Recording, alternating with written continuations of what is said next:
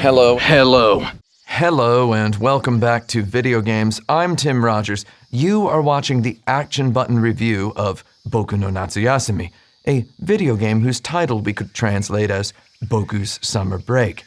Developed by Millennium Kitchen, written, designed, and directed by Kaz Ayabe, produced by Contrail, and published by Sony Computer Entertainment Japan for the Sony PlayStation video game console on Thursday, June 22nd of the year 2000.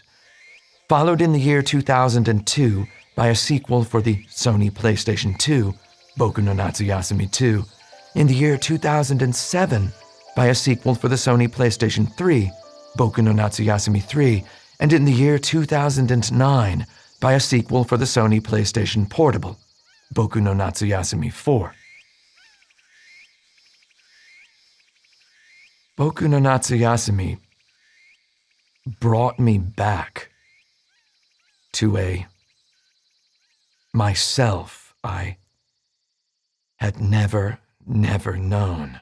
In Boku no Natsuyasumi, the player controls the minute day-to-day decisions of a young boy from Tokyo named Boku Kubota as he relaxes at his aunt and uncle's house in rural Japan for the 31 days of August 1975.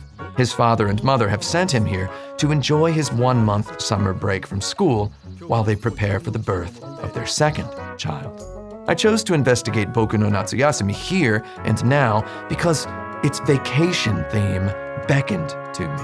I have a tendency to work way too hard. A kill violenceless 10-hour video game about a child hanging out with his extended family, catching bugs, fishing, frolicking, participating in a Beatles sumo tournament with local ruffians under a nearby overpass, basking in the soundscapes of beautiful locales, and maybe investigating a mystery involving a ghost wolf if he feels like it, appealed to me on a spiritual level after the paraphernalious, convoluted video games I had just finished reviewing for this series. To prepare myself for Boku no Natsuyasumi, I first purchased a used copy of it from Japan on eBay. When it arrived, I investigated its box art. I saw in the lower right corner the Contrail logo. I knew Contrail's logo from the opening screens of a few of my favorite PlayStation 1 Japanese role-playing games, 1998's Legend of Legaia and 1999's Wild Arms 2, and one of my less favorite, Alundra 2. I knew Contrail had also produced Alpha Systems' Linda Cube Again, a 1999 PlayStation remake of their classic PC Engine role-playing game Linda Cube, and I knew that Contrail had also gone on to perhaps most notably produce Alpha Systems' absolute 1999 masterpiece, Ore no Shikabane o Koete Yuke. As I played through the opening hours of Legend of Legaia, a thought hit me. I should probably obtain a full list of Contrail games before setting in to play through them all, so I went to Wikipedia. While on Wikipedia, I figured I might as well do a little more research, and this led me to a transcript of an interview Boku no Natsuyasumi's first and biggest Western fan, Ray Barnholt. Hi Tim, I just want to say thanks. I think it's great that you did a review of my favorite video game, Boku no Natsuyasumi. Did with Kaz Ayabe for Scroll.bg in 2016. In that interview, Kaz Ayabe said that Contrail had only involved themselves minimally in Boku no Natsuyasumi's development. He said that in the entire history of Boku no Natsuyasumi's development cycle, Contrail had only offered one note of feedback. So I decided that maybe I decided not to play all of those Contrail games. I mean, actually, I had actually already played all of them years ago, over the years. That gave me maybe the very first instance of going to Wikipedia to look for a list of something and realizing I had engaged with literally everything on the list. Never had that before. So, doesn't exactly constitute a ringing endorsement of Contrail. It's just, those are some games I played. They were Sony's second-party publisher. Like, I don't even know what they even did on most of those games. Legend of Legaia is cool, though. The one note of feedback Contrail's producers had given Boku no Natsuyasumi's developers at Millennium Kitchen described the landscape of Boku no Natsuyasumi as too rural. They suggested that Millennium Kitchen add a visible highway somewhere in the game. So they did. That highway features prominently in 3 of the game's most visually striking background paintings. And the area under its overpass serves as the lair for a group of local delinquents. These delinquents exist to provide a venue for Boku's beetle wrestling quest. Though their makeshift hideout's situation under a highway overpass allows their subplot to elegantly exude a theme of class. So suffice it to say, Contrail had left one good note of feedback because I liked that highway. So in the interest of fairness to any former Contrail employees watching this video, and because I just love Legend of Legaia, I played the first 8 hours of Legend of Legaia. Then I dove into Boku no Natsuyasumi. I found Boku no Natsuyasumi at turns refreshing and enthralling. Boku no Natsuyasumi shows us a game where the most violent event occurs in a samurai TV show you can only hear, not see, if you happen by the television in the family living room on one of the game's 30 playable afternoons.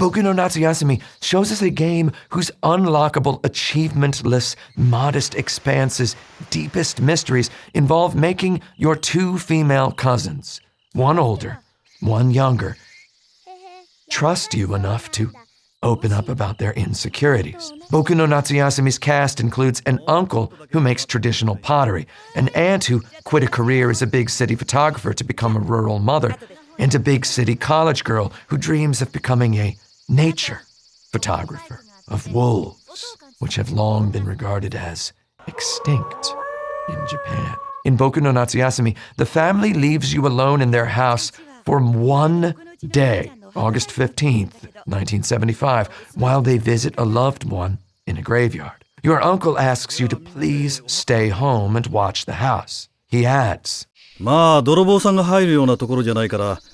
Not that any burglars would ever show up around these parts. And then, burglars do not show up. How many games with Resident Evil's exact control scheme can you think of where a character says, a violent event probably will not occur here, and then a violent event does not occur there? Probably not many, unless you count the first 8 hours of Dragon Quest VII, which, doesn't have Resident Evil's exact control scheme. So I want to talk about Dragon Quest VII. So let's say, unless you count the first 8 hours of Dragon Quest VII, which, interestingly, launched in Japan on Saturday, August 26th of the year 2000, 2 months and 4 days after Boku no Natsuyasumi. In Dragon Quest VII, you don't see a slime until about 8 hours in. Before then, you, for example, bring your fisherman dad a hoagie onto his boat, and you try to convince your alcoholic uncle to stop getting into fights at the local bar. Despite quickly becoming the best-selling PlayStation 1 game of all time in Japan, Dragon Quest VII earned an enduring, frowny reputation for its gutsy decision to not have a single fight in its entire hefty opening chapter. Boku no Natsuyasumi, on the other hand, leapt with both little-shoed feet, landing directly in the jackpot of cultural treasure. I gotta admit, I love that first chunk of Dragon Quest VII. I find it hilarious that, by all accounts, somewhere in the ballpark of 1 million people had purchased the game early on its Saturday morning. They lined up for hours, and then they didn't get to see a single slime until Sunday. I do not really like that they shove a slime into your face 2 seconds into Dragon Quest VIII as some kind of apology. Uh-oh, here comes trouble, Gov. And I also do not like that they drastically trimmed Dragon Quest VII's intro chapter down for the 3DS version. It was like 7 or 8 hours on PlayStation 1. When I first played Dragon Quest VII, full 7.5, 8-hour intro and all, it captivated me. It made me want a whole fightless role-playing game. It must have done similar to plenty of other persons of lordly sensibility. We just wanted a non-violent game with a substance-bursting story. Not because we hated video game violence. I'll tell you as many times as I have to, I love blasting freaks. Though we wanted a non-violent game with a big story just because we knew games could do anything. So in my mind, my beloved Dragon Quest VII and Boku no Natsuyasumi remain inextricably linked by this nebulous little wispy thread. I come to you today reviewing Boku no Natsuyasumi instead of Dragon Quest VII, of course, because you could play Boku no Natsuyasumi literally 20 times all the way through before you could finish Dragon Quest VII once. And also because I really want to keep with the vacation theme for a little while. Also in keeping with the vacation theme, I promised myself I would only play through Boku no Natsuyasumi twice. I promised myself I would not capture the first of these two playthroughs. I would let the first playthrough happen naturally. After my second playthrough of Boku no Natsuyasumi 1, I would play through Boku no Natsuyasumi 2 and 4 exactly once, and the semi-spin-off Bokura no Kazoku exactly once. I skipped Boku no Natsuyasumi 3, not for any particular reason. I mean, it looks amazing. I just wanted to be able to say I held myself back and purposely did not play one entry of this series. And ultimately, I think this decision fit the spirit of the game. Boku no Natsuyasumi 1, 2, and 3 each concern a young, bright-eyed, inquisitive, yet charmingly not clownishly impetuous youth named Boku Kubota, visiting his aunt and uncle in rural Japan during the month of August 1975. Each game involves a locale based on a different real-life region of rural Japan. Same Boku, same month, same year, different aunt and uncle in a different location. Boku no Natsuyasumi has a multiverse. By the way, Boku no Natsuyasumi 4 takes place in 1985. And before anyone asks, yes, I did play a bit of Millennium Kitchen's Crayon Shin-chan branded Boku no Natsuyasumi released for the Nintendo Switch in 2021. Though I've got to admit, Crayon Shin-chan is just a little too rambunctious for me. I far prefer the more quietly inquisitive Boku. In real life, we only get one summer vacation per year, so this year, I vacationed into reviewing Boku no Natsuyasumi 1, the original. I wanted a short game. I wanted a simple game. I wanted a game with the flavor of real modern literature. I wanted a game that reminded me of powerful truths, though I didn't immediately admit that to myself. I wanted an in-its-time AAA game with fixed camera angles and only 2 visible times of day, because I did not want to have to recapture every scene from a different camera angle at a different time of day. I wanted a game that let me idle on each fixed camera angle screen forever, composing one perfect shot over which to lay long, ruminative monologues. I wanted a story-rich game where the main character wears the same exact outfit for the entire story, because if a game has wardrobe choices, I know I need to capture every single scene in every possible outfit. I wanted a game that referenced Elden Ring 22 years before Elden Ring came out. I knew that every Boku no Natsuyasumi subsequent to the first retains the mechanical simplicity and literary sincerity of the original, and that I very well could have reviewed all of them at the same time by picking and reviewing any individual one of them at random. I know Boku no Natsuyasumi 2, 3, and 4 each add more and longer plot threads and more side games than the original's bug catching, beetle sumo, fishing, and kite flying. I know their graphics get better, which makes Mineko Ueda's brilliant character designs shine ever brighter, and I know each Boku no Natsuyasumi is a fuller and richer and maybe even better game than the last. Though in this review, I focused entirely on the first game because I wanted to review a game on the same urban legendary level as Tokimeki Memorial. You know, you really should have reviewed Boku no Natsuyasumi 2 instead. Also, I wanted a game whose fan translation should arrive any day now, or has already arrived as of the premiere of this video, or as of your watching of this video. You can either play Boku no Natsuyasumi right now, or you can play it quite soon, and I didn't have anything to do with that. For now, however, know that you do not need to have played Boku no Natsuyasumi in order to watch this review, because I have played it for you. I extracted much to talk about from Boku no Natsuyasumi. So today, I'd like to discuss Boku no Natsuyasumi first as an exotic, quote-unquote, to Japanese import. Second, as a work of excellent world-class, still modern design craft.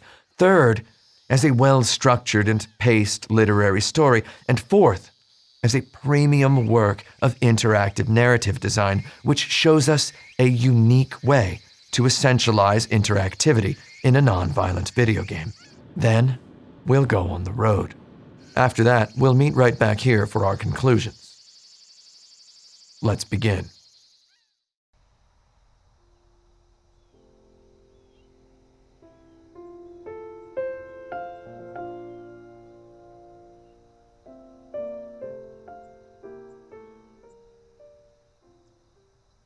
Boku no Natsuyasumi released for the Sony PlayStation in Japan on Thursday, June 22nd of the year 2000. Meanwhile, Sony Computer Entertainment had released the PlayStation 2 console in Japan 3 months and 18 days earlier, on Saturday, March 4th of the year 2000. Boku no Natsuyasumi arrived under the shadows of multiple curiosities: a PlayStation 1 game in the soon burgeoning heyday of PlayStation 2, a non-violent game in the time of quickening kill graphics, a story of childhood as games had just started definitively thinking about growing up, a story about 25 years in the past, just as video games had begun locking on to the certainty of a bright future, a game so positively Japanese, arriving at about the exact time video games had truly gone global. I too occupied the center of a personalized Venn diagram at the time Boku no Natsuyasumi emerged onto Japanese store shelves,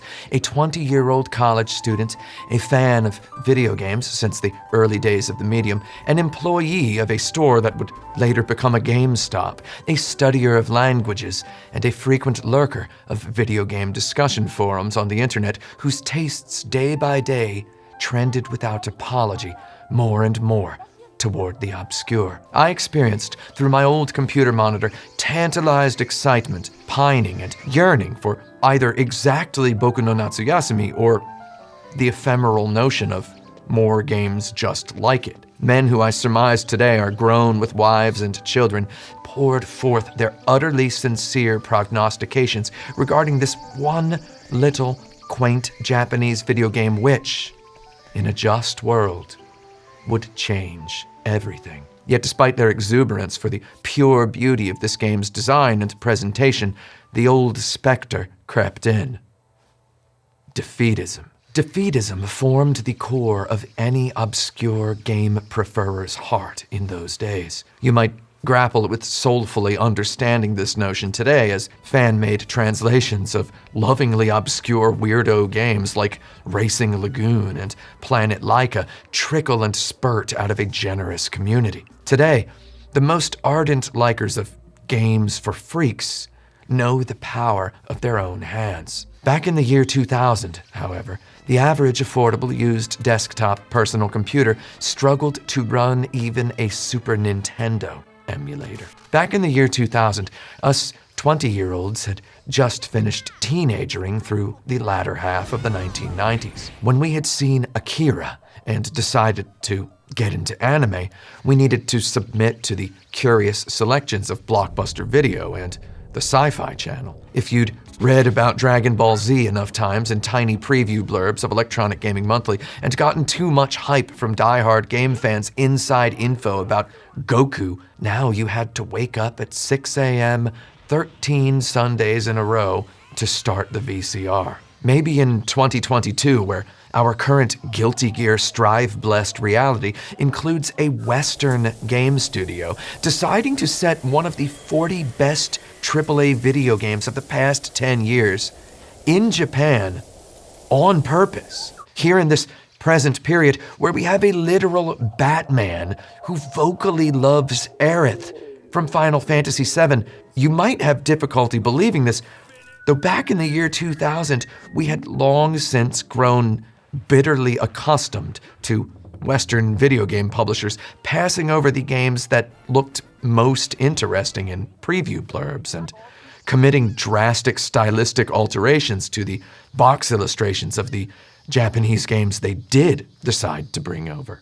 The jerks upstairs dared even to scrub off the wholly perfect work of Akira Toriyama and replace it with ham-handed generic fantasy 4 times. When Squaresoft somehow had opted to, in 1995, make Chrono Trigger's box art more anime than its Japanese original, it had emboldened us. Here, someone in a decision-making position had acknowledged that yes, Japan does make stuff better. Those of us who'd already teetered over the tipping point since the first time we saw Secret of Mana in a Kohl's subconsciously fell all the way in.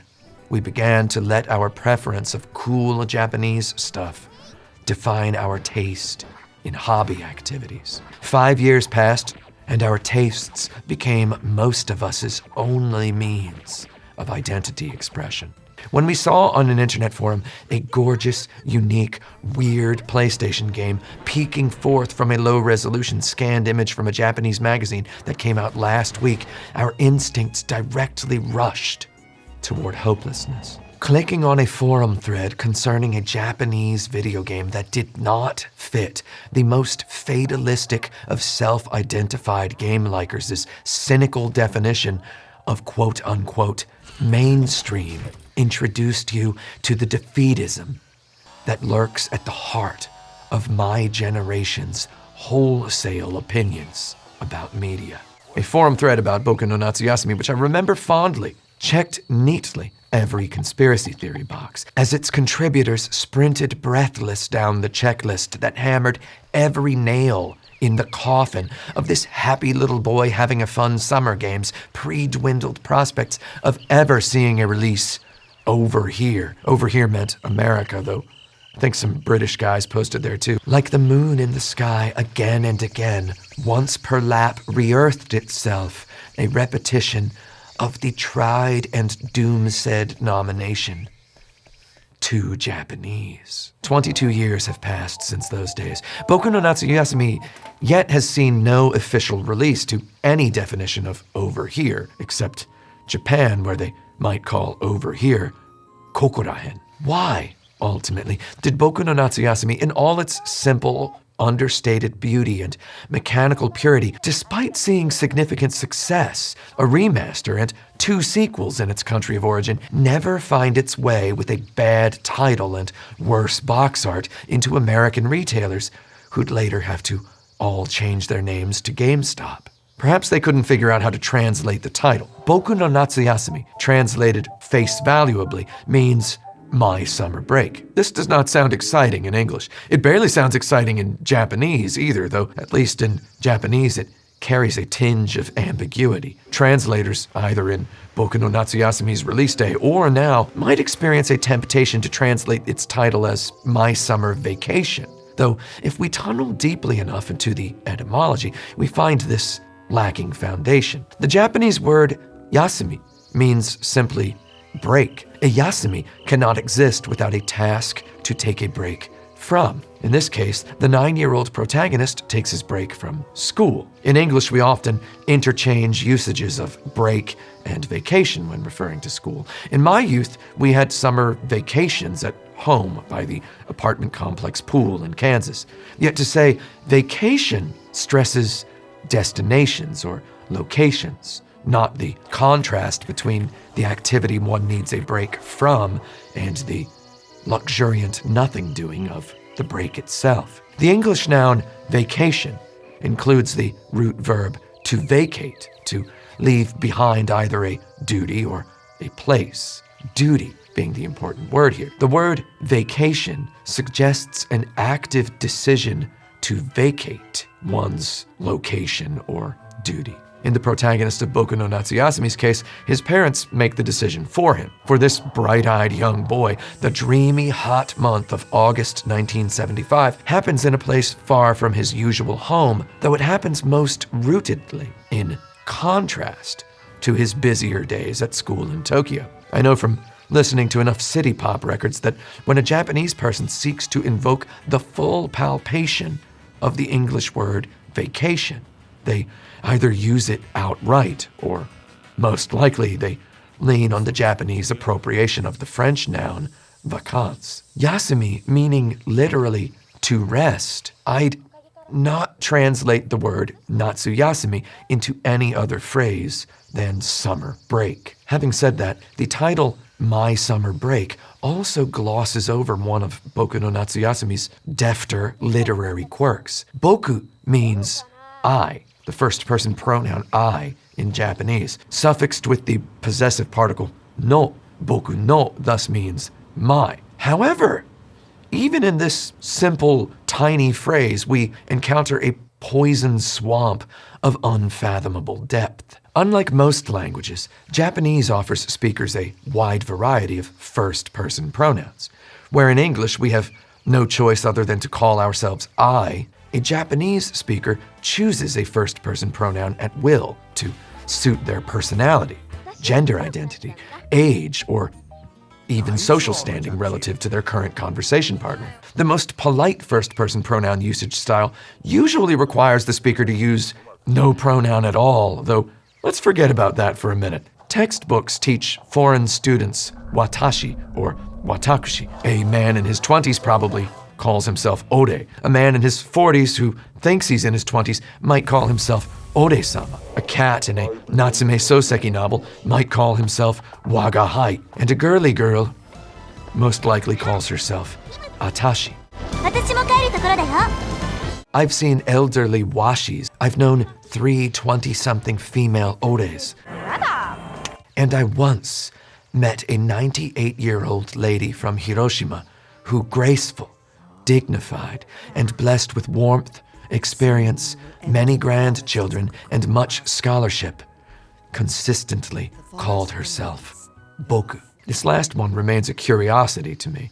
Boku, 99.9% of the time, applies to men, mostly young men, by which I mean boys and young boys. Young boys call themselves boku more than they call themselves anything else.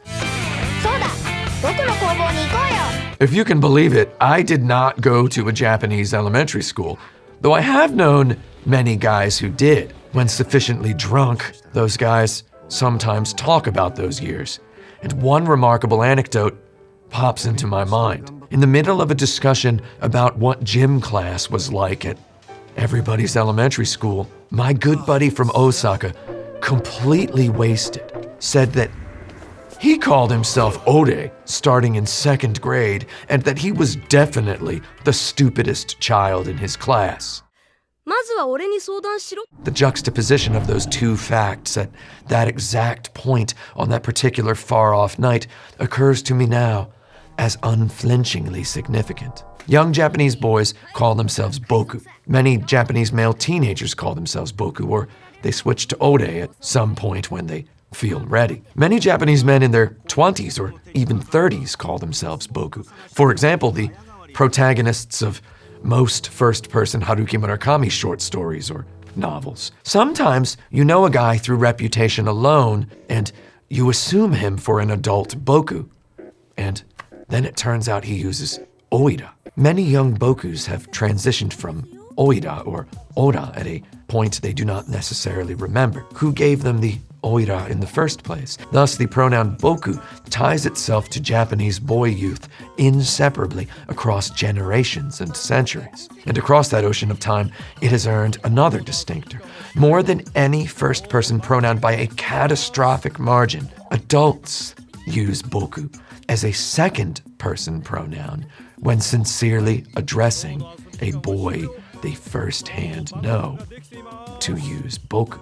To complicate the translator's job further, the main character of Boku no Natsuyasumi literally has the name Boku. We learn late in the story he has the full name Boku Kubota, which I find incredibly hilarious. Though nonetheless, here we see Boku crossing the etymological blood-brain barrier between first, second, and third person. If linguistics happened in a theater, this blend of first, second, and third person breaks too precious a fourth wall to ignore. In other words, we could just as well call this game Boku's Summer Break. Though now this asks us to wonder, given the personal nature of this story, shouldn't we write the title in first person? Then again, how many game titles use first person? I Am Setsuna?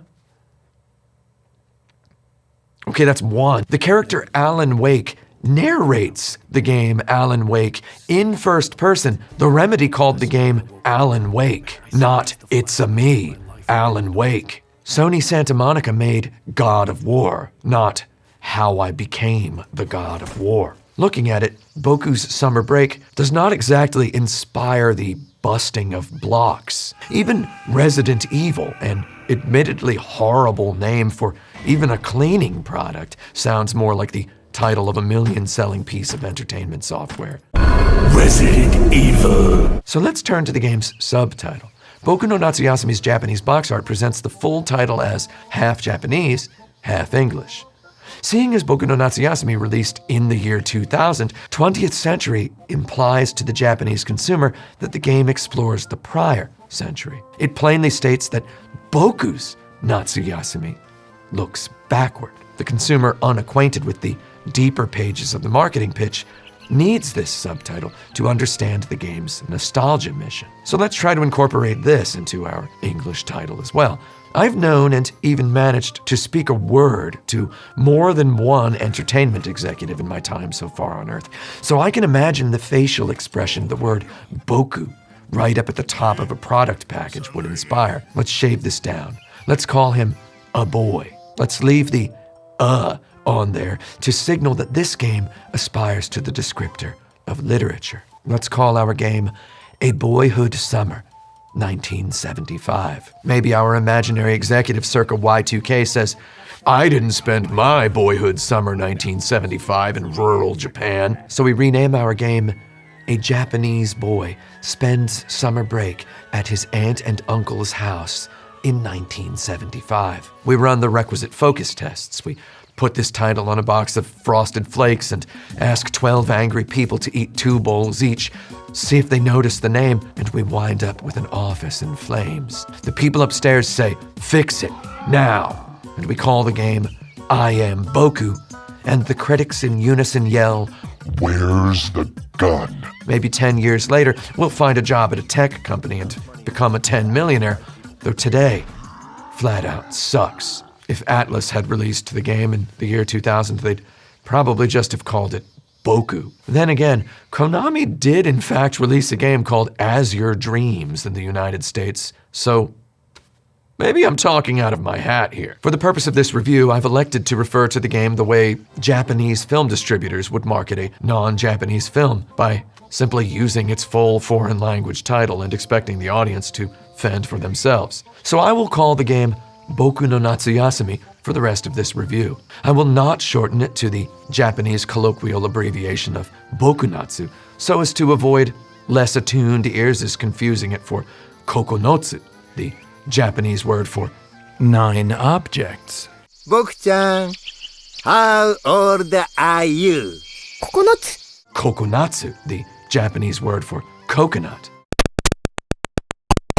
Today I find every defeatist conspiracy theory of the obscure game prefers I spectated long ago at least credible in explaining why Boku no Natsuyasumi has remained imprisoned within the Japanese language for so long. It didn't have any action in it. It was set in a hyper-specific part of Japan at a hyper-specific point in history. Its fixed camera angles and Resident Evil-style asteroidsian vehicular-like rotational direction controls represented more or less a retro sensibility at a point in history obsessed with the free-roaming 3D analog stickism of a Zelda 64 or Mario 64. Boku no Natsuyasumi's game design even stooped so retro as to eschew implementation of either of the Sony DualShock's 2 analog sticks, instead opting to pepper its experience with occasional dainty rumbles. Yet none of those reasons sticks out as credibly as the game's release timing relative to the launch of the PlayStation 2. Boku no Natsuyasumi came out after the PlayStation 2 had released in Japan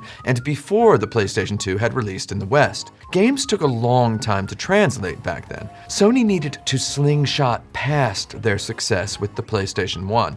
They couldn't stick around putting out PlayStation 1 games after the PlayStation 2 was already out, the way they put out PlayStation 4 games even with the theoretical semi-availability of the PlayStation 5 today. They needed to press forward into the second generation of their video game hardware business if they ever wanted to accomplish their dream of PlayStation replacing Nintendo as parents everywhere's go-to synonym for video game.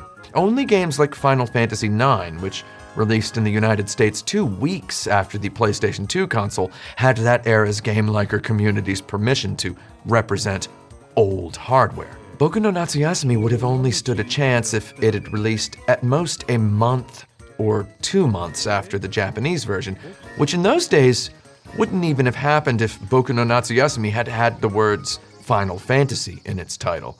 Back then, I saw no one touch upon what I had perceived as the most pernicious localization difficulty, the text boxes. Vertical in orientation, these text boxes intend to evoke the typography and layout of Japanese novels. With lovely elegance, they complement the already Yasujiro Ozu-esque, stately static 4:3 camera compositions, reminding the player at times of the luxuriously typographed paper obi sleeves on the sides of vintage Japanese LPs. Though really, how the heck do you English this up? I really just don't know. You definitely can't just orient the English vertically. Nobody wants to read English vertically.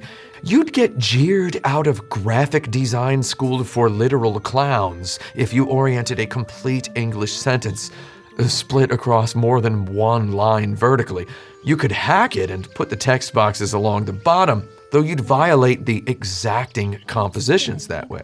Did you know some fans sit translating this game as we speak? I do not envy them. I really want to know how they reconcile this glaring traffic jam of a situation. Of course, you can turn the subtitles off. Boku no Natsuyasumi celebrates this feature, letting the listener luxuriate in the luxury of full voice acting. Despite harkening back to the earlier days of the PlayStation 1 as regards its camera angles and background pre-renders, Boku no Natsuyasumi features full voice acting. Though if you turn the text boxes off, that'd mean the English-only audience won't understand the story, and this game begs the viewer to pay attention to the story.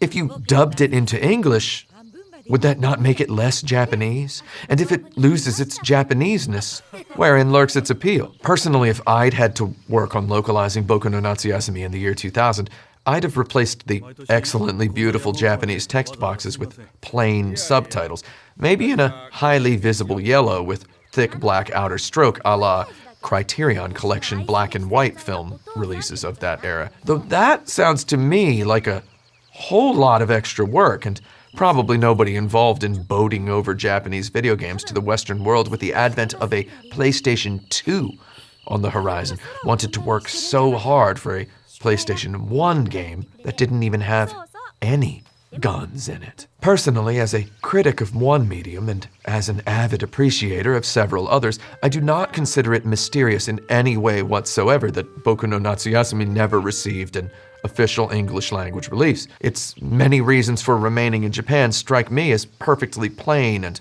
obvious as vanilla, green tea, or rice. I only make any kind of big deal at all about Boku no Natsuyasumi's untranslated status because hundreds of PlayStation games of intriguing concept and beautiful execution remained trapped forever in Japan. And it occurs to me today that Boku no Natsuyasumi's ultimate destiny represents a perfect intersection of the reasons all those other games went untranslated. And at the end of the day, the effort of translating any individual one of these games represented such a small yet significant percentage of the human hours necessary to make one of these games in the first place that you figure someone who wears a suit every day might have pulled the trigger every single time on the blanket policy of cutting your losses before you even get an estimate. 6 years after the initial release of Boku no Natsuyasumi, I played Boku no Natsuyasumi for the first time. I played Boku no Natsuyasumi because one guy in my office in Tokyo, circa age 46, told me to play it. And another guy in that same office, circa age 46, told me not to play it. At this time, I wore a suit every day to my job at the offices of Sony Computer Entertainment Japan in Akasaka, Tokyo. Our office window looked right out on Tokyo Highway Route 246. You could see our building right there in the Gran Turismo track of the same name. I worked at a job so junior, so menial, and so insubstantial that I know a not small portion of my audience would turn to boredom dust to hear me speak plainly of the details of it. So I will not delve too deeply into any specifics. Not now, and not ever. I guarantee it. Suffice it to say, I loved my stupid job because I got paid to get PlayStation 2 games for free. I relished the opportunity to work with weird old dudes who'd worked elsewhere in other divisions at Sony right up until the instant Sony Computer Entertainment blinked into existence. Several of these men struck me as the truest of alpha PlayStation fanboys. They had loved the brand since before the public had even heard of it. They'd loved it since the concept phase. Some of them had loved PlayStation so much as an idea that they had moved over from Sony's music division, Sony Music, as soon as they saw an opportunity. So nobody posting PlayStation better under any Xbox tweet today can compete with the fervent virility of these men, these 13-year veterans of a 12-year brand. I talked at length about one of these men in my review of the Final Fantasy VII Remake, which I released as Episode 1 of Action Button Season 1. So here today, in Part 1 of Action Button Season 2, I'd like to invoke this exact man again. The coolest dude I had yet met in all of my life at that point.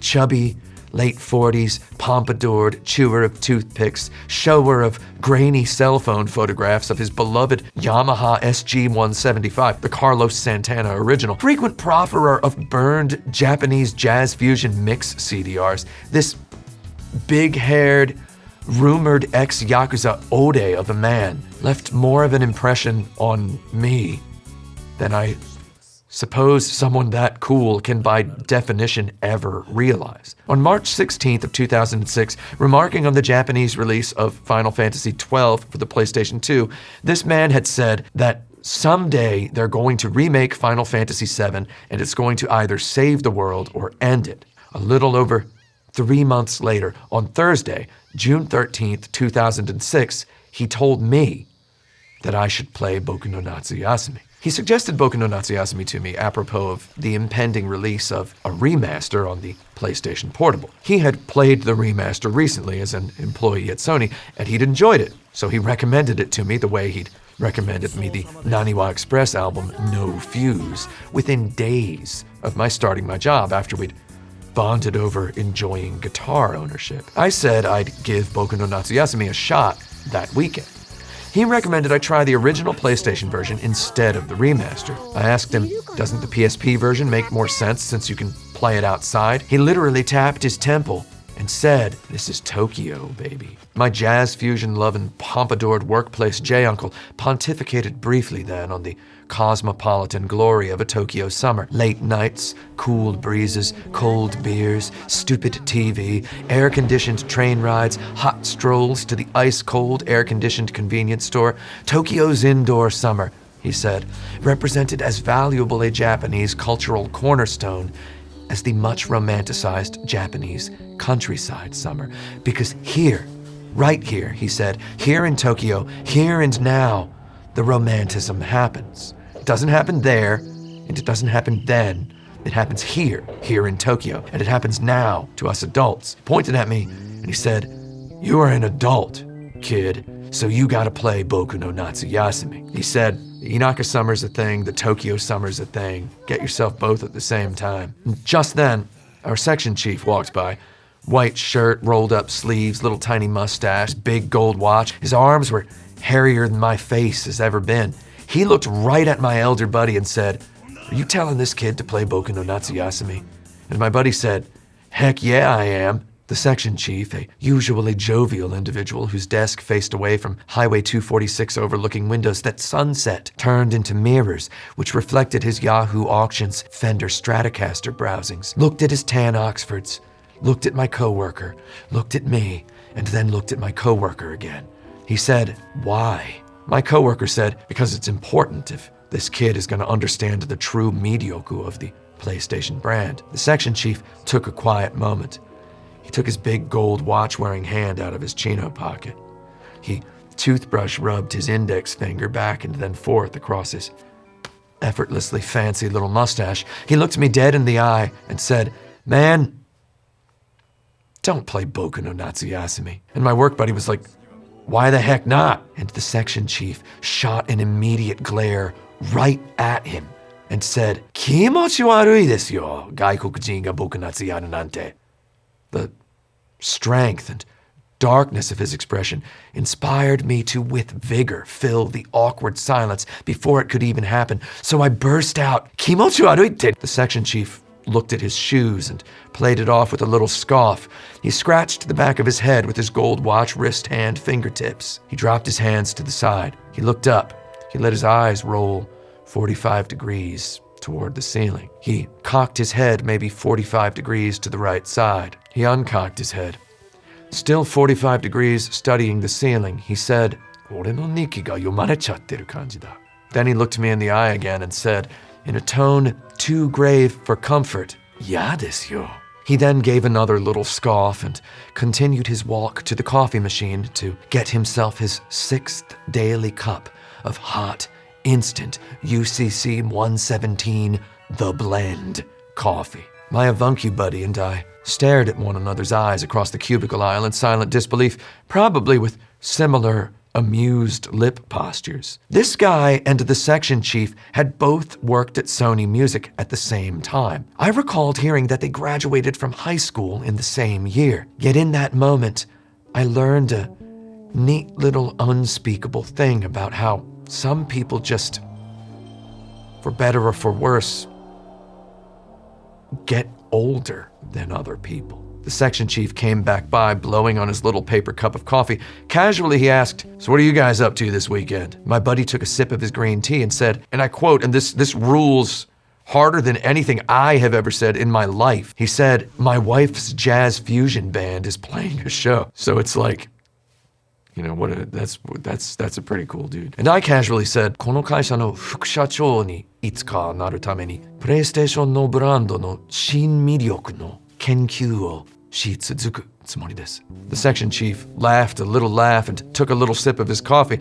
Then I said, "So I was thinking of checking out this game called Boku no Natsuyasumi." My buddy almost choked on his tea. Section chief's face turned a little bit red. I felt like sort of a jerk. The section chief revealed himself to be a cool guy after all when he said, "You should check out Omega Boost instead." Then he walked away. So, the guy definitely got it. When the section chief had returned to his desk, my friend said in the same low voice he had used when he recommended I read Kaiji a few days earlier, "See?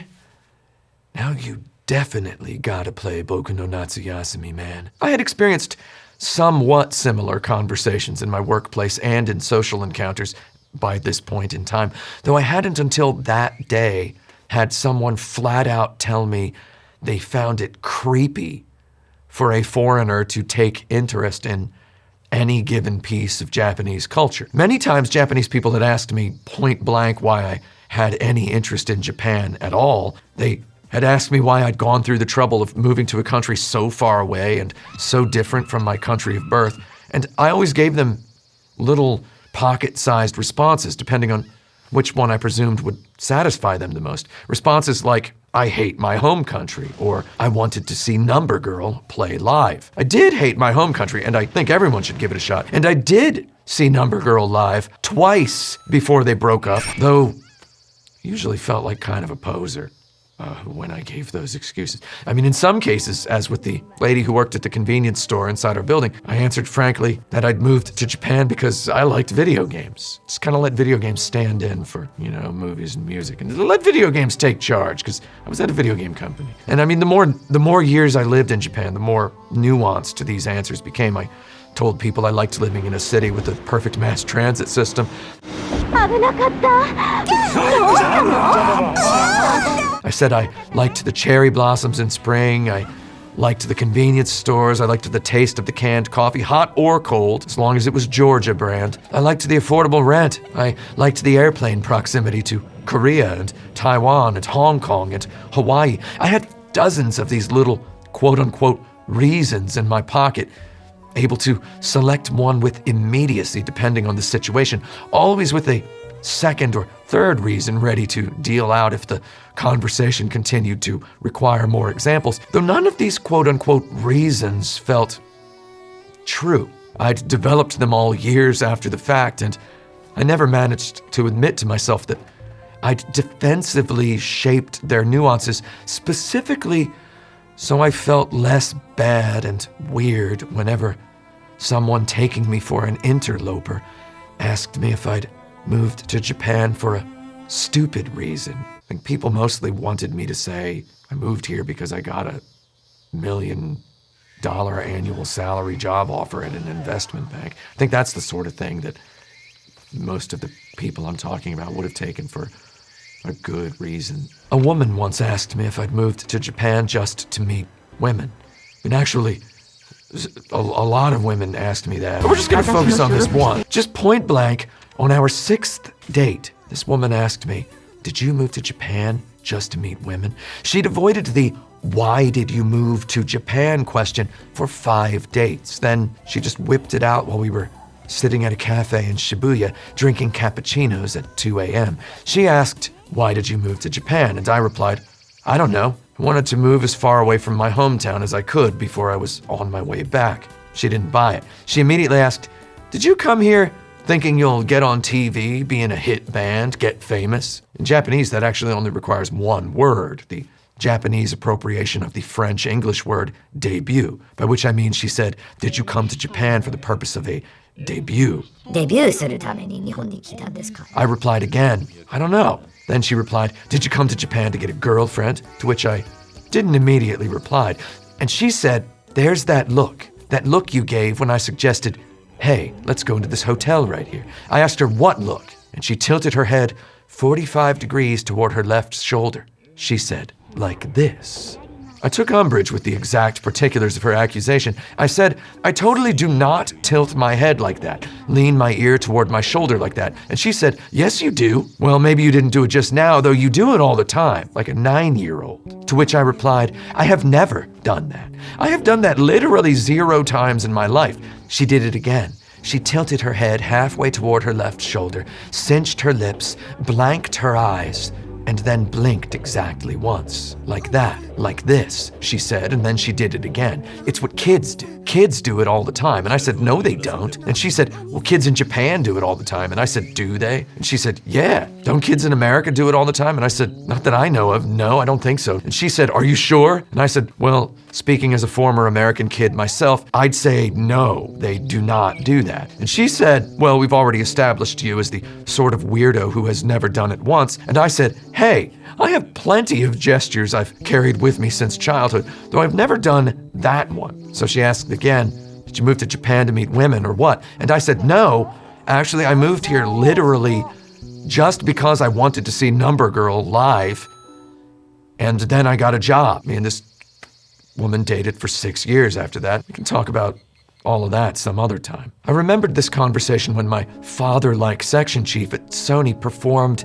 that same childish gesture before telling me that a foreigner playing boku no natsuyasumi would make him feel like someone was reading his diary. I remembered my girlfriend's conviction that children everywhere did that one ultra-specific manga and anime glorified kids gesture. She had confused culture for animal nature, a mistake I admit even I myself have made at times in my life. And here, at this moment of rumination, I had this too cool avuncular coworker telling me to just Go for it, man. Just go ahead and experience Japanese culture. That man must have had a Costco membership to my heart because he bought my stories wholesale. He bought every last drop of my insistence that I'd moved to Japan to enjoy Japanese pop music or drink a bottle of Itoen's strong green tea on the Yamanote line. He'd probably fully believed me when I had said I was planning to get into Derby Stallion, Reach Mahjong, and Densha de Go.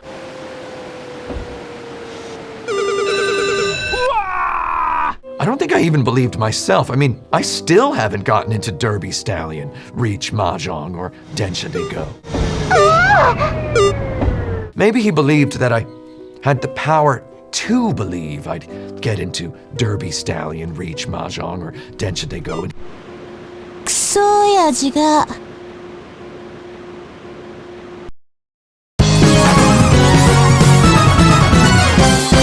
He just wanted to encourage me. Similarly, he encouraged me to play boku no natsuyasumi. So with the mid-June sun shining in the sky outside that day, me and him talked about summers. We talked about summers memorable and lazy, fictional and real, Japanese and non-Japanese, his and mine. My work friends didn't have any family living in rural Japan, the inaka, as they call it. He'd grown up in Tokyo, and his parents had grown up in Tokyo.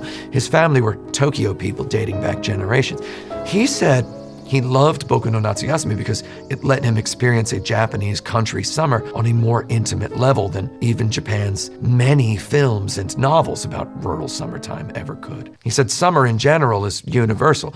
He said Japanese country summers may have their unique world-class quirks, though the whole point of this game, Boku no Natsuyasumi, is that you see it from the perspective of a child. You play as a city kid from Tokyo. This kid has never visited the inaka before. He knows nothing about inaka culture. He's basically never even met his inaka aunt and uncle or his inaka cousins. So you, the player, wherever you come from, you get to study up on the miryoku of the Japanese inaka summer right alongside him. My coworker called Boku no Natsuyasumi a beautiful piece of work that represents Japan beautifully. Needless to say, this man did not call the shots when it came to getting games localized for overseas audiences. It occurs to me that summer looms large in Japanese culture. As an American person, I know of so few summer cultural touchstones. What do we do as kids during an American summer? We play Little League Baseball, we play in the street, we watch TV all day, we chase the ice cream truck. In Japan, they've got those festivals with the big lanterns. They've got those parades where everybody's pounding drums. They've got fireworks. You watch those fireworks in a kimono, and you eat shaved ice, and they've got these old houses that look like they're 600 years old without air conditioning. People flap hand fans. Women unironically carry parasols. Dudes unironically wrap sweat towels around their necks. Guys dress in linen and big wide-brimmed straw hats, and they still look good. You drink a huge ice-cold barley tea in the park. You drink a huge ice-cold canned cafe au lait on the train. You buy a big, tall beer. You buy it at an air-conditioned convenience store before stepping outside into the nighttime heat and immediately shedding a torrent of sweat. You witness rock bands play live shows in the park. You watch stupid television at night with the air conditioner turned up loud. You talk about climbing Mount Fuji because summer is the only time you're allowed to do it by law, and then you never actually do it once in 10 years. Everywhere you go, in the city or in the country, no Japanese radio station needs to repeat a single track for the duration of the season. The country has produced enough ultra-nostalgic, summer-themed pop songs to feed at least 2 90-day-long playlists. Seriously, try looking up Japanese summer on Spotify. See if you can get bored. You can't. Anyway, that's just the real life stuff. When it comes to fiction, Japanese summer truly never ends. Though the cherry blossoms of spring do account for perhaps the most frequently occurring imagery in seasonally grounded Japanese media, if you really delve thematically deep, you'll see that summer is king. Japanese summer nostalgia, particularly of the rural flavor, forms the backbone of much world-class Japanese cinema. Takeshi Kitano has returned again and again to hazy summer cityscapes and far-flung countryside seascapes during his film director career. That day we talked about Boku no Natsuyasumi, I told my coworker that the PSP remaster might actually have a chance in the West because plenty of foreign people now already loved Hayao Miyazaki's masterpiece film, My Neighbor Totoro. I must reiterate, I told him this in 2006, so he didn't exactly believe it. My Neighbor Totoro, or Tonari no Totoro, perhaps the most quintessential of Japanese rural summer movies, features two young sisters experiencing the wonder and mystery of the Japanese countryside as they spend a summer with their father. As in many films portraying Japanese country summers from the perspective of small children from the big city, My Neighbor Totoro uses a child's Japanese country summer wonder as a vessel for both adult nostalgia and deeper themes. In Totoro, the girls' father has only taken them here so together they can allow their minds to drift just enough from the pressing subject of their hospitalized mother. My coworker said to me that day, if Japanese people can love Stand By Me, non-Japanese people can love Boku no Natsuyasumi. I thought about the end of Stand By Me. The final scene shows Richard Dreyfuss as the main kid, the Will Wheaton character, all grown up to be a famous novelist. He has just finished writing a book about his summer experience, and just before he leaves the house to take his kids to the beach, he leans over and types an additional final line. I swear the first time I saw this, it must have planted a seed in my brain that I still can't. Richard Dreyfuss's final line goes, I never had any friends like I did when I was 11.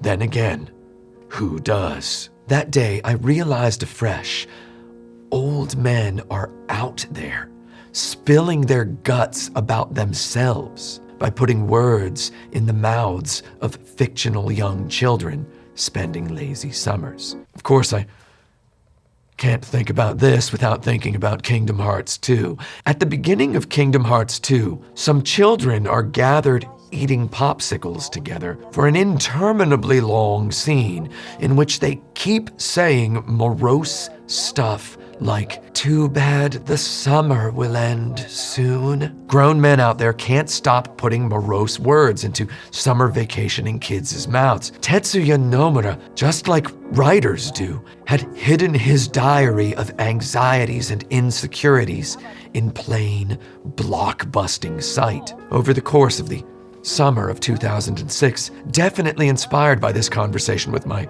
work buddy and by my experience with Boku no Natsuyasumi, I dove into watching Japanese films about summer. My work buddy had recommended I watch Yasujiro Ozu's Early Summer and The End of Summer, though when I looked at Ozu's catalog, I realized that that man had made a lot of movies with seasons in the title, so I watched Late Spring, Early Summer, Early Spring, Late Autumn, The End of Summer, and An Autumn Afternoon.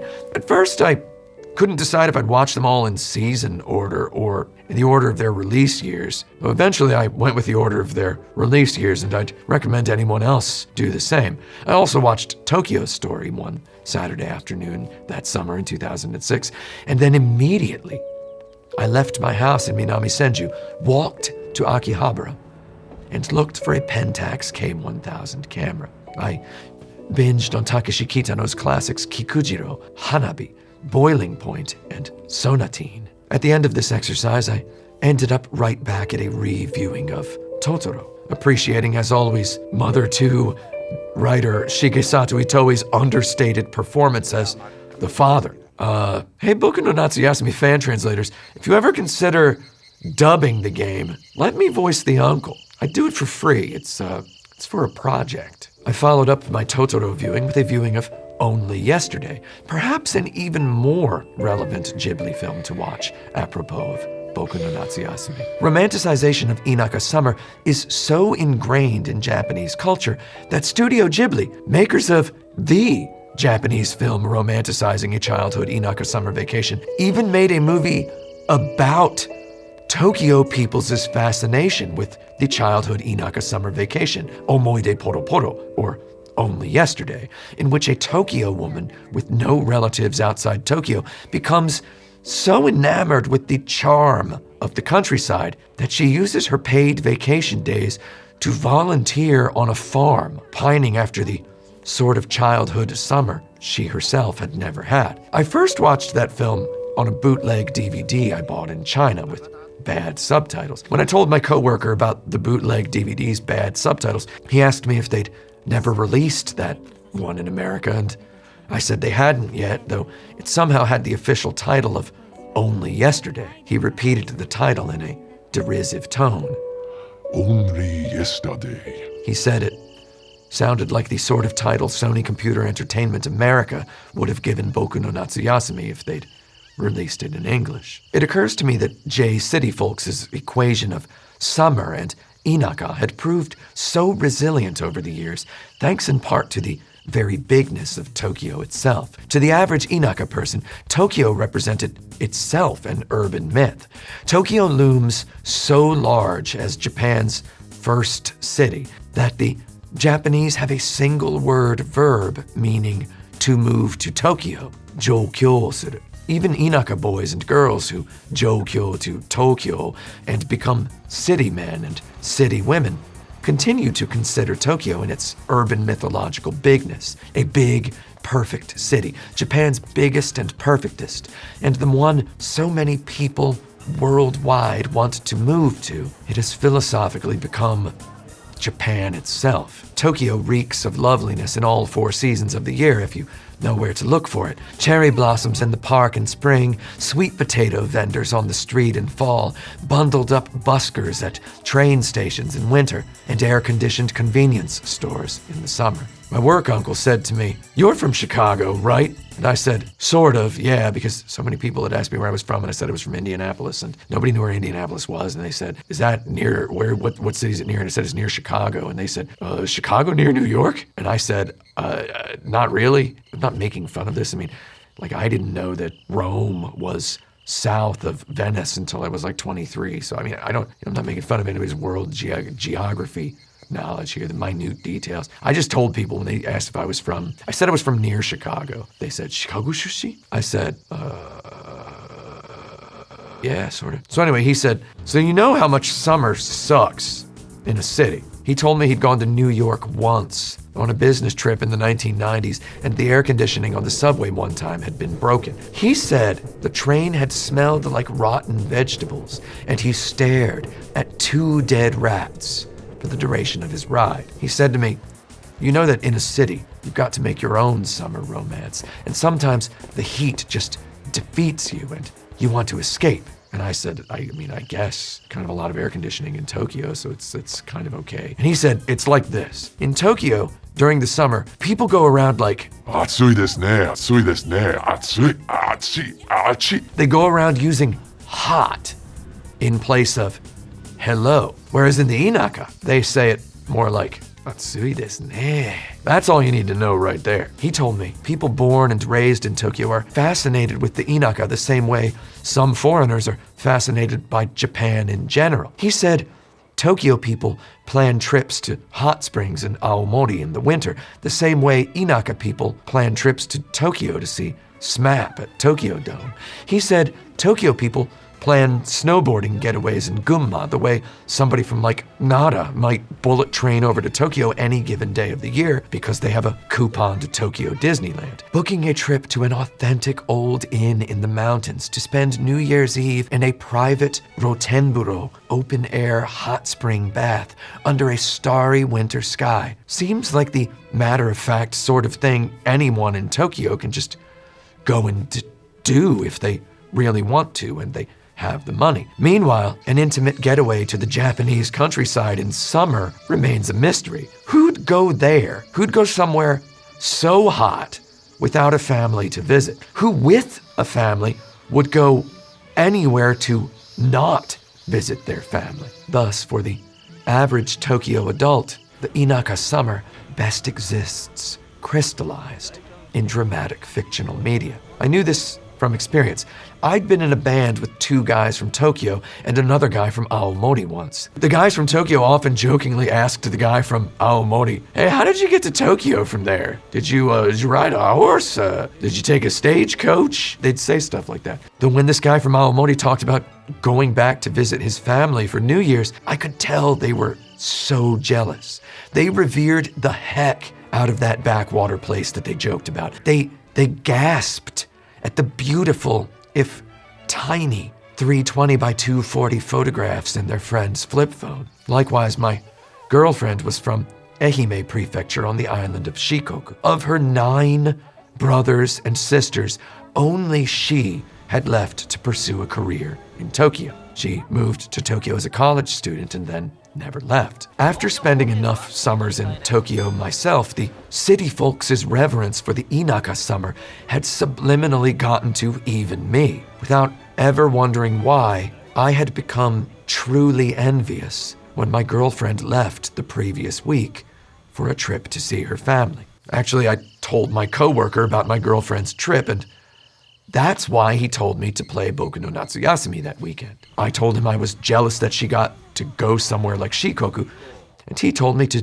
just play Boku no Natsuyasumi while I was alone in my house that weekend. My coworker concluded his ode to Japanese summer by declaring that all this is why Japan mostly trusts people from the Inaka to sing songs about the summer. So many progenitors of the city pop genre, for example, he said, came from the Inaka. He pointed out that, for example, Eiichi Otaki, singer-songwriter of A Long Vacation, Japan's preeminent pop album about summer, came from Iwate Prefecture. He asked me, "Do you even know where Iwate Prefecture is?" And I pointed immediately out the window, and I said, "That way?" I played Boku no Natsuyasumi for 8 hours that weekend. Every time little Boku Kubota tilted his head toward his left shoulder in that little abstract, childish shrug, I scrambled for my flip phone. Eventually, I got a photo of him tilting his head like that. I sent it to my girlfriend from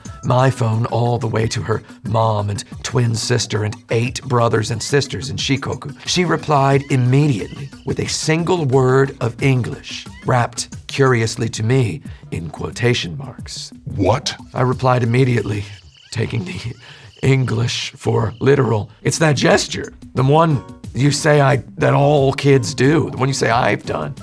And she replied in Japanese to say, "Oh, I know, I was just saying, that's what you say when you do that gesture." What? That weekend, I first played Boku no Natsuyasumi. Every time I ducked into the secret hideout to make my big, low-polygon beetles fight the dirtbag local delinquents' low-polygon beetles, as I choked on this weird, dream-like math ghost game design had sketched on the subject of childhood, I remembered Sega's arcade game, Mushi King. Specifically, I remembered a conversation my girlfriend and I had about Sega's arcade game Mushi King one summer day 2 years before. A dozen kids stood clutching their collectible cards in line at the tiny Mushi King arcade machine in the supermarket in my neighborhood of Minami Senju. I commented on the game. I told my girlfriend I had scheduled an interview with the developers because I found the notion of a mega hit supermarket arcade game by Sega about beetle fights exclusively for children unendingly fascinating, though just the other day, the magazine had told me they weren't interested in the story. I told her I was going to do the interview anyway and just not tell the developers that the magazine had killed the story, just because I still found the game interesting, and I thought maybe I could make someone else find it interesting. And my girlfriend's response was interested confusion. She was like, "Do they not have this game in America?" And I was like, "Well, the magazine is British, though. No, they don't have it in America." And she was like, I thought making beetles rip each other up was an American thing. And I said, "What? No, it absolutely is not." And she said, "Are you sure?" And I said, "I am definitely sure. It's an Asian thing." And she said, "You might be wrong because you don't even eat meat, right?" And I was like, "What does that have to do with anything?" And she said, "I mean, besides, isn't there a scene in Stand By Me with beetles fighting each other?" And I said, "Wow, no." And she said, "Maybe it's in Lord of the Flies." And I said, "No. Also, that's a totally different genre of thing." And she said, American kids in summer, it all blends together." And I said,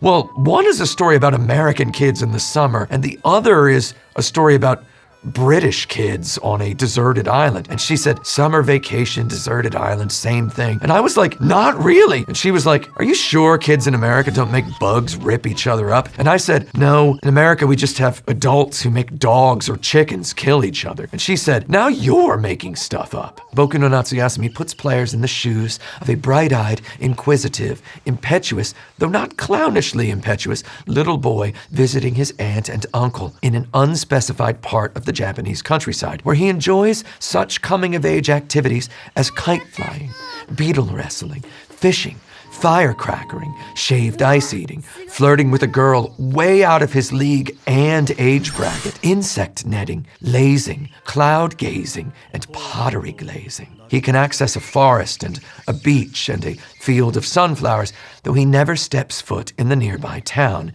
he can see from his bedroom window. His aunt and uncle and older girl cousin and younger girl cousin love him very much, and the game makes us feel that love. Seeping out from the bottom of this love's door is the specter of loss. This family, just 3 years before, lost their young son, their middle child, in an unspecified incident. Taking place in 1975, the story features many adults with mature memories of the American occupation of Japan after World War II. If you choose to watch the television in the living room at noon on Friday, August 15th, 1975, you, a small child, can catch a ceremony commemorating the 30th anniversary of Japan's surrender of World War II to the Allies, broadcasted live from Hiroshima Peace Memorial Park. Late in the game, our protagonist inexplicably dreams of the sunflower field bulldozed and barren. Gently, Boku no Natsuyasumi's story weaves together the strands of multiple flavors of loss and moving on. At one point, via a letter found in a cave behind a waterfall in the mountains in the woods, written in English by an elementary school child at the dawn of World War II, the game evokes the affection for the works of Mark Twain that Kenzaburo Oe alluded to in his 1994 Nobel Prize for Literature acceptance speech, as it evokes Totoro and Ozu. In turns, Boku no Natsuyasumi directly references Heidi, Ultraman, Tom and Jerry, Ganba no Bouken, and Friday the 13th. At one point late in the summer, as you sit stargazing beside your clarinet-playing, lovesick older cousin, she hypothesizes that given the advancement of present-day culture, maybe the Japanese people of the 21st century will no longer sit with their legs under kotatsus in the winter, or eat mikan, a hypothesis that the developers at Millennium Kitchen already knew for false. In other words, I have not experienced a more accurately textured portrayal of Japanese culture in a video game narrative than in Boku no Natsuyasumi. All this I investigated in 2021 while researching for this review. Back during that weekend in 2006, despite coming so close to the end of the game, I did not finish it. I never put that disc I'd borrowed from Sony Computer Entertainment Japan's library back into my slim Final Fantasy XII PlayStation 2. I spent the next weekend watching baseball on television with an ice-cold barley tea and the balcony doors open and a strong breeze blowing in. One day after the release of the Boku no Natsuyasumi remaster for the PlayStation Portable, the section chief asked me if I'd played the original and if I thought this PSP version could make some money in the West. I commented on the game's masterful cuisine-like structure, its ingenious time mechanic, and its purity as an experience in learning to consider a place home and know every aspect of its space. I said that as a work of design, Boku no Natsuyasumi at least deserves as much study and worldwide acclaim as Resident Evil. I said the game had helped me earn some perhaps valuable perspective on the nature of nostalgia, not just Japanese rural summer nostalgia in general. It helped me realize that even if we don't share the experiences of the storyteller, we can, in fact, gracefully and gratefully partake of another's nostalgia, if they relate it well. If they relate it well, we can let their nostalgia for a moment become our nostalgia. Maybe they listened to different musical artists growing up than I did. So what? I know a person for a person. I can accept and allow a different generation's favorite formative rock band or pop idol. If you relate it well, I can take your taste and say, okay, what next? After all, what is taste, if not the jagged, unique shape of our one person's incomplete perspective? That Boku no Natsuyasumi's first sequel had already come out for the PlayStation 2 and took place in what feels like an alternate dimension where our hero has different relatives in a different countryside location only speaks to the power of the teller's sincerity. If only we could all invent such luxurious, perfect fictions around our own childhoods and believe them as easily as ready others might believe this game. After I said all this, the section chief raised his eyebrows. He blinked. He said, "Oh yeah? So do you think we should translate it and ship it overseas?" I knew that we definitely did not make those decisions. I answered him anyway. I said, "Absolutely not. American people, for example, would not like the scene where you play as a 9-year-old taking a bath with your 14-year-old female cousin." My good buddy finished slurping a chopsticks full of cup noodles and said, "Hey, you said people in America like Totoro, right? What about that scene where the father bathes with his daughters?" And I said, "That was sort of a whole thing with Hayao Miyazaki.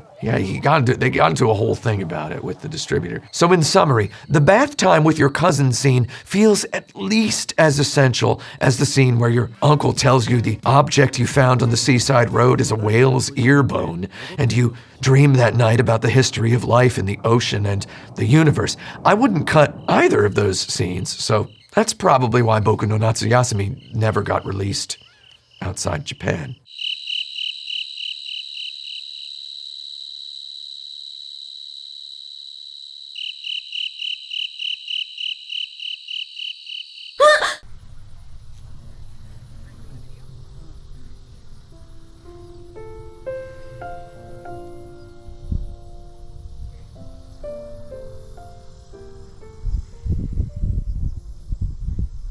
While playing through Boku no Natsuyasumi in 2021 for the purpose of researching this review, I marveled again and again at the perfect modernity of it. As the proud owner since early 2021 of a modified Sony PlayStation 1 with an HDMI port and an SD card slot, I have come to a delicate and nuanced awareness, an appreciation even, of the creaky oldness of some of my favorite games on the console. Games that I'd gulped down like Gatorade back in their prime, chuckle and glunk like Pepto-Bismol as they bathe my over 40 years old brain today. As a professional appreciateur of the oldest and crankiest video games, I love even the jank. I rub my hands together like a greedy thief when a PlayStation 2 game in full 3D does not use the right analog stick to control the camera, or has horizontal camera control inverted by default, or lacks camera control inversion options altogether, or exhibits some other unspeakable in modern times deviant behavior. Equally, I lick my lips like a hungry tiger when a late-period PlayStation 1 game like Quintet's Brightest just goes ahead and has a virtuosically full 3D, persistent open world in it. Like, did Sony just not tell them they were making a PlayStation 2?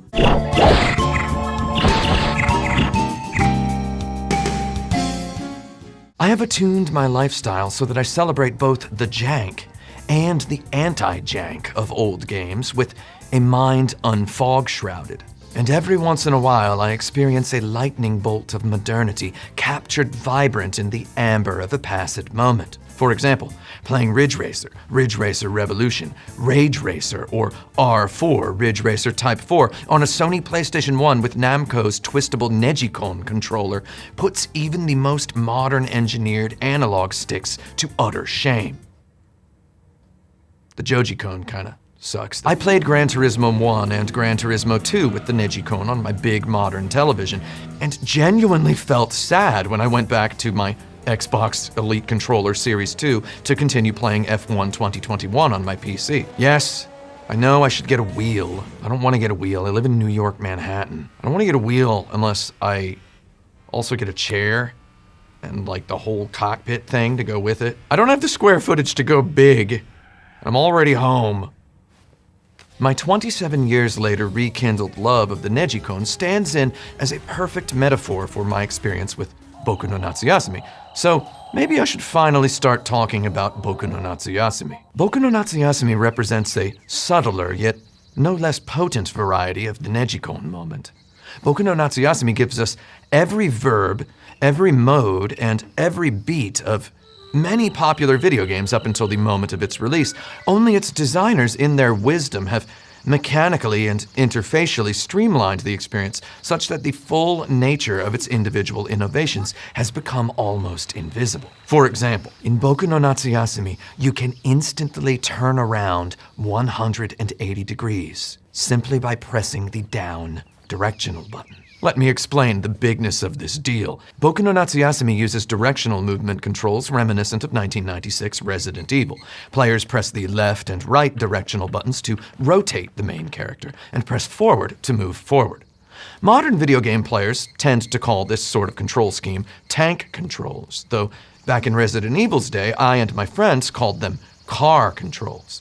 It makes sense if you consider the up directional button as standing in for a gas pedal. I should note that the very first time I played Resident Evil with my brother and my brother's best friend Zach Williams, we described the controls as like asteroids. If you break it down, only Resident Evil's fixed camera angles meaningfully distinguish its movement controls from those of a first-person shooter. Resident Evil's designers shrewdly chose the quote-unquote tank controls control scheme because their creative instincts commanded them to present the game's action from fixed cinematic camera angles. This decision landed upon video game design history like a lightning bolt. Nobody argued back in 1996 about how video games should or shouldn't try to resemble movies.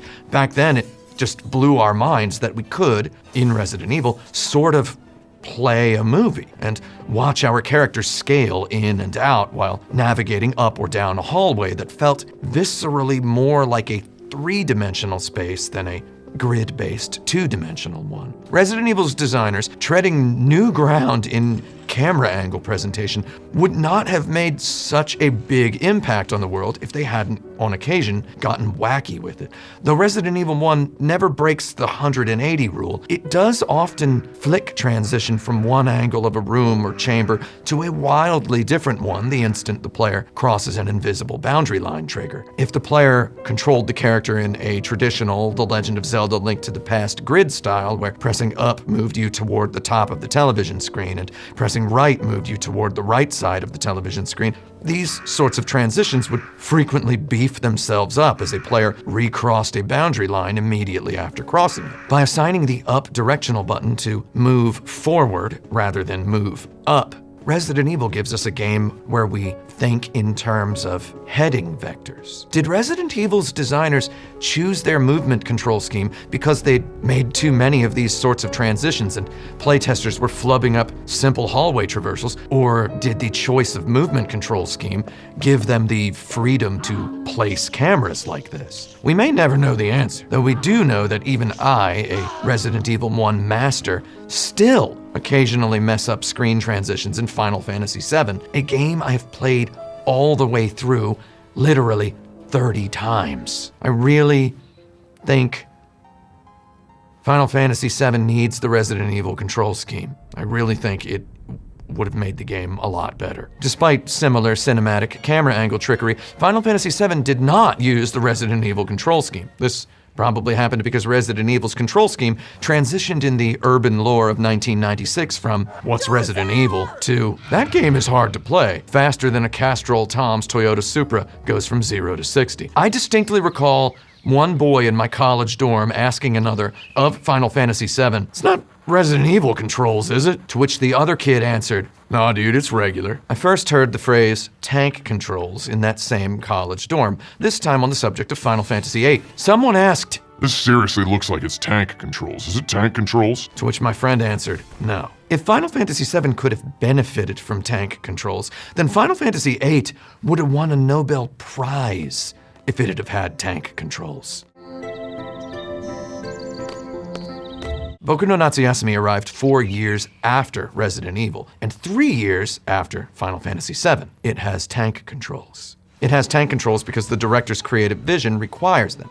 This game flicks between wildly different camera angles as you traverse its small for an adult, enormous for a kid environment. Set in 1975 and narrated in voiceover Wonder Years style by a man looking back from the year 2000, Boku no Natsuyasumi plays wreckfully with scale and perspective. On one forest green screen, our young protagonist Boku grinfully stomps from far away until he comes full nose-on lens extreme close-up. On the next screen, we see him from overhead, a bird's eye view, looking down a long slope at a watermelon patch overlooking a river. Here, Boku moves directly to the left. On the next angle, we again see Boku from above, only this time he moves diagonally up and to the right. On the next screen, we can see the sky. We also see an overpass in the distance.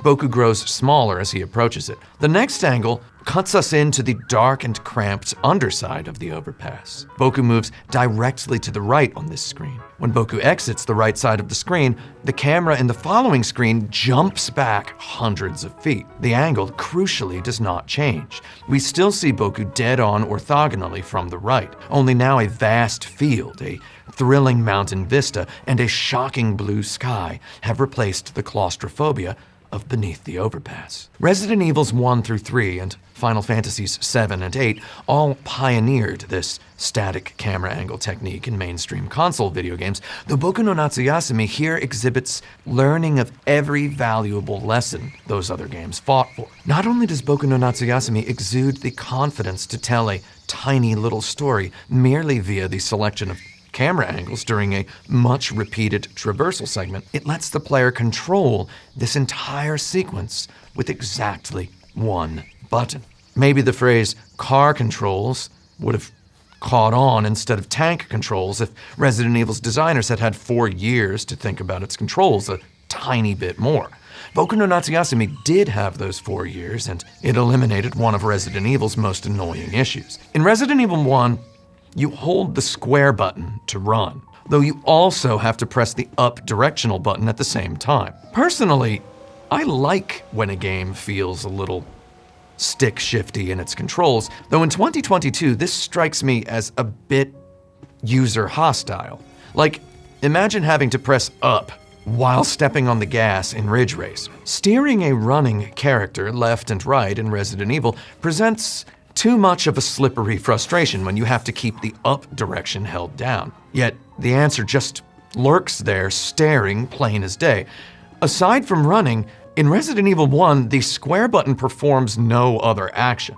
The square button exists solely to be pressed together with another button. No button in any game should require the pressing of another button in conjunction to do anything. And no, aim down sights still counts as an action even if you don't pull the trigger, because look qualifies as a verb. In short, Resident Evil's designers should have just made the square button the gas pedal. The up directional button could have made the character walk if you pressed it by itself. If Capcom had done quote-unquote tank controls perfectly right back in 1996, maybe the analog stick would have died as a fad. Analog sticks are just as weird as, if not weirder than, tank controls. I mean, have you ever really looked at an analog stick? Boku no Natsuyasumi understood this fully because though it came out in the year 2000, 3 years after the Sony DualShock, it does not let you control the main character with the analog stick. You accomplish all character movement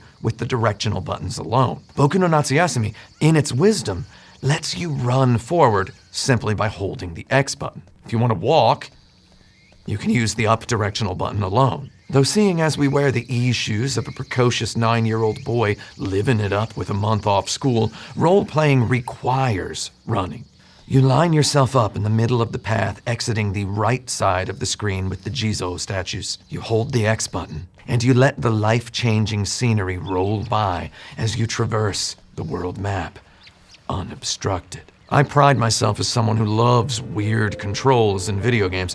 I bought Gun Valkyrie again when Microsoft put it up on the Xbox backward compatibility program, though I flipped back and forth between Resident Evil 1 and Boku no Natsuyasumi and found the directional steering in the latter luxurious in comparison to the former. Boku drives a Ferrari. Chris Redfield rides a John Deere tractor. I guarantee you, if the original 1996 release of Resident Evil for the Sony PlayStation had included this one tiny tweak, AAA developers would still make big-budget prestige video games with fixed camera angles today. Also, maybe if the original Resident Evil had included the lock-on auto-aiming feature from the Resident Evil Director's Cut, maybe fewer console game players would hate auto-aim on principle today. Maybe FPSs wouldn't have even become the de facto genre if we'd all collectively figured out auto-aim before deciding the camera was the problem. You dropped the ball, Shinji Mikami. In Resident Evil, pressing the down directional button while not aiming your gun makes your character walk backward. Here, Resident Evil and Boku no Natsuyasumi's controls begin to most drastically differ. In Boku no Natsuyasumi, pressing the down directional button turns Boku around exactly 180 degrees. Boku no Natsuyasumi can get away with this because Resident Evil has guns, monsters, and horror danger in it. Walking backward lets you keep your eyes on your enemy. When holding a pistol and staring down a hallway of approaching zombies, one of which might lunge forward gun-hungry at any second, it behooves one to walk backward. I mean, it also behooves one to have the ability to turn around 180 degrees instantly, though Resident Evil 1's designers hadn't accounted for that scenario. Maybe they could have added a 180-degree turn on a double tap of the down directional button, or by tapping down and then up. Resident Evil 3 Nemesis answered the cry for a quick turn, though by then they'd gotten so many millions of players hooked on the janky double gas pedal action of the run button, up directional button combination that they had to assign the quick turn to run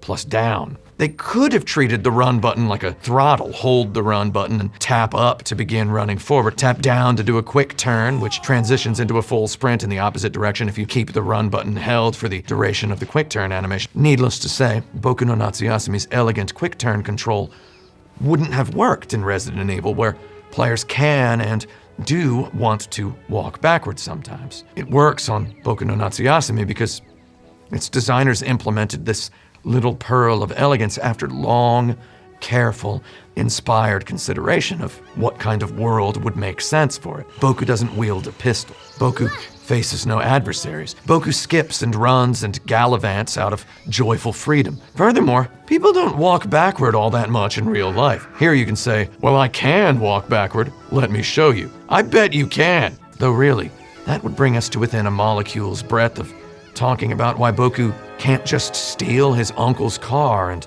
drive back to Tokyo. You can see his car just sitting right there, bro.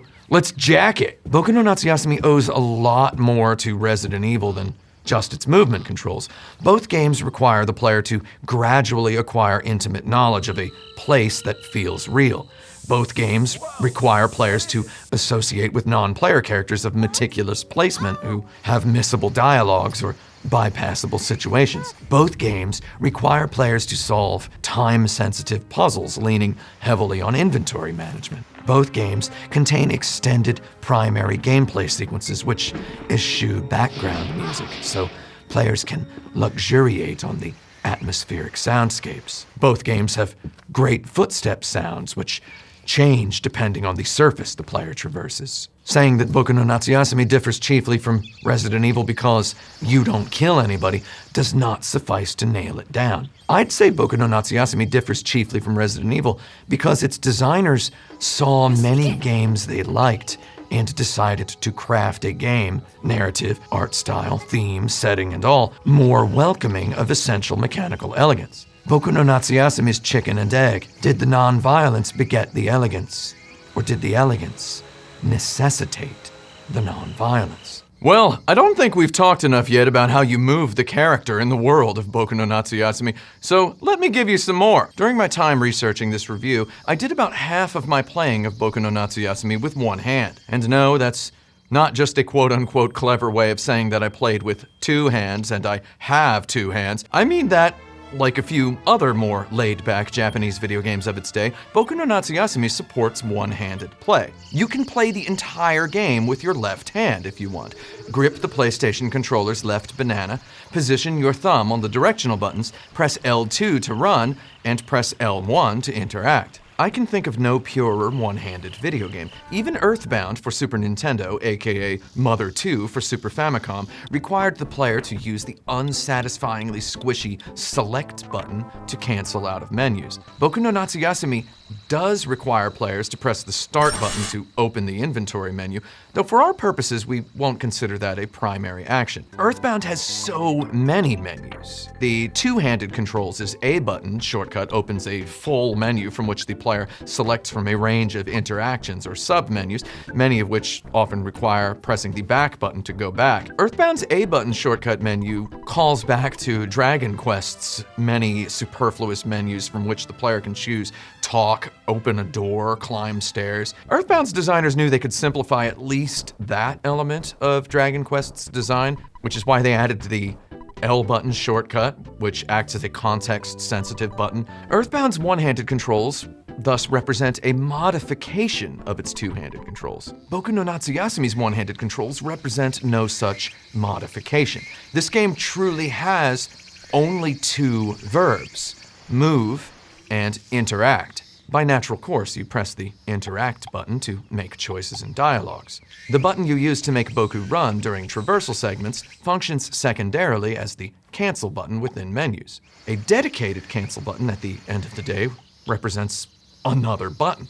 Also, you can exit all sub-menus in Boku no Natsuyasumi by using the confirm button on dedicated go back choices, which sit never more than 3 directional button taps away. It's worth reiterating that Boku no Natsuyasumi does have a cancel button. It's just you don't ever need to press it. The menu's designs do not ever require you to press the cancel button. And even if they did, again, the cancel button is literally the same button as the run button, so you could still play the game one-handed. Boku no Natsuyasumi's inventory menu especially communicates the designer's commitment to elegance. When you press the start button, the game action freeze frames, and the exact state of the game screen shrinks and scales down into a snapshot superimposed on a photograph on the desktop in Boku's bedroom. We maneuver a hand cursor atop this menu to make all inventory management selections. To return to the game, we simply select the photograph and press the action button. As motion returns, the screenshot zooms back in, it tilts and stretches to fill the screen. On the desk within the in-game menu, we see artifacts of Boku's progressing childhood. A kite takes us to the kite menu. The tackle box takes us to the menu where we choose our fishing bait, and selecting the bug cage transports us to the luxuriously 3-dimensional, low-polygon menu space in which we can see what bugs we currently have in our possession. I don't trust anybody who wouldn't play an entire game that looks like this. If we hover the hand cursor over the bug-catching net and select it, the menu immediately exits, zooming in on the photograph of Boku as motion returns to the scene and Boku removes and readies his bug net. To unequip the bug net, return to the menu and select the bare hands icon. Once again, the menu immediately exits upon your pressing the action button, zooming into the scaling and stretching and tilting photograph as motion returns, and Boku puts the bug net away.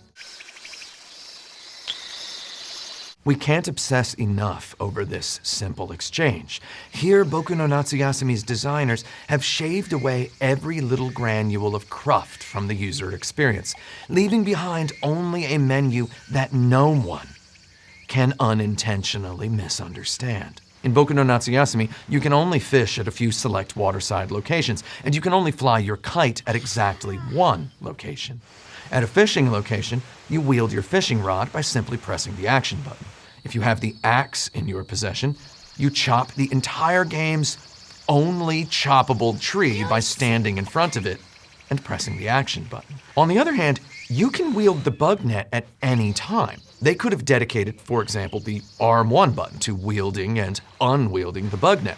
Even if they'd done that, they'd still have needed a larger inventory menu for managing your kite, bug collection, and fishing bait, and for letting you check the date or flip through the photographs and mementos you've collected. Rather than add one extra button to the in-game controls to accommodate the one equipable item the player can wield at any time, they relegated the bug net equipping to the same menu as all of the other equipment. Because it makes sense here. And it makes the other items here also make sense here. The bigger the group, the more sense they all make. We could say the bug net keeps the other equipment company inside this menu. I make a big point of this now because I consider this the perfect granular example of everything else I will go on to praise about this game. A perfect total picture of Boku no Natsuyasumi's developers' dedication to elegance resides here, in the mundanest aspects of its superficially flashy user interface decisions. Witness the brazen exuberance of that low-polygon 3D bug cage. Even the purposely crufty chore-like bug collection taxonomy menu exudes elegance. You need to select the syringe to turn the cursor into a syringe, and then select the embalming fluid to fill the syringe with embalming fluid, and then inject the bug in order to catalog it, killing it instantly dead with a haunting sound effect. Though the cursor moves so snappily and the layout of the menu so cordially invites you into a sort of a stamp collector's mindset that you canonize the cruft before you've repeated those 3 extra menu selections 3 times each. It makes narrative sense that this menu has more steps than any other in the game, and we allow it both because of that narrative sense and because every other menu presents such a stark contrast. The final lesson of this masterclass in menu design happens at the beetle wrestling table in the local delinquents' hideout under the overpass. This menu spans 2 screens aligned side by side. Witness the rare horizontally scrolling menu. Do not let your web designer friends see this. On the right-hand screen of the menu, we see the beetle arena itself, a tambourine the kids have done up to look like a sumo ring. When we commence a beetle fight, it happens right here between 2 fully 3D rendered beetles atop this pre-rendered tambourine. That action occurs here transforms this menu from skeuomorph to simulacrum. By which I mean, up until the moment a fight begins, this screen appears to the first-time user as a menu that resembles a narrative setting. When a beetle fight commences, the player realizes that in fact this beetle menu doesn't fit the definition of menu at all. Instead, it has fully realized the function of the most minimalist level design possible, in which the player interacts simply by moving a cursor. The beetle arena is not a menu. It is Boku's first-person camera view. We do witness a few moments of the game from Boku's first-person camera view. For example, when we open the door and look in at the bathtub on our first day in the house. This 2-screen horizontally scrolling menu houses several other quiet little triumphs as well. On the left-hand screen, we see a photograph of a field, a notebook with a pencil, and a green plastic beetle cage. Move the finger cursor and press the interaction button to interact with these objects.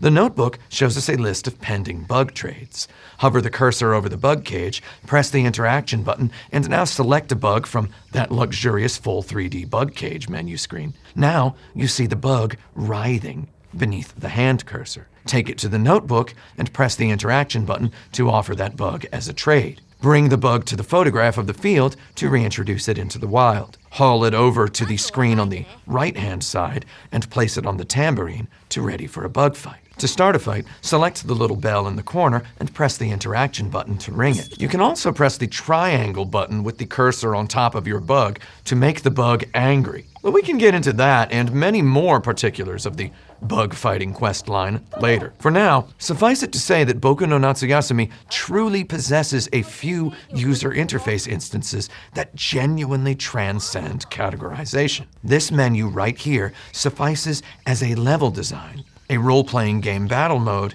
and a cutscene factory all at the same time. Boku no Natsuyasumi's mission statement requires such sublimity of every aspect of its user interface. This game here concerns relaxing. You play as a bright-eyed boy on vacation in the countryside, visiting his aunt and uncle, learning about nasty bugs and blue-skied nature at his own little big-headed waddly pace. At many of its most memorable moments, this game zeroes in on the task of evoking the texture of real childhood memories. While its presentation necessarily borrows from the language of film, its developers deftly understand that its interactive qualities ultimately contribute nearly everything to the narrative's most meaningful impacts. The developers knew they needed to get the user interface out of the player's way so that the raw emotions could transmit. Seeing as no developers, even as recently as the year 2022, have figured out how to get the interface completely out of a player's way without making the game frustrating or weird or unpalatable for a significant percentage of people, Boku no Natsuyasumi's developers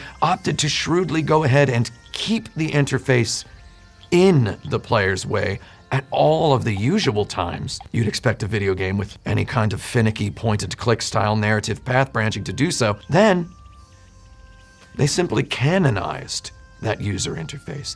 They made it part of the world and part of the story first, and its assimilation as part of the game followed that. Let's look back at the inventory menu. The only way to enter Boku no Natsuyasumi's inventory menu is to specifically ask for it by pressing the start button. Most notably, if we don't count the toggle-offable novel-esque dialogue text boxes or the hyper-occasional yes-no prompt, the dedicated inventory menu represents the only on-screen user interface instances in all of Boku no Natsuyasumi. Rather than demonstrate our character's equipped item and the in-game date with on-screen numerals and symbols, Boku no Natsuyasumi's developers took an inverted approach, showing instead that small, framed photograph screenshot of the precise game state surrounded by every common piece of user interface paraphernalia that less pure games would use to clutter the screen during play. Actually, what does it mean that every time we open the menu, whatever Boku's location on the world map, we see the writing desk where he writes in his journal every night before bed? Does this mean every day's playable events exist only as a flashback from Boku's nightly pre-bed journal writing time? Or does it mean something deeper still? Let's investigate that much later. I swear I could obsess over the inventory menu for at least another full hour. I consider it relevant to hagiograph the user interface of Boku no Natsuyasumi before we dissect the game's mechanics, flow, and story, because I feel this crystalline example sets the tone for every other fancy notion we're about to discover. That the developers exercised equal care on both the foundations and the top-down micro details of the user interface speaks well to their dedication to making a holistic video game presentation. For backgrounds, Millennium Kitchen contracted Kusanagi Corp., an anime background illustration studio who also happens to make backgrounds for the PlayStation Final Fantasies. Not at all concerned with the then-modern computer-generated imagery trend in video game backgrounds, Millennium Kitchen commissioned Kusanagi Corp. To do more traditionally animation filmic nature backgrounds. For the character designs, Kaz Ayabe reached all the way outside video games and commissioned fine artist Mineko Ueda. In 2016, Kaz Ayabe told Boku no Natsuyasumi Western fan #1 Ray Barnholt Hi, Tim. that he'd considered Ueda's art because of her work as character designer and package illustrator of the Lion Corporation's ubiquitous Kirei Kirei hand soap. Ayabe told Barnholt that he'd told Sony Ueda had expressed interest in the project, and that he'd told Ueda that Sony had expressed interest in funding development, and luckily everything worked out. Wow. I wish my equivalent of that story had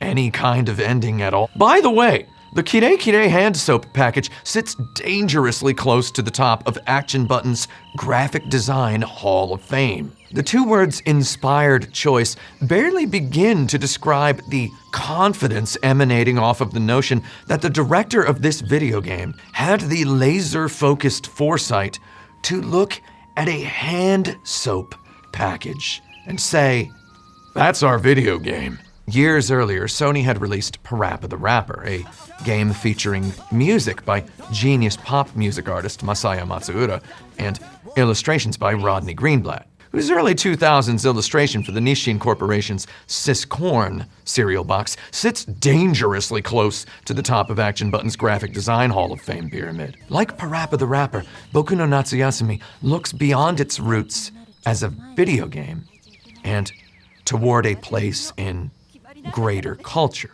Yet more so even than the earth-shattering, rhythm genre-establishing Parappa the Rapper.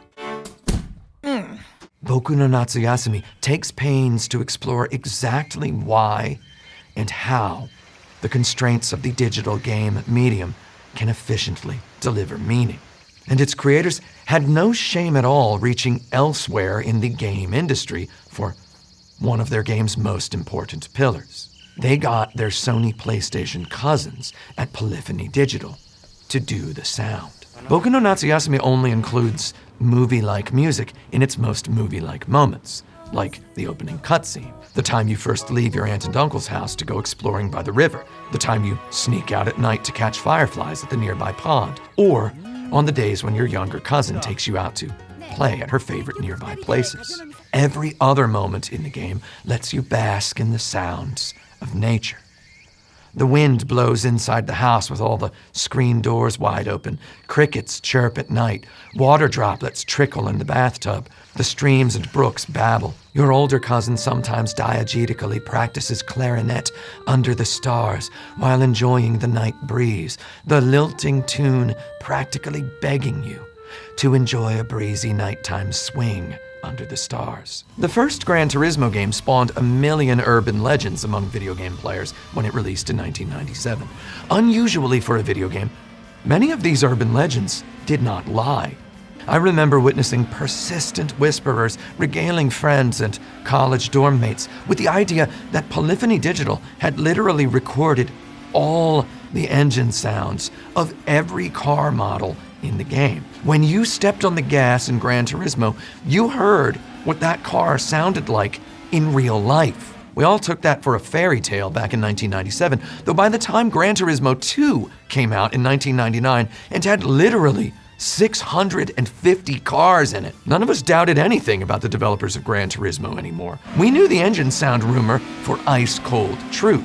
In Boku no Natsuyasumi, we experience a product of subtler yet more impressive mania than even Gran Turismo's engine sounds. Every single screen of Boku no Natsuyasumi's game world possesses a subtly different soundscape. When the camera angle changes, so too does the sound channel alignment of any given particular breed of screeching insect. Different bugs screech in different volumes at different locations and different hours of the day. And most impressively, the breeds producing the screeches change. As the month of August wears on, summer insects die out, and nature births autumn insects. Thus, Boku no Natsuyasumi functions as a sort of audio aromatherapy device for the entomology soundscape connoisseur. Put the game on in the dead of winter, as I did recently. Press the interaction button to sit atop a log in a forest clearing. Now let the wind, trees, and tiny creatures fill your living room with an uncannily palpable sonic sensation of summer. In summary, if we possess particularly attuned user interfacial or audiovisual appreciation sensibilities, we can get more than triple our money's worth out of Boku no Natsuyasumi, even without experiencing or examining the particulars of any of the events that can occur over the course of a full playthrough of the game. Of course, I love all of those too.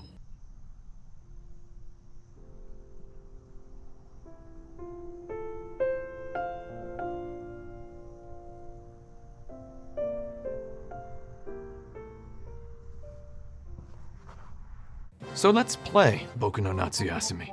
Let's play it a couple times. Let's start by playing Boku no Natsuyasumi one time. As Boku no Natsuyasumi opens, a father and his son drive into the Japanese countryside together on the afternoon of August 1st, 1975. The car radio breaks, causing the father to mutter ominously. The father delivers his son, Boku, to the house of his sister and her husband. Boku's aunt and uncle have agreed to watch Boku for the month of August 1975, while Boku's parents prepare their home in Tokyo for the imminent birth of their second child. While he spiritually prepares to meet his brand new brother or sister, Boku makes the acquaintance of Uncle Yusaku Sorano, a traditional Japanese pottery maker, Aunt Kaoru, Boku's father's sister and a former aspiring photojournalist who moved to the Inaka from Tokyo when she got married, his older cousin Moe, who just graduated from middle school, and his younger cousin Shirabe. After telling Boku her name, Shirabe, age 8, immediately says, "So, that's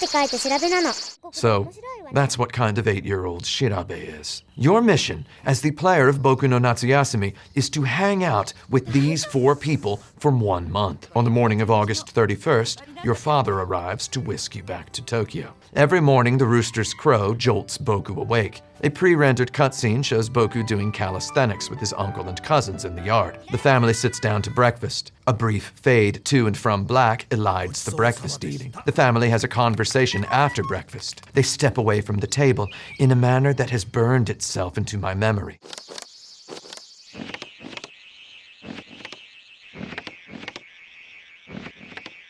They disperse for the day. You, as Boku, do whatever you like. For the 9 hours from the moment breakfast ends at 8 a.m. until the dinner bell at 5 p.m., Boku can explore, interact with other characters, catch bugs, catch fish, fly kites, or make beetles wrestle each other. Every time the player steps from one screen to another, time increments. Boku can remain on any given screen as long as you wish, cross the sometimes frustratingly invisible boundary between one screen and the next, and time will jump clocklessly forward. The in-game inventory menu demonstrates that Boku carries a calendar in his head everywhere he goes, though he naively lacks a wristwatch. The only clock we can see in the whole game sits directly above the television in the family's living room. Surely enough, if we walk back and forth between 2 screens in the house, the clock hands increment forward. So think of screen-to-screen traversal as a turn in a board game.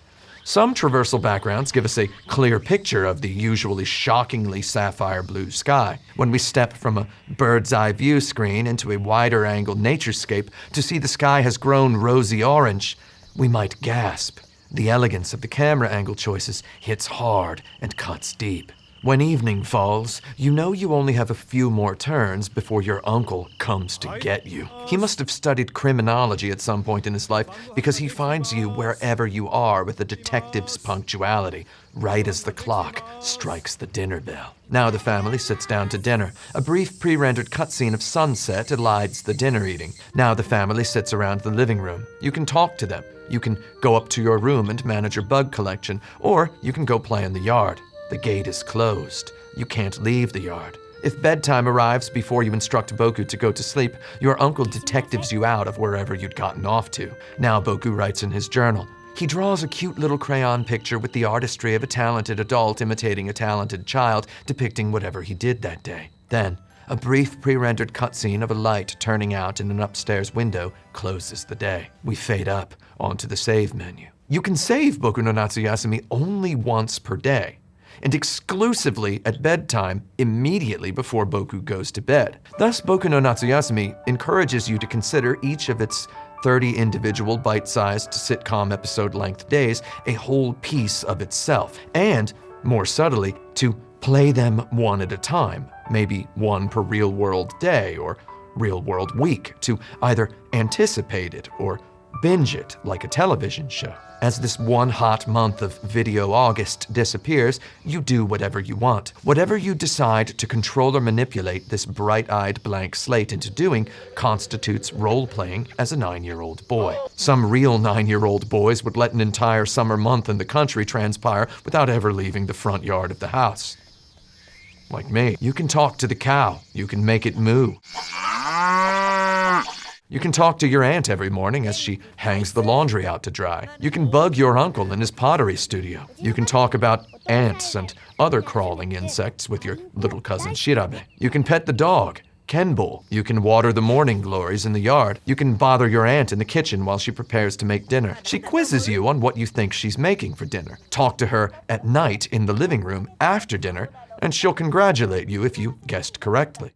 僕くん、正解やったね Talk to your cousin Shirabe as she watches television. Talk to your cousin Moe as she practices the clarinet on the few of these summer nights she decides to practice the clarinet. Take a bath. Show yourself to bed before anyone tells you to go to bed. If you play this way, inevitably, every day our boy Boku writes in his diary that Kyou wa nanni mo nai subarashii ichinichi datta.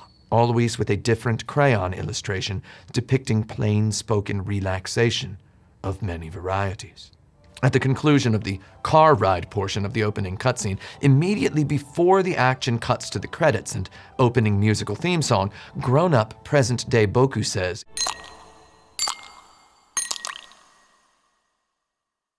So when we, the underachieving player content to laze about in an old-fashioned Japanese house of interesting traditional architecture, read Boku's words in his journal that today was, and I quote, a wonderful day in which nothing happened, we might find occasion to reflect on the most memorable, unforgettable days of our own lives, in which beautifully nothing had happened. Those of us in less poetic frames of mind, however, might see Boku's journal entry as a warning that we haven't worked hard enough to have a memorable summer. And this too evokes a real emotion. Who among us has not felt stress while on vacation? Stress that we have spent too much time in the hotel room, stress that we sat so long at breakfast we started seeing people ordering lunch, stress that we didn't even get to the beach until 2 p.m. today. So it happens that even with its save menu, Boku no Natsuyasumi hooks the player. For the purposes of researching this review, I played through Boku no Natsuyasumi 3 times, even though I told myself I was only going to play through it twice. So as to capture some feeling of relaxation, I did conduct my entire first playthrough on a single memory card block save file, overwriting my save every day without capturing video footage. This represented the first time I had played through a video game without capturing footage of it in over 8 years. In this vacation playthrough, I wanted to have an experience the nature of which I could explain, though absolutely not prove to you. I had quite a relaxing good time. After the game's ending, Boku said in voiceover that he'd returned to Tokyo, gone back to school, graduated from college, and now has been working the past decade as a programmer at a large consumer electronics corporation. As he crunches on software projects at his desk, he often remembers that one time he left Tokyo and enjoyed the countryside for a summer month. He wants to go again someday, though he just can't find the time. It's like me in my old neighborhood in Brooklyn. Next, I played through Boku no Natsuyasumi a second time, this time using the knowledge I'd gathered in handwritten notes during the first playthrough. In this playthrough, I tried to give Boku the most memorable summer possible. At the end of the game, Boku said he'd graduated from an arts school, worked at a corporation for a while, and then decided to move to the Inaka to take up a pottery apprenticeship with his uncle. To me, this felt like the best possible ending. However, I had promised myself that I'd play 3 times, so I generated a fresh memory card on my MemCard Pro and set about a min-maxed playthrough in which I'd endeavor to make one separate memory card block for every day of the game. For this third playthrough, I let myself look at 2 sections of one Japanese guide written in the year 2001. One section of the guide provided skeletal clues. For example, always water the morning glories before leaving the house, and never attempt to go to the Firefly Pond after nightfall. The other section I looked at explained the details of the game's 5 endings. Fearing spoilers, I trepidatiously read this section. I saw immediately that in my first playthrough I had flown right past ending number 1 and landed on ending number 2. For my second playthrough, I'd bypassed ending 3 and landed on ending number 4, so that meant one ending remained. I quickly closed the tab. I now had the goal to unlock that 5th and final ending. Looking over my notes, I made careful guesses as to what I'd failed to do, and then set about my third playthrough. It turns out to get the first and worst ending, the player needs to stay at home all summer, flaking out on any of the family's invitations to enjoy some activities outside the gates. For example, at breakfast on August 3rd, your aunt and uncle ask if you want to help them harvest corn. If you do it and participate in a little corn harvesting mini-game that you'll love if you enjoyed, for example, the side quests in Final Fantasy VIII, that qualifies as one of the 15 big story events. One day, your younger cousin Shirabe asks you to go on a walk with her. If you oblige, that qualifies as another event. Fall butt backward into just 4 of these memorable vacation moments, and you score the second ending, the office worker ending. Naturally, any given player will score one of the better endings because Boku no Natsuyasumi does more than enough to encourage you to get out there and make the most of your summer. On the evening of your arrival, August 1st, 1975, your uncle stops you in the hallway before dinner to ask if you've decided on a summer project this year. I knew from Japanese friends that Japanese grade school students only got 1 month for summer vacation, August, the worst and brutally hottest summer month. Have fun, kids. I also knew from Japanese friends that your teacher gives you a letter grade for your What I Did Last Summer show and tell on your first day back from summer vacation at a Japanese elementary school. So here your uncle asks if you have a project in mind for that first day back. Not 1 day into vacation, and already a cop-like adult is talking to you about school. What a nightmare. He says he has an old bug collector's set in the house somewhere, and Boku can use it to become an insect expert in time for show and tell day. Boku obtains the bug collector set before bed on August 1st, 1975, and can use it outdoors as soon as he wakes up on the morning of August 2nd, 1975. When you first see Boku wield his oversized bug net, you think of butterflies. Whether you've ever caught a butterfly with a net or not, you've probably seen a big-headed child with one of these nets in a cartoon somewhere. Once you think of butterflies, you think of a child frolicking in a field. You notice this yard does not qualify as a field. You spy the open gate. You sprint out through it, kicking off one of Boku no Natsuyasumi's sparsely few musical cues, which feeds you the raw sensation that your adventure has begun. You can catch bugs with your bug net. If you catch a bug of a species you haven't caught yet, the game's user interface celebrates with a vibrant new. If you catch a bigger bug of any given species, the game's user interface celebrates with a bodacious big. Your bug cage can only hold so many bugs before it fills up. You might have to let bugs go. Always let the little ones go. Keep the rich boys. Take the rich boys home at night, study their low polygon glory in your little old model airplane box while they live, drug them, pin them, and watch them stand still. Try to fill your catalog of 60 bug species. You can catch the different species of bugs at different places at different times of day and on different days of the month. To catch all 60, you and Boku must together become an encyclopedia, both of bugs and of the various interconnecting pathways and passages of your aunt and uncle's country environs. Before you can become an insect encyclopedia, however, on only your second full day in the Inaka, Uncle Yusaku offers Boku an old fishing rod. Thus, Boku acquires a second hobby. Galloping about, catching bugs when you see one, fishing when you spy a peaceful pond or riverside, letting hobbies get into and out of the way of each other, the player and Boku can pass a pleasant enough summer month. Maybe this sounds boring to you. I admit, it sounds boring to me. It might even look boring to you. I get it. A description of this game cannot do it justice.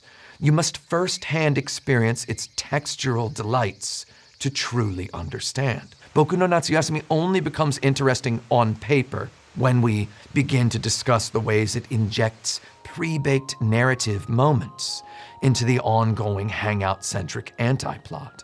The most apparent of these narrative moments happen during family breakfast or dinner. On the morning of August 2nd, Boku's aunt asks him if he likes flowers. If the player is a freak, they answer no. If the player answers yes, the family puts Boku in charge of watering the morning glories in the garden every day. The player now has a job. On the morning of August 3rd, Boku's uncle says that some local ruffians have been stealing watermelons from the watermelon patch. This should make us want to go to the watermelon patch. Or maybe we've already stumbled upon the ruffians in question's hideout under the overpass and seen a half-eaten watermelon. In the latter case, present-day Boku intones via voiceover that he doesn't know why he kept silent that day at breakfast. The watermelon story entices us if we haven't seen the evidence, and it deepens our psychological understanding of the character if we have. Now that's what I call effective interactive storytelling. Even if Boku remains stubbornly homebound at the hands of a diabolical, bad-ending-hungry player, the story keeps wafting in over the dining room table. The cousins ask if the wolf girl plans to visit again this summer. Boku asks about the wolf girl, and the family replies that a college student from a university in the city comes to live in the woods every summer, and she takes baths at their house in the morning before the family wakes up. Sometimes during breakfast, Boku's older cousin Moe jumps up at the sound of the mail truck in the driveway. Clearly, Moe expects a letter of some sort. Later, Moe gets the letter and then doesn't show up to eat the next meal. お姉ちゃんいないね。 Over dinner on August 4th, Uncle Yusaku mentions the pond on the north side of their land where thousands of fireflies gather gorgeously every night. Then, he reminds you that you must never go to that pond after dark. On the morning of August 5th, Uncle Yusaku says that he has business in town that evening. This presents you your only chance to sneak to the pond to see the fireflies without fearing Uncle's cop sightle. This, of course, nets you one of the game's 15 ending points. On your first night in the house, your aunt remarks that she doesn't see any extra clothes in Boku's suitcase. Boku replies that his dad packed the suitcase. Your aunt grants you permission to wear just one outfit the whole month, boys being boys and such. The one outfit, of course, consists of sneakers, an impetuous pair of shorts, and a yellow t-shirt with the black silhouette of a dog and the single English word, dog, on it. I tell you, I appreciated the absolute lack of alternative wardrobe choices because it excused me from capturing separate playthroughs in every possible outfit, which you know I would have forced myself to do. My style is impetuous. Apropos of the limits of your wardrobe, your aunt remarks that maybe you can wear some of Big Brother's clothes. To which Boku replies, Solid Snake voice. The Solid Snake voice was in HTML tags. Genuinely did not want to read that out. Apropos of the limits of your wardrobe, your aunt remarks that maybe you can wear some of Big Brother's clothes. To which Boku replies, Big Brother. The aunt knowingly giggles in response. She's talking about a ghost, dude. It's the first thing I said. I said, she's talking about a ghost. On the night of August 4th, both Moe and Shirabe watch television together in the living room. Usually, Shirabe watches television at night alone. Aunt Kaoru has made kakigori shaved ice for the family to enjoy. On the night of August 8th, your uncle says the town fireworks festival will happen soon. It turns out it happens that night, and you can watch it from your bedroom window. The next night, your uncle wonders after dinner if the fireworks festival actually happened last night. You know, less than an hour in, the game is telling you should start over. I mean, you missed something. You probably missed something. It's very exquisite punking committed by the developers there. On the night of August 11th, the family wears kimonos and lights sparklers. On the morning of August 12th, a priest comes to visit to guide the family in a prayer of remembrance. On the morning of August 15th, the family leaves Boku alone in the house while they go to the cemetery to visit the grave of the loved one the priest had guided them in remembering. At breakfast on August 16th, your uncle declares he's put up a swing in the backyard after 3 years in storage. Even if you chase after the worst ending and never leave the house, the fuzzy edges of a story come into view as hazily as the typical adult conversation occurs to a child. Blanco! This family lost a son 3 years ago. His death might not have involved the swing or the slippery rocks in the Firefly Pond, though the family nonetheless has existed in a state of elevated caution sadness ever since. A lesser game, maybe a game with a black and white art style and a heavily shadowed 2D side view perspective, would make "the kid was dead the whole time" some kind of last-second rug pull of a twist. In its wisdom and literary aspirations, Boku no Natsuyasumi presents the dead kid with wind-shocking nonchalance within the wardrobe dialogue mere minutes into the story, when your aunt says you can borrow some of Big Brother's clothes. On the day of the priest's visit, exactly 11/30ths of the way into the story, the player can talk to Boku's aunt and hear a frank story centered on the fact of the boys having died. When the family leaves the house on August 15th, 1975, to pay their respects at their dead beloved little boy's grave, should you watch television in the living room, you will see a broadcast of a ceremony at Hiroshima Peace Memorial Park commemorating the 30th anniversary of Japan's surrendering to the Allies. The last time you saw your aunt hanging laundry in the yard, she told you she remembers seeing an American soldier for the first time after Japan surrendered World War II and the United States military began to occupy the country. She says the first time she saw an American soldier, he was petting a stray cat. Clearly, the passed away little boy embodies a literary device of some kind. A real child might not possess the emotional intelligence to do much of anything with the knowledge that this family grieves at all, much less do enough to know that he clearly has stepped into the dead kid's place. You sleep in the dead kid's room. You play with the dead kid's bug net. You swing on the dead kid's swing. You serve as pseudo-brother to dead kid's sisters and as pseudo-son to dead kid's parents. Thus, by the time on August 15th, 1975, your aunt fourth wall grazingly says, and I quote, 僕の夏休み半分まで行っちゃったね Your summer break is half over, Boku, which we can also translate as, you have reached the exact midway point of Boku no Natsuyasumi. You might already want to do this all again, and maybe pay more attention next time. Actually, the way she says, the way she says, 僕の夏休み you've reached the midway point of Boku no Natsuyasumi. It really is exactly the same translation. Your summer break is half over, Boku. You've reached the exact midway point of Boku no Natsuyasumi. It's actually really smart because it tells the character in an internally consistent way. It tells the player that they have finished half of the game. They've reached half of a playthrough. And the player knows exactly how many hours they've spent on the game, so they can start over if they want to. It's actually smarter than I realized that's smarter than I gave it credit for. In the opening state of 僕の夏休み Boku's world, obstacles situated at opposite ends of the map gate progression. A beehive hangs from the big tree past the tire pile, and a creek sits between an old dead tree and the luxurious scenic path to the sea.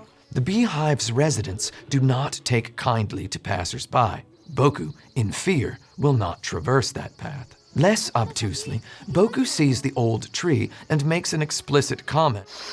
この木を切って橋を作ればいいのかな Your uncle leaves a fishing rod for you in the shed on the morning of August 3rd. Days later, late at night, he tells you he remembers poking at a beehive with a fishing pole in his own childhood. He explicitly does not recommend doing this on your own.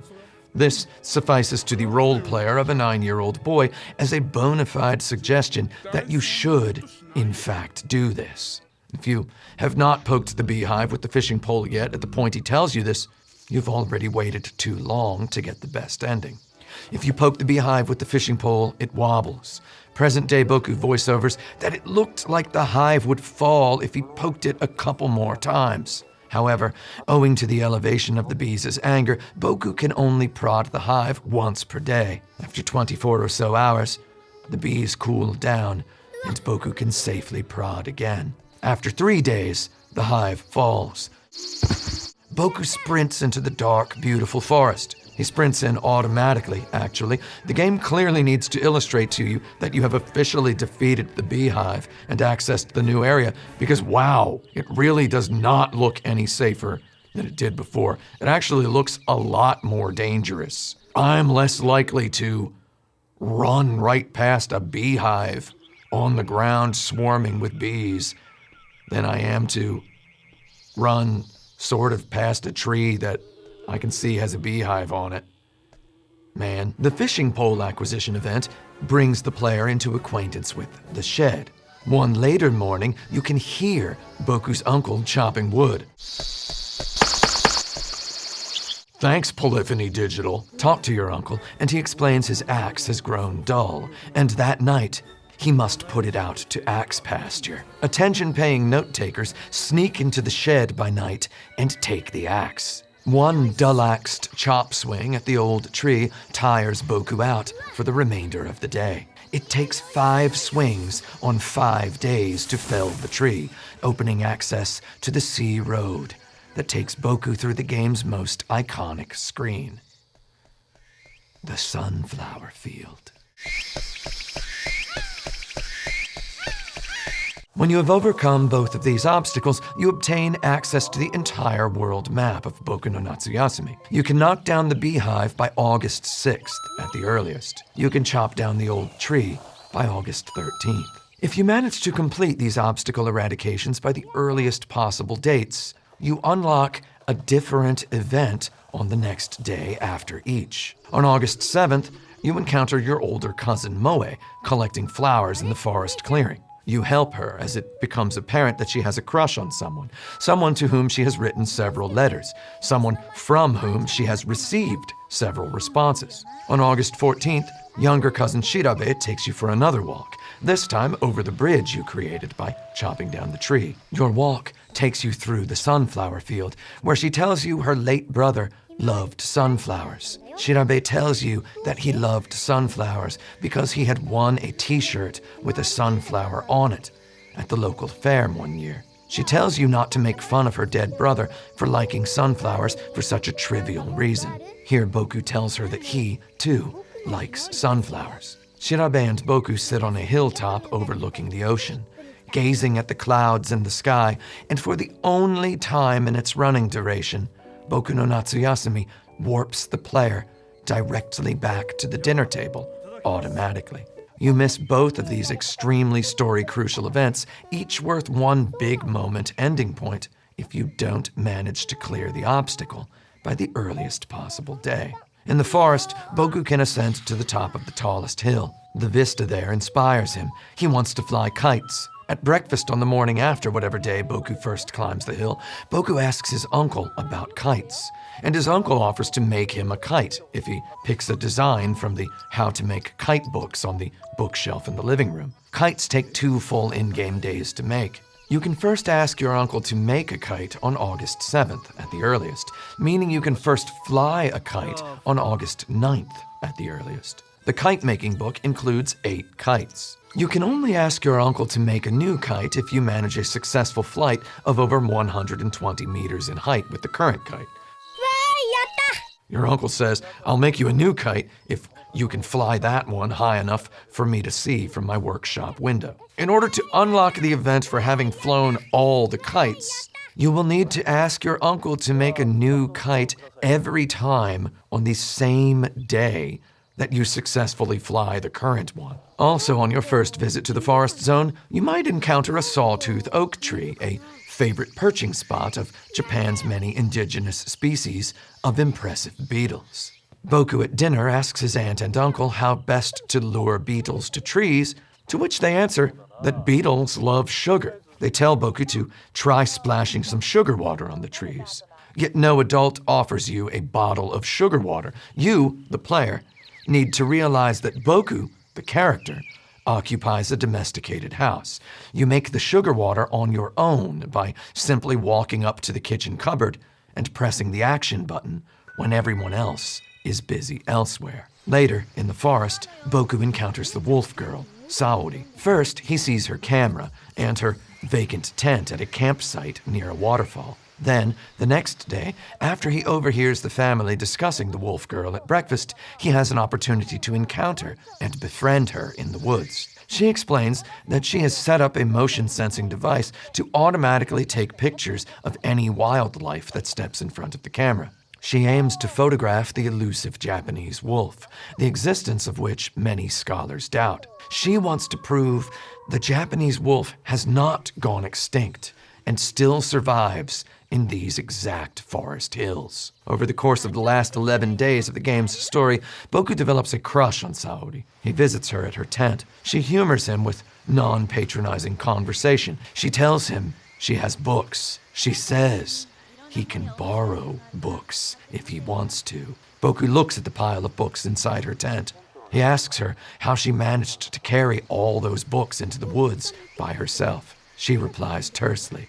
根性 She tells Boku about the time she first met a wolf and began to love wolves, and we appreciate her right alongside Boku.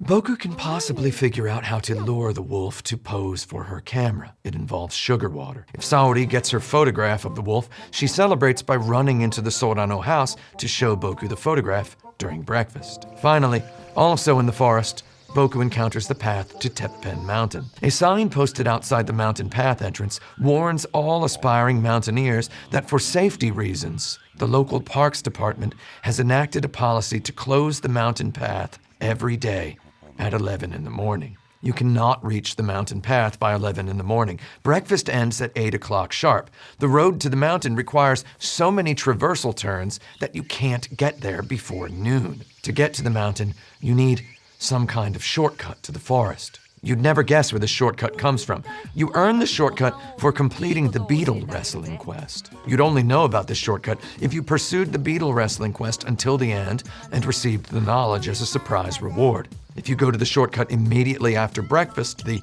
morning after winning the beetle wrestling tournament, you can reach the mountain, climb it, and receive the inspiration to fill out yet another exciting big moment journal entry. During my second playthrough, I did my best to win the beetle tournament. I hadn't even come close the first time I played the game. The second, I won, though I didn't climb the mountain until my third to last day. During my third playthrough, I obliterated the beetle wrestling tournament on the earliest possible day, August 19th. Boku no Natsuyasumi packs a lot of plot action into its last 10 days. You first meet the character Saori on August 18th. Starting August 9th, you can freely enter Moe's room and talk to her. She chats happily with Boku even while cramming for high school entry exams. For the first 10 days, you can go into her room. Though after that, on the morning of August 19th, she receives a letter in the mail that sends her to sleep all day, face down in her bed like a weird corpse. In her black hole of depression, Moe stops eating breakfast or dinner.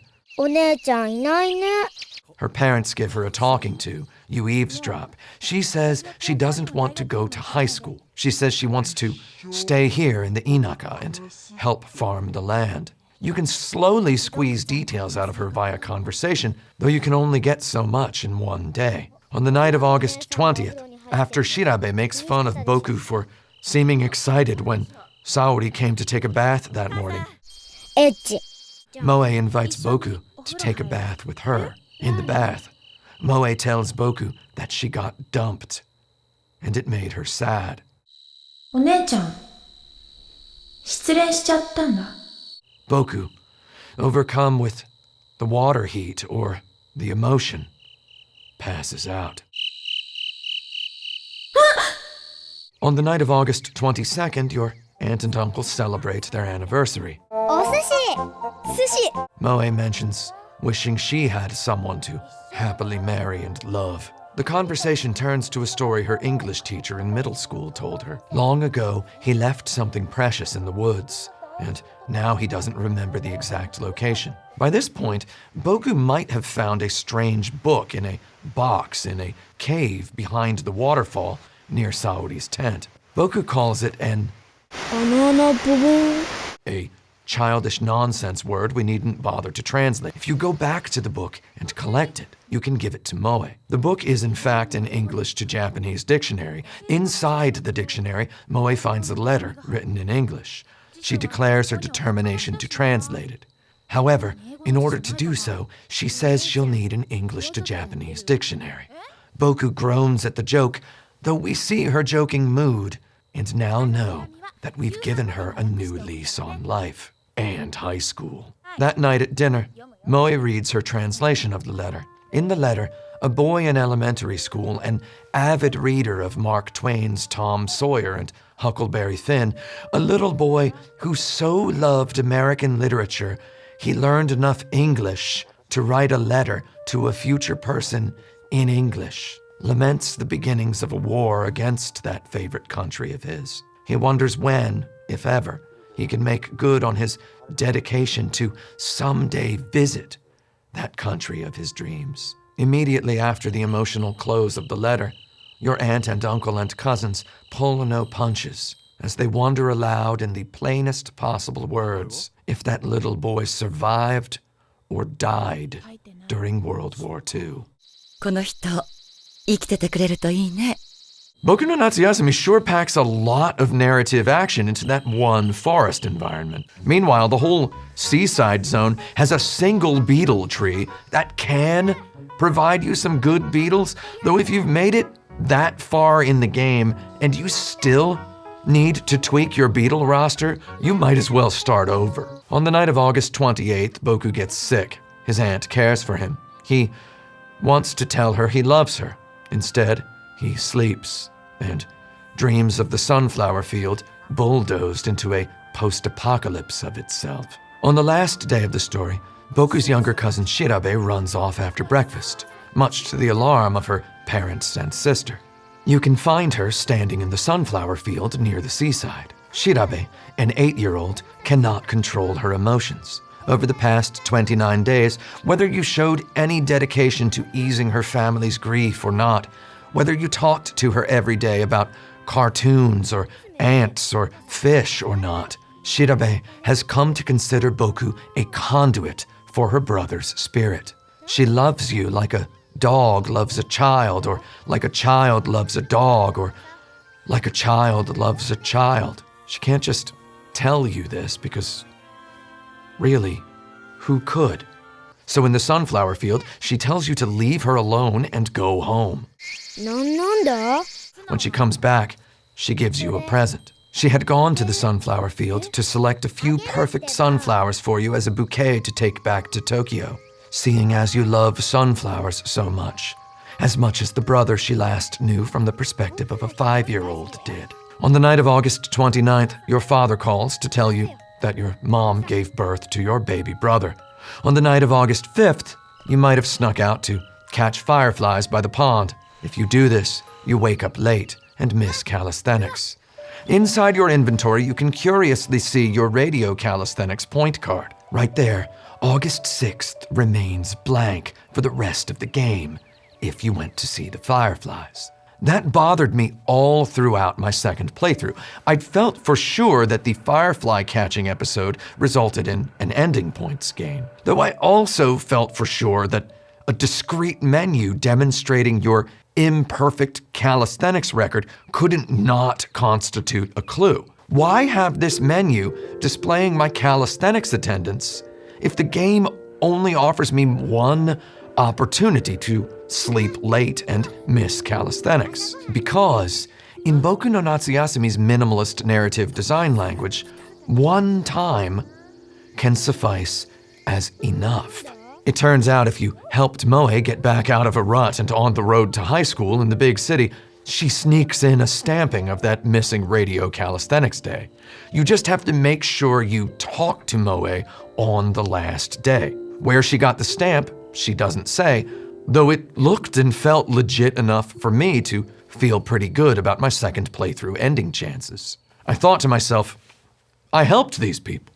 I accompanied my younger cousin at every opportunity. I expressed concern for her in the sunflower field when she went missing. I gracefully accepted her gift. I helped my older cousin get over the guy who rejected her. I helped my aunt and uncle grieve for their dead son simply by existing, by watering the morning glories every day for my aunt, by helping my uncle fire his pottery at the kiln. コオロギの鳴き音に揺れし我が釜のまだ細き日に我が子抱かれ And by never daring to try to play in the pond north of the house at night, except that one time when my uncle wasn't looking. I helped Saori get photographic evidence that the wolf was not extinct in Japan. And most video game-esquely, I'd won a 3-week-long beetle wrestling tournament against the best bugs that a bunch of local dirtbags who hide out beneath the overpass could muster. I had not flown all 8 kites. I sure as heck had not caught all 60 species of insect, and for reasons we'll get into at the very end of this review, I sure as double heck had not caught the big fish that shows up in the river on August 9th. Even so, I still felt like I had a pretty good chance of getting the true ending. I got the ending where Boku graduates from art school, works for a large corporation, and then quits after a few years to become a pottery apprentice to his uncle. To me, this ending felt real and good and soulful and even true. So as I explained earlier, I Googled it and learned one more ending existed. So I pored over the video footage of the playthrough I'd just completed, and then I dove back in. I also turned off the dialogue text boxes for my second playthrough, so I had more versatile footage to use. In poring over my footage and looking over my endgame save menu, I realized I had missed 1 day of watering the morning glories. You need to water them for 9 days after they bloom if you want all of the photographs. So this time, I watered them every day between the 2nd and the 20th. This time, I caught the big fish in record time. I asked my uncle to make the necessary special lure at my first opportunity. I accessed the forest and the seaside as early as I could. I scummed my beetle tree pulls. I played August 15th 16 times until I got a beetle big enough to beat those slackers under the overpass. I took the mountain shortcut as soon as I could, and I also, just to be sure, made one dialogue choice differently. On August 22nd, 1975, just outside his aunt and uncle's house, Boku meets a snake. The snake hisses threateningly, as snakes do. Boku screams. His uncle comes and scares the snake away. That day or the next, if we visit Saori, she tells us that Shirabe visited and told her about Boku's encounter with the snake. She asks Boku if the snake scared him, and we, the player, can choose yes or no. My first time seeing this dialogue, I chose no. I made Boku act tough. This either made me a role player, or it meant I had thought Saori had asked me, the player, the question, and not Boku, the character. If Boku plays it cool, Saori teases him. She says, like, oh, did it not scare you because it was only like 3 inches long? Are you sure it was a snake? Are you sure it wasn't an earthworm? And here, Boku blushes, being made to feel like more of a child because he tried and miserably failed to act like a man. If we tell Boku to tell Saori that, yes, the snake had scared him, she grows tender. She tells us that men need to let some creatures or notions scare them. She gives Boku a kiss on the cheek. That night, Boku might draw in his diary a picture of Saori marrying him. If we go to her tent on August 28th, we see Saori has disappeared, leaving behind a letter addressed to Boku. In the letter, she simply calls Boku a fine fellow. On this night, even if you don't trigger the event, Boku falls ill at the dinner table. My third and final playthrough of Boku no Natsuyasumi felt no less vacation-esque than my first, leisurely playthrough, the one where I didn't capture footage. I had come to know the world of the game like my own house. I had wasted no movement turns, yet never felt stress, except maybe during a couple of the beetle fights.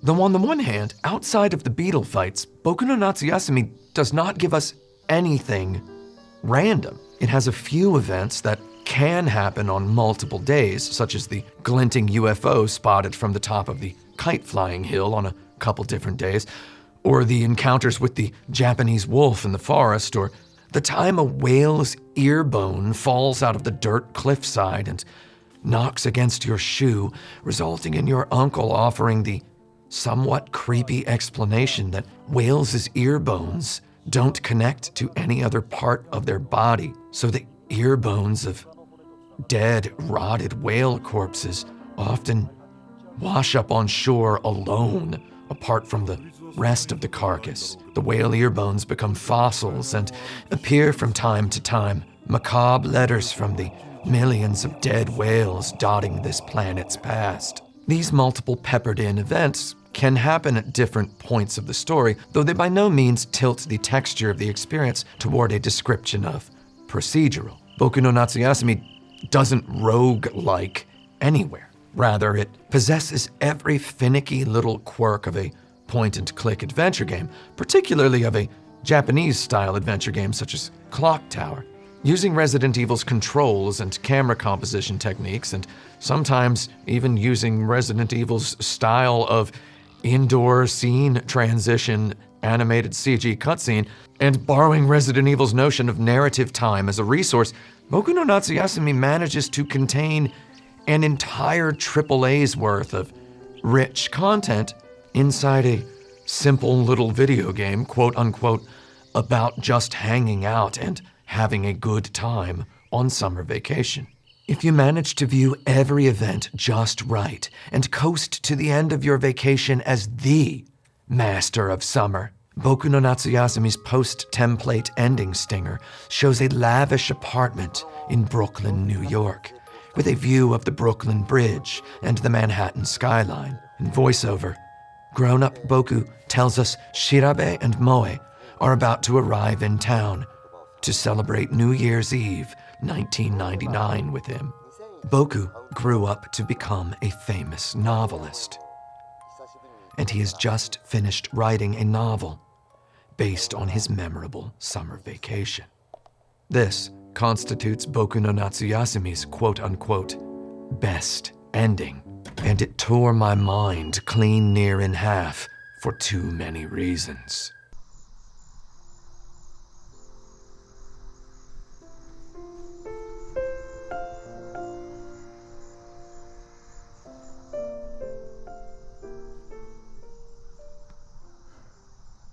So let's look at the bigger picture.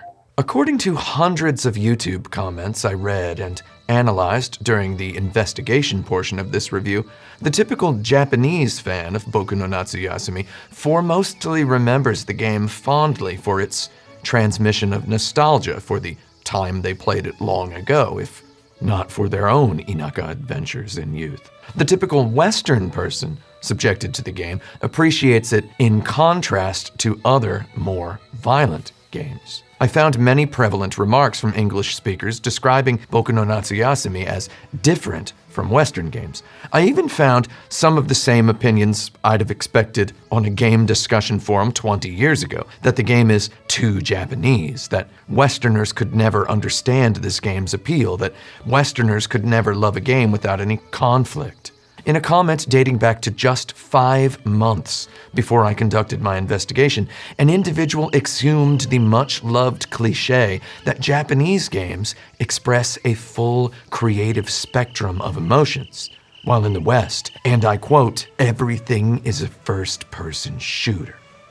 I'm sick of it." The comment that amused me most came from a person claiming that the Sony of today would never release this game in the West. Dude, the Sony of back then did not release this game of the West. The Sony of today absolutely would, if they hadn't, for example, shut down Japan studio and stopped making games like this. Actually, wait, come to think of it, I saw another comment that actually amused me even more than that one, where a guy claimed that he needed an English translation of this game because he needed to study Japanese for, in his own words, a couple more decades in order to understand it, which is like the main character in the game is 9 years old. You see the whole game from the perspective of a 9-year-old. 9 years is not even 1 decade.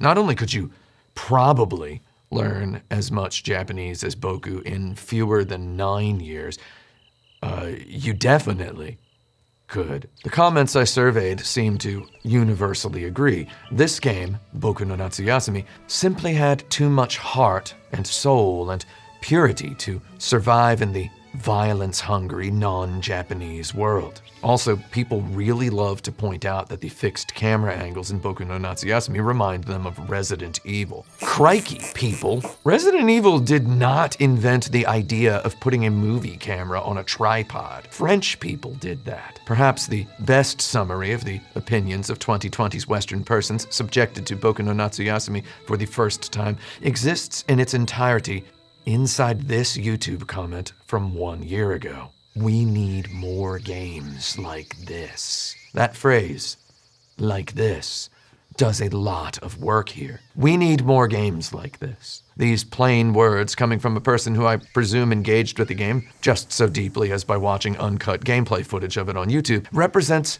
a gargantuan step forward from the mainstream thinking of even just 15 years ago, when G4TV's X Plays Weird Games segment described Boku no Natsuyasumi 3 for PlayStation 3 as It's just kind of weird. And asked, Where's the fun? Weird or not, where's the high-octane intense gaming action? as though no other variety of gaming action deserved existence. We need more games like this. I agree. I earnestly believe we have always needed more games like this. Even back when Boku no Natsuyasumi first came out, we needed more games like it.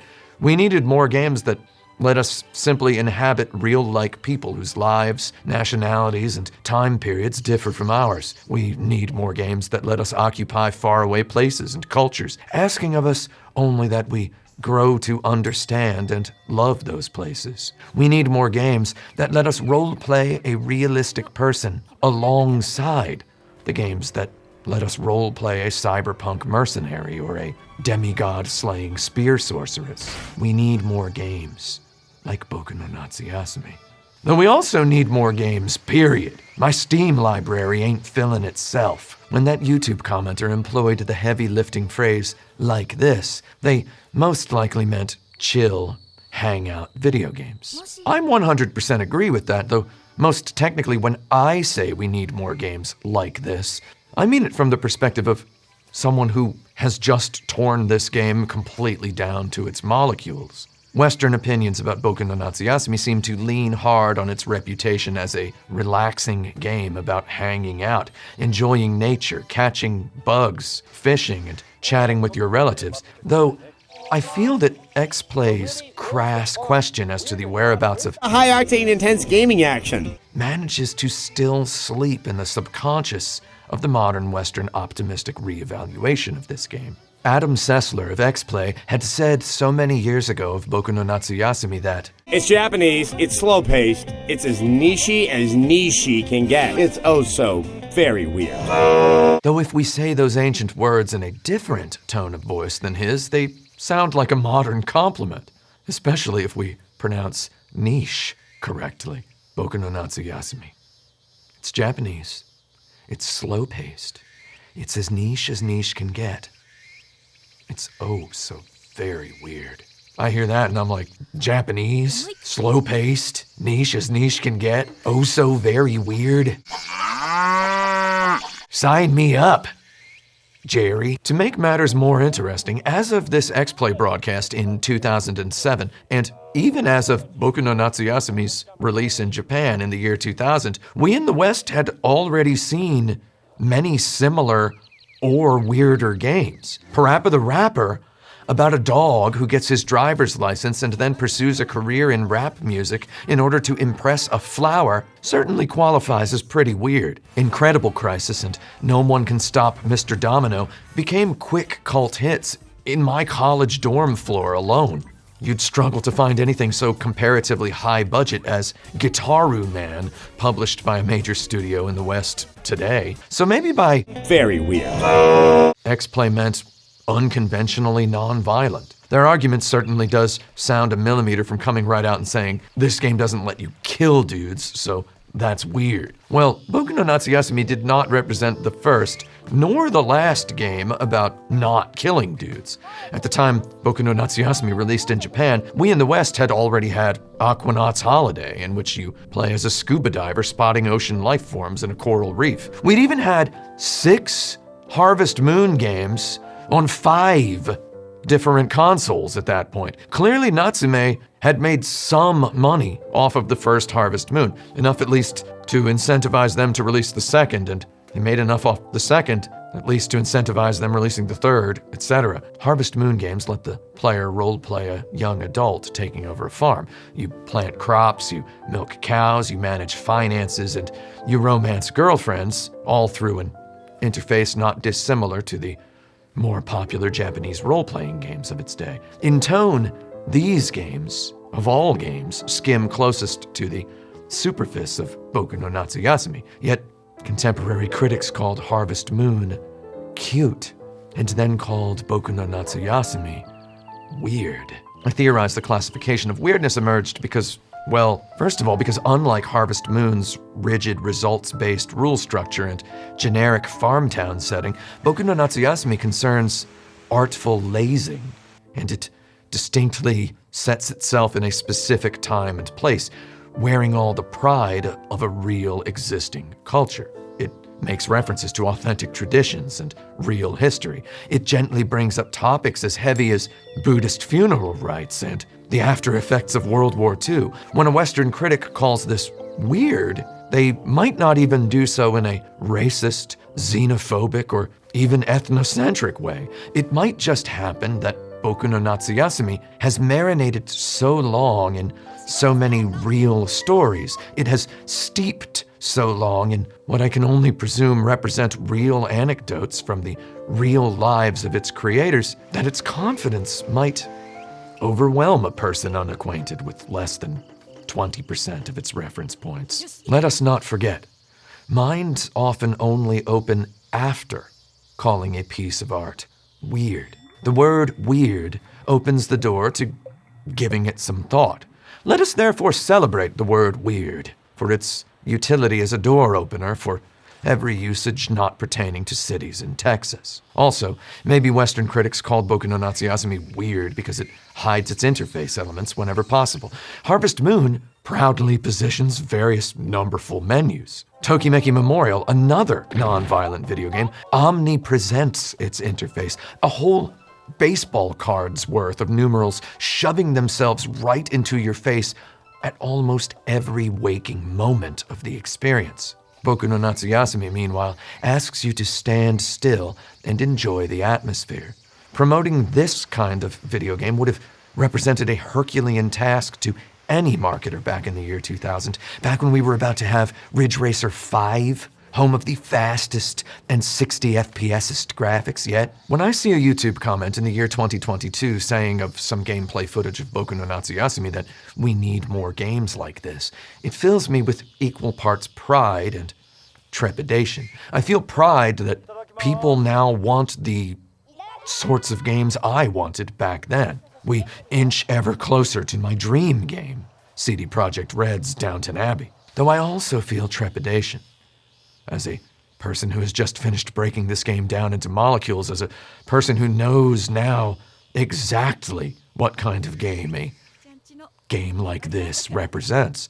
Clearly, the average English-speaking YouTube commenter understands that Boku no Natsuyasumi differs from, for example, Stardew Valley. Stardew Valley bursts with competing systems. The mind boggles trying to pick Stardew Valley apart. Stardew Valley takes Harvest Moon and glacially jaws of life's it open a little bit wider and wider until it contains at least as much math as any given Elder Scroll. Clearly, the typical Western person seeing Boku no Natsuyasumi and saying, "We need more games like this," knows that Stardew Valley does not qualify as a game like this. Though perhaps the casual observer might make similar mistakes in judgment to the ones X-Play made back in 2007. We might glance at Boku no Natsuyasumi, or even learn that it takes place over the course of the month of August 1975, and assume that the player only needs to sit and watch the grass grow and the paint dry. Fooled perhaps by the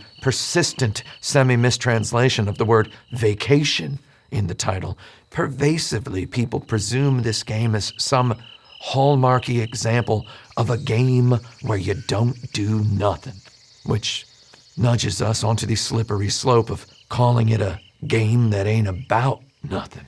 In my experience, neither of these descriptions fits. Boku no Natsuyasumi both asks the player to do stuff and makes itself ultimately about something. So, yes, we need more games like this. And when I say that, I mean we need more games like what I thought this game was like before I explored it for this review. And we need more games like what I discovered this game is in fact actually like. For the longest time, I'd only had an incomplete experience with Boku no Natsuyasumi. My brief little dabbling in the game over a cool, breezy weekend at the prime of my 20s had stuck with me. In my mind, the game stood as the perfect sketch of a video game genre I presumed existed quite thrivingly just outside my purview. The vacation game. It turns out the vacation game as a genre doesn't exactly exist. So often we discuss games as escapism, so why not make a game that resembles a vacation? My initial brief experience with Boku no Natsuyasumi back in my 20s left me with the skeleton of a ghost in the back of my brain that lots of people have made and continue making video games about vacations, and that Boku no Natsuyasumi rules over them like some kind of king.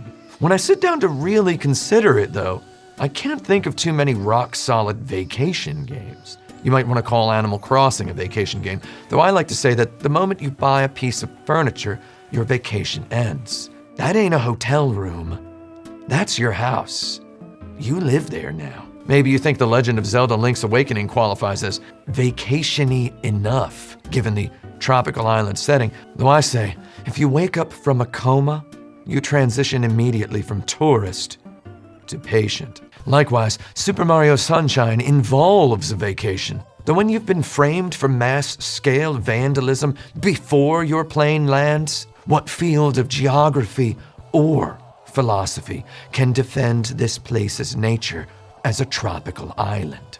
When we get right down to it, all aspiring vacation games exist on a continuum between Bandai Namco's brainless portable island, Tenohina no Risoto, for the PlayStation Portable, which touted itself as a vacation simulator useful for unwinding from the brutal stress of the real world, yet played more like a soulless, goalless collectathon, and Super Mario Sunshine, which uses tropical island vacation purely as a setting wallpaper for increasingly mechanically complex technical hardcore action stages. Boku no Natsuyasumi certainly does fit perfectly between these two video games. So perfectly, in fact, that maybe we can't blame anyone who doesn't know how to categorize it. Like, for example, Animal Crossing, Boku no Natsuyasumi has no fail state. However, we must acknowledge that no fail state does not always imply no win state. You can't fail at Boku no Natsuyasumi because you only have to spend a summer month on vacation as a kid. Anyone can do that. Most of us have done that in real life. Except me. You can, however, win the game in Boku no Natsuyasumi by seeing everything and helping everyone, by having a memorable summer. My friend, excellent Twitter user, professional console modification consultant, and action button assistant video producer Krista Lee defines Boku no Natsuyasumi's genre as a Shenmue, a game concerned foremostly with verisimilitude, with evoking a time, a texture, and a place, while also tasking the player with leisurely piecing together the larger puzzle of a plot. Certainly, the emphasis on atmospheric execution in a Shenmue eclipses game design ambitions in most cases.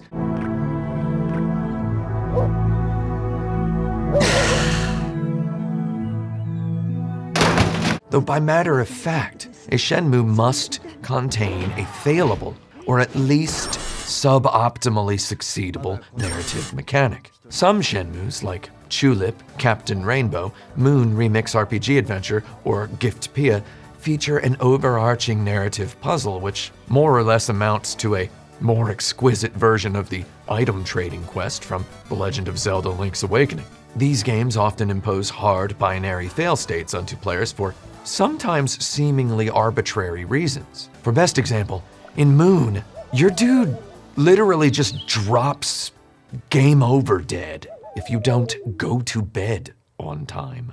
Boku no Natsuyasumi, on the other hand, worries the player with no hard fail state. Time marches on no matter what decisions the player makes or doesn't make.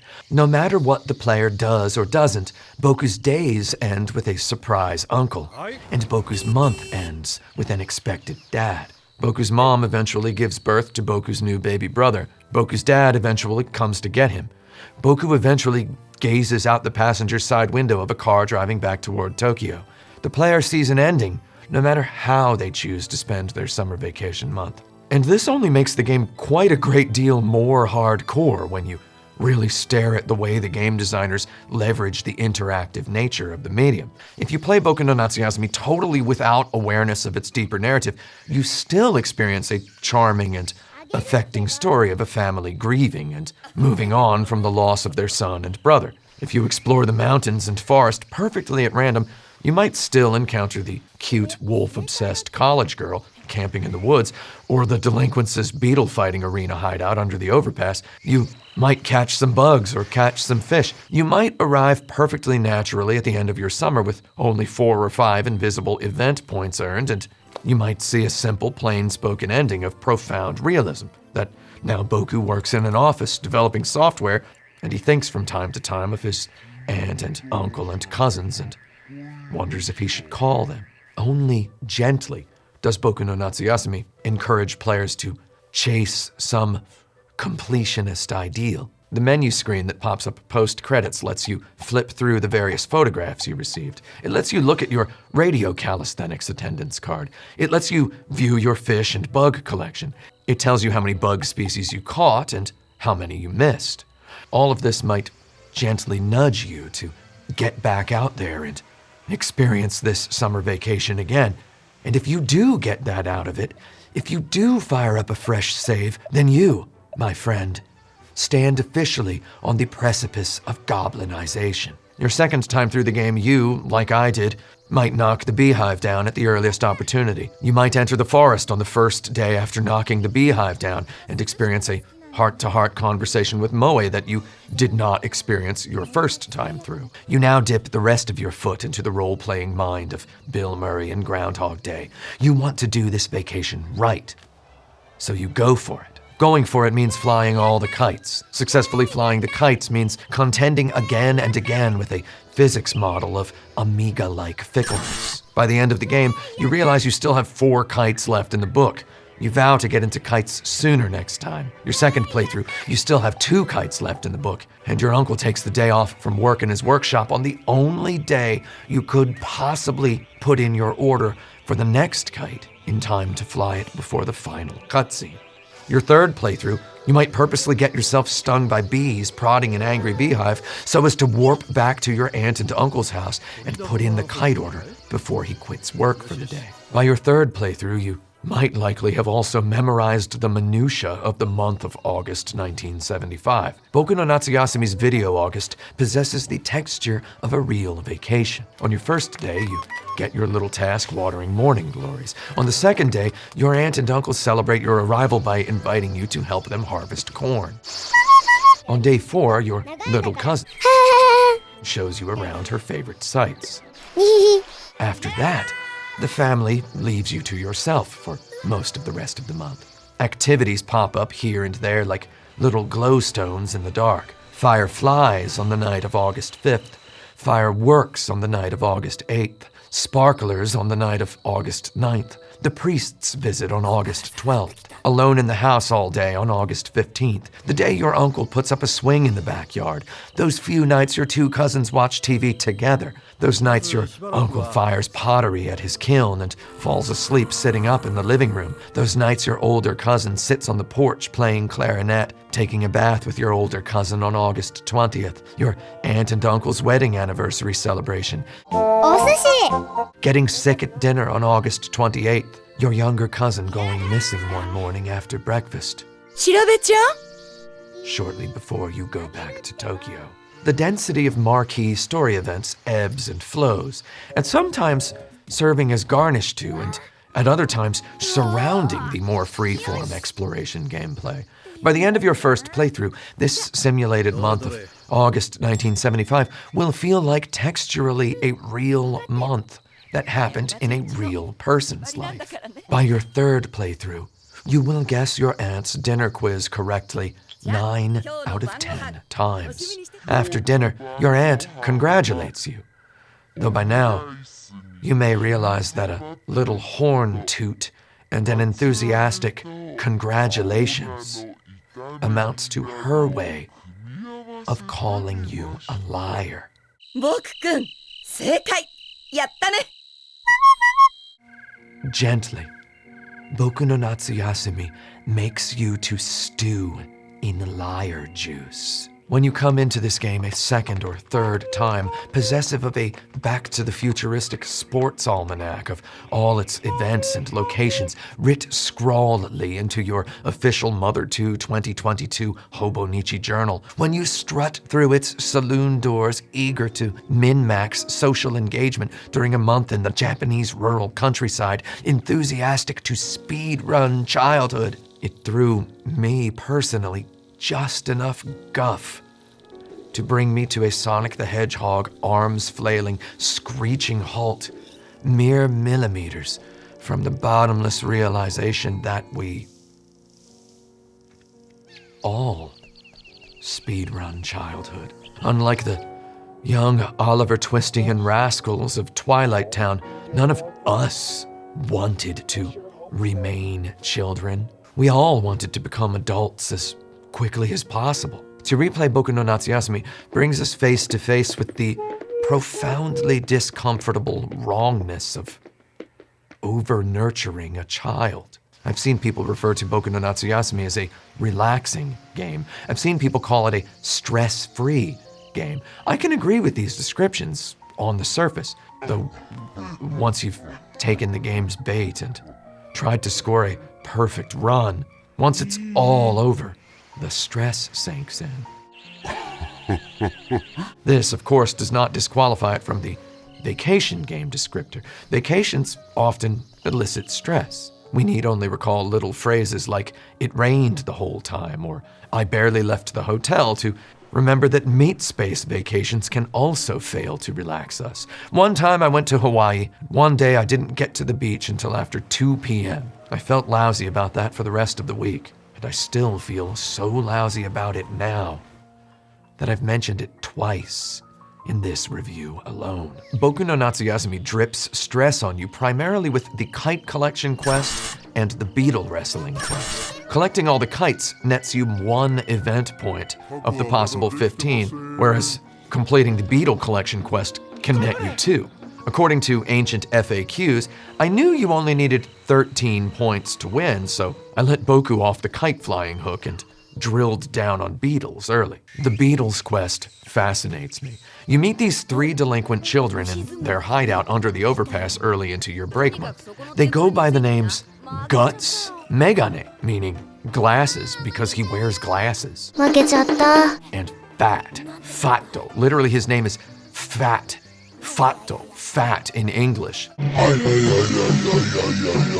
Because, as he tells you, one day he saw a little foreign girl in town and she stared at him and said, "Oh, fat!" If I hadn't had a particular sort of strikingly similar experience in elementary school myself, I'd accuse this video kid right here of making that little girl's unimaginative sentence structure up. These kids exist both to inject a little casual class commentary into the story and to embody the different traits of an expert bug trainer. Megane has the smarts, Guts has the ambition, and Fat has the raw power.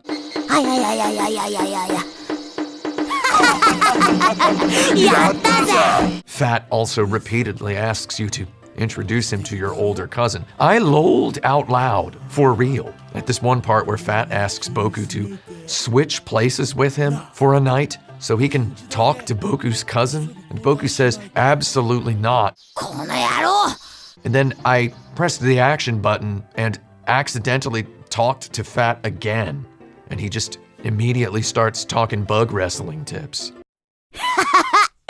虫ってすごいんだぜ These 3 kids live for 3 things: to call Boku a city boy, to opine how we might never see each other again after summer ends, and to make bugs rip each other up. To catch beetles for fighting, you need to baste one of the game's 4 total sawtooth oak trees in sugar water. Wait a few hours or a day, and then repeatedly investigate until you find a beetle you feel you can trust. やった If you play Boku no Natsuyasumi the right way, you will hear Boku ask, なんか "Nanka い iru るか kana?" な and then immediately answer himself with, 何 "Nani も mo いないや." inai?" at least 8 times for every なんか "Nanka いる iru かな kana?" he answers with a やった If you play the way I did, you forget about butterflies and caterpillars and whatever, and you fill your cage completely with beetles, just beetles. Every beetle you can find, every beetle you can get Boku's weird, sticky little sausage finger hand on. If you try to collect another beetle when your cage is full, the game asks you if you want to put the beetle in your pocket. So, if a beetle looks better than another beetle already on your person, you put it in your pocket, and then you immediately set the weakest link go, which automatically ushers the pocketed beetle into the cage. Then you head to the hideout after completing your story quest mandated conversational chores, and you submit to the grind of the beetle battle market. The first time you make beetles wrestle, Guts says to you that "Lulu wa yareba shizen ni wakaru tte." Fat chance, Jerry. I gotta call that an absolute crock. Anybody who shizen ni wakarus these rules is a freak, a liar, and a cop. On the surface, it looks like you put a bug down. Ring the bell. ドーンといけ Watch a fight and then win あー悔しい or lose. 僕の勝ちだね Though if you put your whole head into the bathtub, you see so much more. Certain beetle types have an inborn advantage against certain other beetle types. Some beetles, species' genders, have innate strengths or weaknesses against other beetle species or genders. If one of your beetles wins, it can keep fighting. If one of your beetles loses, that disqualifies it from further matches that day. You can trade your losing beetles with other players' losing beetles, which then requalifies them for entry into the tournament. For stats, you can only see a beetle's species, gender, size in millimeters, class, regular, big, or king, and win-loss record. Look at the opposing beetle. Behold its win-loss record, size, class, gender, and species, and pick a beetle you know has won before in similar circumstances. Maybe you win with ease, maybe you lose with horrible gracelessness. Either way, if you don't take notes with a real pen on real paper, you might not last long in this contest. You can win either by pushing the other beetle out of the ring. They call this mushizumo, beetle sumo in the game, by the way. Or by wearing your opponent's stamina down to 0. You, the player, have 0 control over what your beetle does once the fight starts. However, you can influence your beetle's behavior nebulously before the fight starts. See, some beetle species have special techniques. Before a battle, you can press the triangle button to aggravate your beetle, which increases the chance of its executing its special technique during the match. Some beetle types, which innately lose often to a particular other beetle type, also possess a high likelihood of absolutely destroying that exact beetle type if and only if your beetle manages to execute said special maneuver. However, pumping up the special move likelihood via the Anger the Beetle command tanks your beetle's stamina performance. No character inside the game offers explanation, explicit or implicit, about information as essential as, for example, beetle type affinities. At times, they discuss the raw concept of beetles having special techniques, though we can't, from dialogue, discern which beetles' techniques prove useful against which type of opposing beetle. Ultimately, as in life, you either take notes, put on your gambler's hat, or die on the table. It boils down to this. You look at some numbers, you roll some figurative dice, you listen to an excellent drum beat.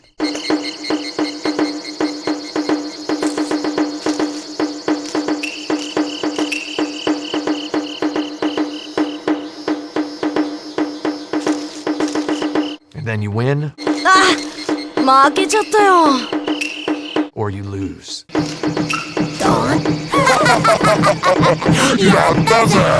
Also, Kabuto Mushis totally own most of the time, except for the times they immediately die, and you scream because you don't understand. When you consider that this quest happens within the confines of a larger narrative with plenty more moving parts, the stress sneaks in. The Beetle Sumo quest hides more numbers than it shows. Your bugs individually level up the more they win, and you level up as a bug trainer the more wins your stable of beetles rakes in. Furthermore, your levels only seem to increase by a set number per day. I confirmed this with a lot of memory card blocks. You must return to the hideout at a later date in order to face the stronger bugs you need to beat to advance in the tournament. When the conniving delinquents throw out their secret weapon unto you, the city boy, you might throw every bug in your stable at it, only to wind up beetleless. Now you need to shrewdly trade out your losing bugs, or else risk waiting another day, hoping for another secret invisible level up that boosts your bugs into winner territory. The trade values for your individual beetles depend on your win-loss ratios and the type and gender of the bug, though as far as I can tell, it doesn't figure from any kind of exact calculation. I was able to derive no perfect formula using available information, leaving me to only conclude that bugs have finer stats. And we cannot see these finer stats. We can only guess that grinding bugs in sure win matches in lower brackets increments their secret stats and raises their value. 負けちゃったよ。 So it goes that over the course of many days you detour over to the hideout under the overpass to subject yourself to more torture at the mercy of a nebula vortex of unknowable numbers. If you find some of the ultra-rare bugs in the late game, though, you can trade them for good beetles. They have a huge high trade value. You find yourself beelining from one story checklist dialogue, done for the day, toward the overpass. The camera angle flicks from bird's eye to close-up to landscape, and you gasp. Dusk's rosy fingers creep into the sky. Uncle Detective lurks, ready to pounce any second now. Ultimately, you come down to a fateful day where you either beat the secret weapon or you fall behind schedule. You win. You visit the hideout the next day to witness the kids scheming.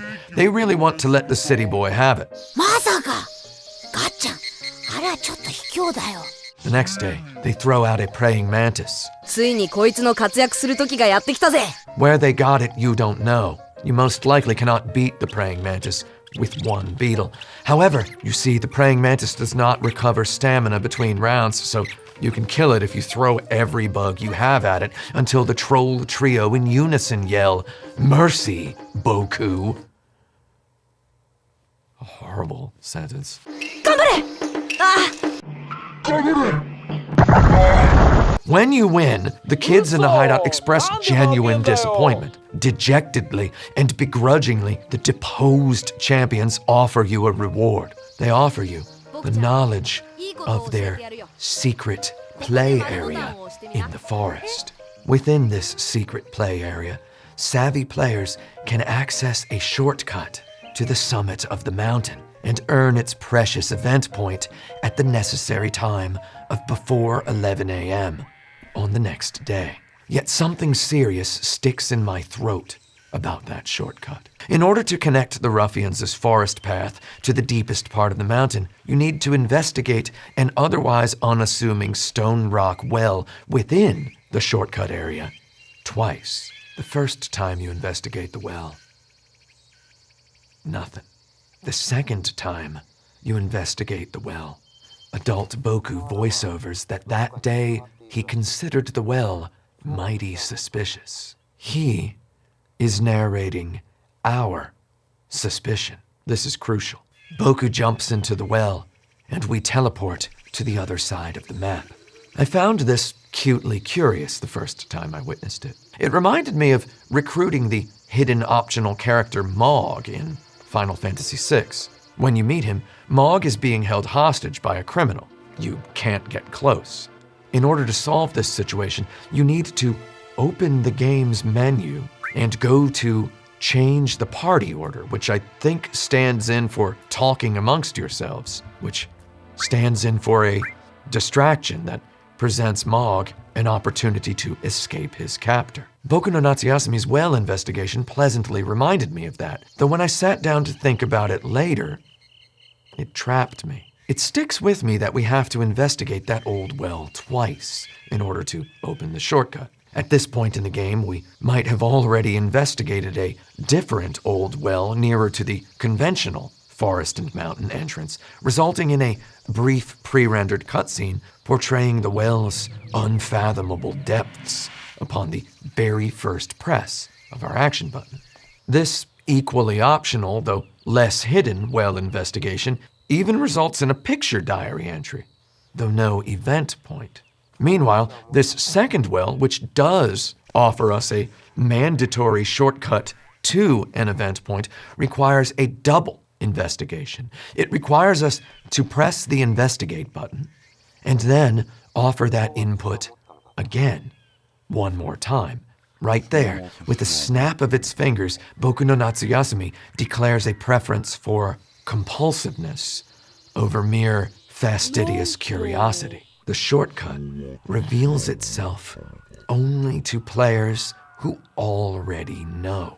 With this bold notion, Boku no Natsuyasumi's scale tips precariously closer to Bloodborne than to Animal Crossing.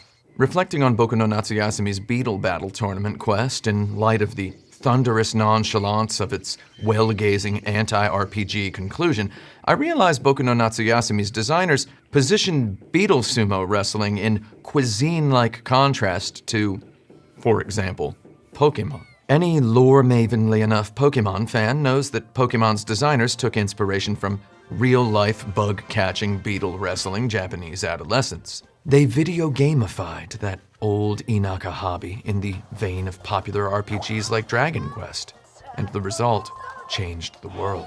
Unlike other beetle wrestling-like role-playing video games such as Shin Megami Tensei, Pokemon's designers chased refinement, simplicity, interesting choices, deck building, and merchandising opportunities. Pokemon's various types and affiliations add up to a game simple enough for children who can't even read good yet, and deep enough for weirdos. Boku no Natsuyasumi's beetle wrestling functions both as a faithful recreation of a real childhood pastime and as a sly proto-revideoification of Pokemon's inspiration material. That Boku no Natsuyasumi's beetle sumo matches require the player to mentally wrestle with such a cacophony of hidden numbers functions itself as a profound, perhaps accidental critique of Pokemon's collectathon mentality. However, Boku no Natsuyasumi does not stop there. With a gesture that I can only describe as a critique of Pokemon and at the same time a proto-critique of the contemporaneously yet non-existent Animal Crossing, Boku no Natsuyasumi dares to not award the player anything at all for collecting every insect species in the game. On Boku's very first night in the Sorano house, his uncle explains to him the importance of a summer project, so as to have a good presentation when he gets back to school. Uncle Yusaku foists upon Boku an amateur entomologist's collecting kit, which suffices as Boku no Natsuyasumi's first and only internal suggestion of a playstyle. To collect all these insects takes time. They live in different parts of the game world. They come out at different parts of the day. Some of them die out in the early weeks or appear only in the last week. Some of them only exist in one faraway location for 3 days of the month. Some of them you can only access one night of the whole month. To collect all of them, you must become a human Boku no Natsuyasumi bug spawn location and schedule encyclopedia. To catalog your caught bugs, you must endure the game's most painstakingly crufty menu system, replete with superfluous, paraphernalious steps. And for catching them all, you get nothing. You don't even get a pat on the back. You don't get a single event point toward your ending result. You alone can congratulate yourself for seeing a frivolous task through to its completion. The one task Boku no Natsuyasumi spells out for you gets you nothing. After all, your uncle suggested it. You did not behave creatively here. You only did as an adult told you to do. You did kid stuff, and you didn't get your head out of the school. Can you really even call what you did a vacation at that point? To Boku no Natsuyasumi's designers and writer, having a memorable vacation means getting to know the people around you and growing as your own person through that experience. It means communing with your surroundings. It means listening to their stories and lifting their spirits. It means reminding them of their dead loved one and becoming okay with that and letting that define you for a little bit because it helps them. Having a memorable vacation might also mean getting to the end, hearing Boku explain that he grew up, went to college, worked at a company, and then quit to become his uncle's pottery apprentice. This feels good and true to you. Then you realize you neglected to catch the big fish and you decide to do it all over again. This time, you'll water the flowers even more because you notice that your aunt's photos of the flowers indicate that they can bloom for 9 days. You only got 8. You do that summer break again. You make those 2 tweaks. The month winds down. You spend your last week in leisure. All the big mandatory out-of-the-way story moments completed. You feel at one with video nature. Desolation sets in. Boku dreams of the sunflower field, bulldozed beneath a post-apocalyptic sky. Shirabe goes missing. Boku finds her in the sunflower field. Boku's dad shows up on the last day. Boku gives a tearful goodbye hug to his aunt. Shirabe stands in silence. Then, suddenly, she runs after the car, waving goodbye, finally able to express herself to you, her precious cousin. The ruffians wave goodbye from the branches of a sawtooth oak tree. You and them sure had a big, long stock market-like trading and battling saga somewhere back there a couple weeks ago, during which you reset the game a lot, and Boku's dad's car drives away under a sapphire sky back toward Tokyo. Boku looks at Shirabe's ribbon in the palm of his hand. It had fallen off of her head when she left the house in a hurry to get lost finding flowers for you the day before, and you'd brought it to her and given it to her in the sunflower field, and then she'd used it to tie a bundle of sunflowers she gave you as a gift, because her brother loved sunflowers, and you love sunflowers, and Boku tells us that he, now, 25 years later, lives in Brooklyn, New York, in a fancy apartment with a view of the Brooklyn Bridge and the Manhattan skyline. Just before he goes to the airport to pick up Shirabe and Moe so they can all ring in Y2K together, Boku finishes writing a novel based on his memorable 1975 summer vacation. You just helped him write this novel by getting every single event perfectly, by making the cool, adult-like, precocious child dialogue responses at all the necessary times. Did we play Boku's memories? Or did we play the novel he wrote? Whatever the answer, the only way we can get to the top of the mountain is to use the well shortcut that we need to interact with twice, that we can only use if we already know about it. Boku no Natsuyasumi calls you a liar, simultaneously as it softly preaches that vacations and our lives blossom when we look outside ourselves and listen, either to the winds of nature, the birds and the trees, or to the stories of the people who surround us with their love. Boku no Natsuyasumi, with its frantic, brain-poisoning beetle algebra, pointless, bug-catching catalog side diversion, and double confirmation requiring old forest shortcuts, here with its true ending, sweetly reprimands you for having played too much of a video game. I know that some Japanese players, in fact, already consider the novelist ending the untrue ending, a unique twist on the multi-ending video game formula. Unique in that it requires the most of the player, though by merely existing, it logically taints the quality of the narrative that came before it. I presume this tricky of a twist might come across as a cop-out or even offensive to some players. In all honesty, Moon Remix RPG Adventure's ending twist offended me a little bit when I first played it back in 2003. Over the course of that game, the player, a ghost, follows around an unromantic legendary hero who kills innocent animals, considering them monsters. The player must save the souls of the animals. This amounts to a beautifully repetitive, world-spanning plot, finally climaxing with a reveal that the quote-unquote door of light the player character seeks to open equals the lid on a PlayStation 1 video game console. And all along, the queen the player sees in dreams, the queen who beseeches them to seek the door of light, equals their mom, begging them to turn the video game off and go to bed.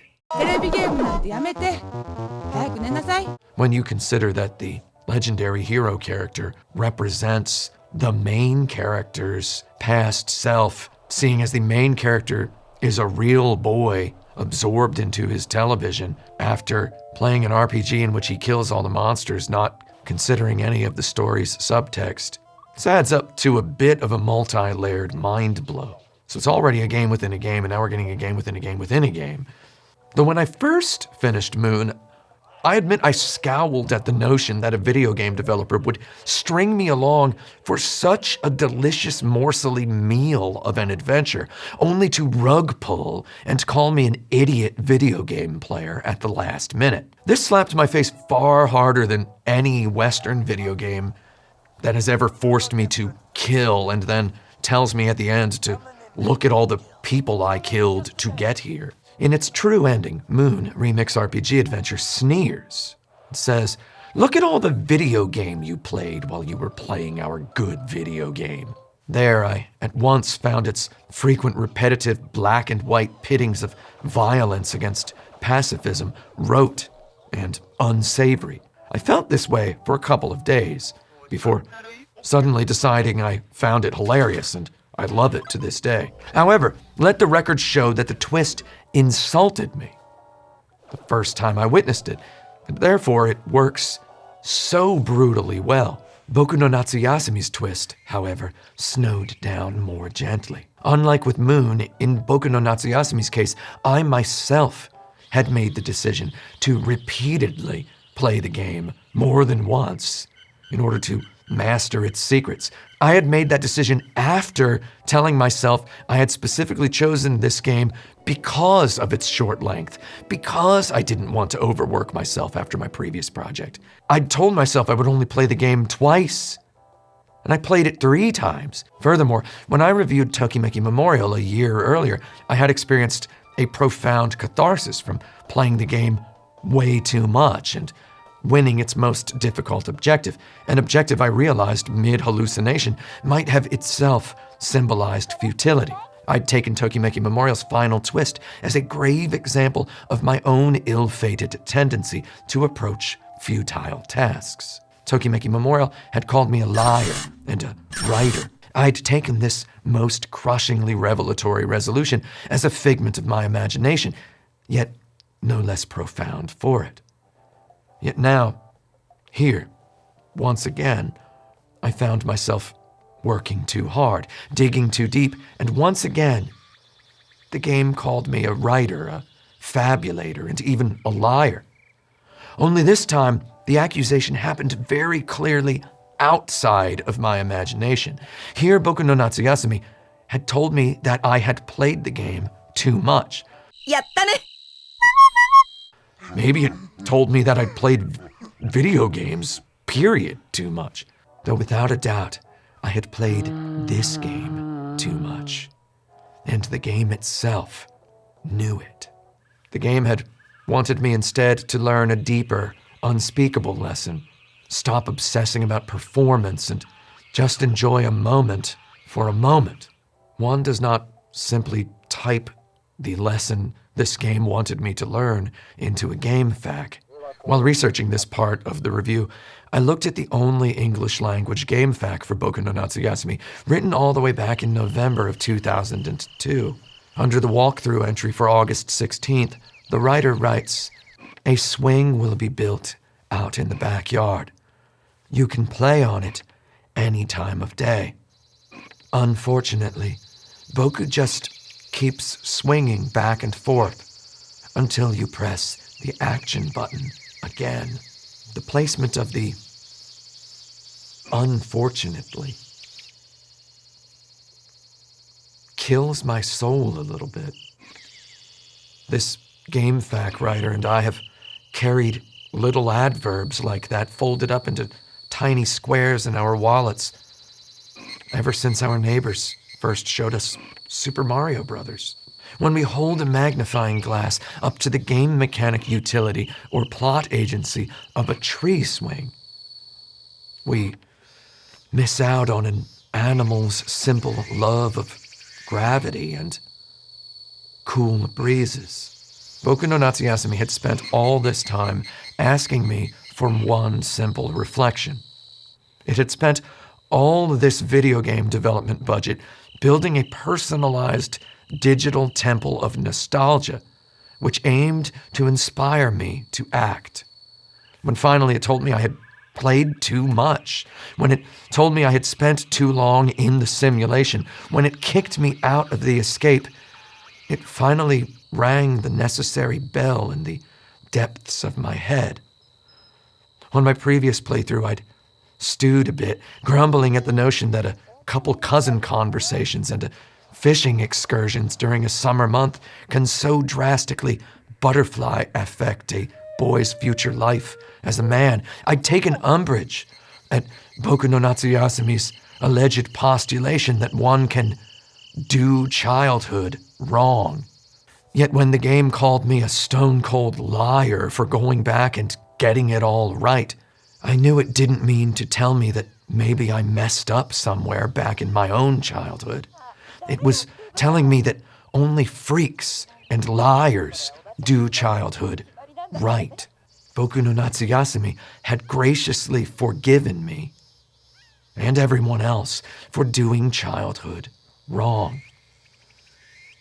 I don't know what Boku no Natsuyasumi wanted me to do with this absolution it offered me. Then I realized it probably wanted me to not try to catch all 60 insects in the game. It probably preferred me to follow my heart. As someone more intimately aware than most of the exact paleness of memory's shadow next to the brilliance of lived experience, I knew only one real way to follow my heart. So I bought an airplane ticket to Kansas.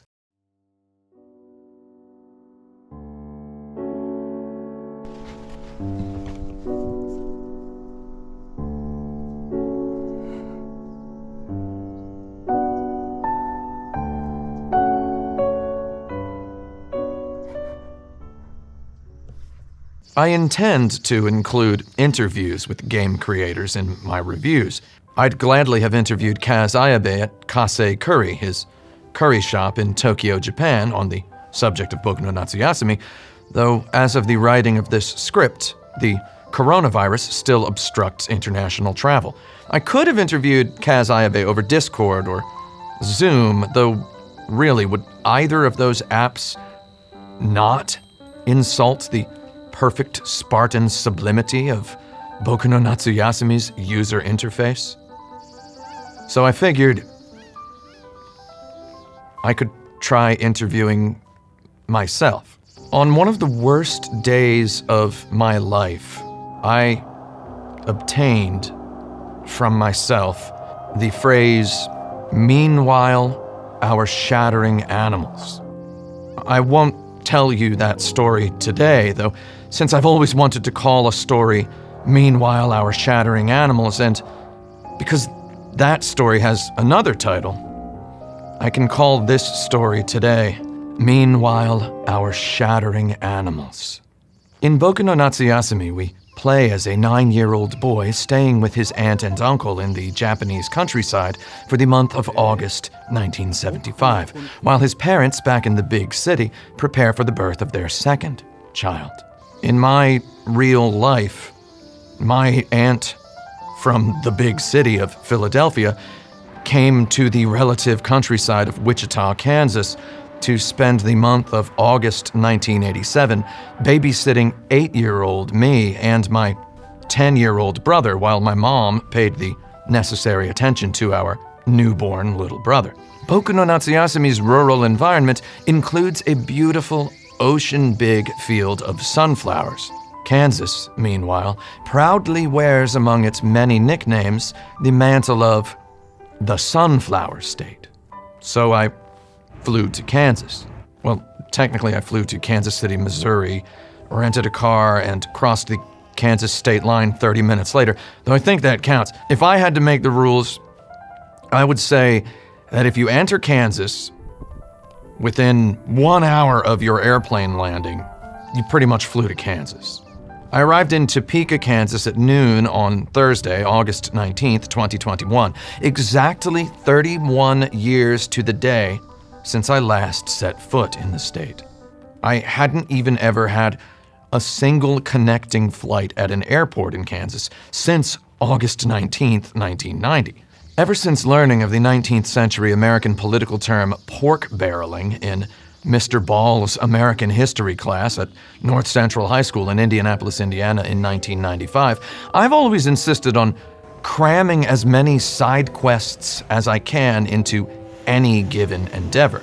Going to Kansas because I'd lived in Kansas when I was the age of the main character in this video game, and because Kansas and this video game both have sunflowers, and because I had a meaningful experience with my aunt, much like the main character of this video game does, might have filled some people's barrels. But my barrel has grown in recent years. I needed as long an activity list as I could manufacture. I needed concrete reasons to go to Kansas. By sheer coincidence, as I was planning my trip, a viewer emailed me to tell me that his mother worked at my old elementary school, Minnehaha Elementary in Wichita, Kansas. I'd mentioned the school by name in these reviews several times.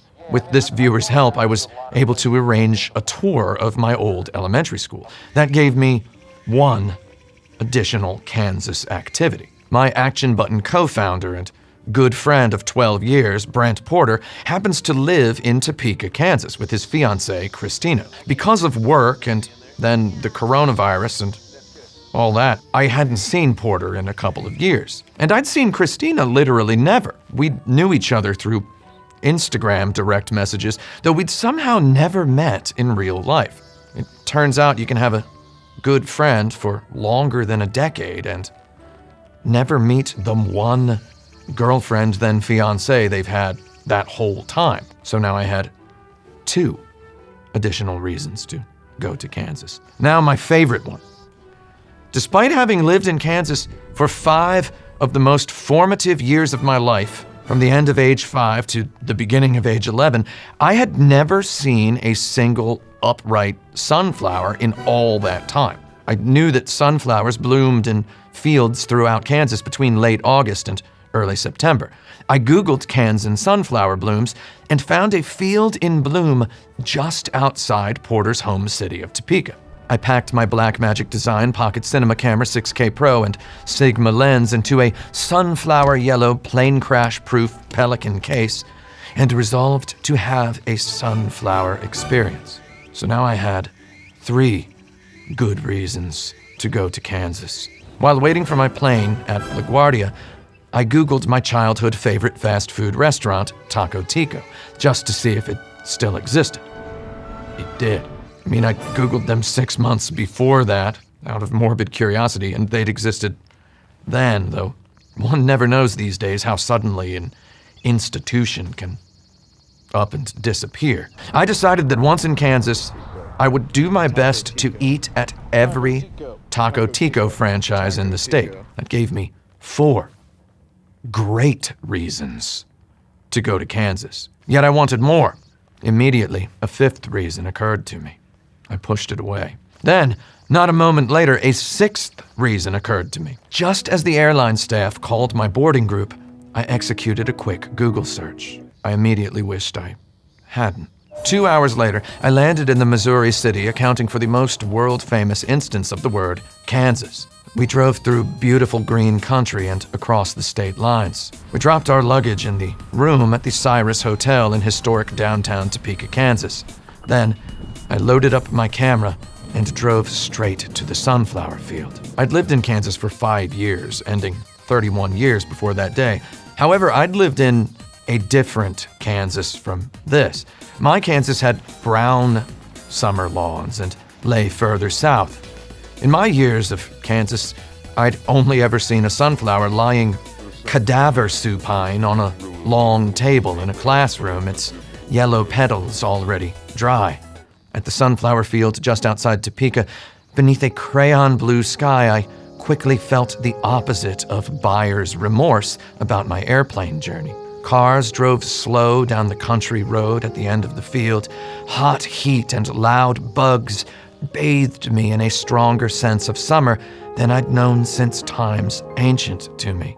The sunflowers still had some life in them. I'd gotten there just in time to see them occupy the sublime razor's edge between still alive and not yet dead. I photographed, videographed, and drone filmed the sunflowers for an hour, at which point, with no warning, a torrential rain fell from nowhere, soaking my jeans for the duration of the trip. I hid in the car.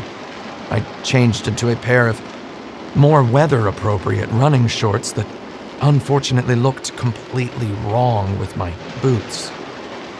I stared out at the rain blasting the helpless sunflowers, their heavy heads bobbling in the deluge, and I let myself finally fully accept Kansas. Maybe knowing I stood in literally Kansas tipped the trick's pendulum just over the edge. Despite the geographical difference of this particular Kansas, despite the newness of the sunflower experience, my memories awakened with that shrieking gush of rain. I had come back to myself. I've only just barely spoken in public about my time in Kansas. I've told you all about the tiny mom-and-pop video store where my mom randomly selected a different, or sometimes a repeat, bad video game every Friday before picking my big brother and I up from Minnehaha Elementary. I've credited the geography of Wichita, Kansas with the establishment of the foundation of my critical faculties. I've said in so many words that if the video store had lain between our school and our home, instead of between the supermarket and our school, my mom would have stopped there after picking us up, and we would have selected our own video games. Though, aside from fatalistic anecdotes of this general nature, I realize I don't talk to you too much about Kansas. I talk far more often of every other place I've lived. My birth occurred in Philadelphia, Pennsylvania. I went to college in southern Indiana. I lived in Oakland, California for 7 years, longer than I've ever lived in any other American city. I lived in Tokyo, Japan for 10 years, longer than I've ever lived in one place for one time. And I've lived in New York now for longer than I ever lived in Kansas. And I realize every once in a while that if I come from any one place, it's Kansas. I spent kindergarten through 5th grade in Wichita, Kansas, all of elementary school, before moving to Fort Meade, Maryland, where they did not consider 6th grade middle school. I awoke into memory cataloging mature consciousness shortly before my dad packed up his tiny 1984 Dodge Omni and moved us from Newark, Delaware to Wichita, Kansas. By the time he packed up his brand new 1990 Dodge Ram conversion van to move us from Wichita, Kansas to Fort Meade, Maryland, I had opinions I'd wield for the rest of my life. For example, that Super Mario Bros. 3 is my favorite video game ever, that RoboCop is one of the best films of all time, that The Last Crusade is the worst of the first 3 Indiana Jones films, and that yes, I still own and frequently wear the Batman the Movie t-shirt I purchased for $5 of my birthday money at the Target store in Wichita, Kansas on June 16th, 1989. I had worn that t-shirt twice a week or more since buying it, and I wore it that day in the van when we crossed state lines. So of course I wore it in my rental car that day as I sat watching rain pelt sunflowers. And of course I wore it while watching Matt Reeves' 2022 film The Batman, starring Robert Pattinson. And of course, I'm wearing it right now. I don't even really like Batman. I did not even like Tim Burton's Nicholson Keaton Batman in 1989, yet I bought the shirt with my own money. The first article of clothing I ever purchased with my own money. So I stuck to my guns, and I still stick to that same gun.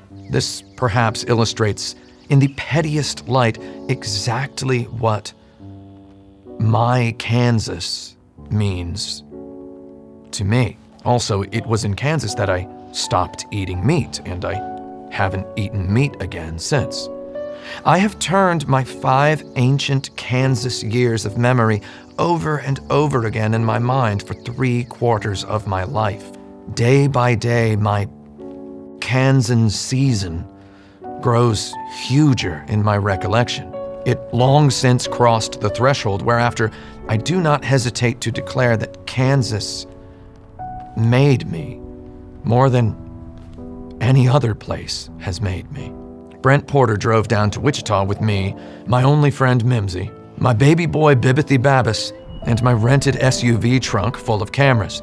As we drove into town, we passed by the Tallgrass gated community where my only childhood friend Rohit and his parents and brother Rajiv and sister Vidya had moved days after Rohit told me, so nonchalantly, "Our house is finished." Their new house had a loft where I watched him beat Wart in Super Mario Bros. 2, and where I watched him ask multiple times why Dragon Warrior couldn't just have a sword button like Zelda. Their new neighborhood had a pool and a tennis court, which I took one look at and it made me want to learn to like tennis.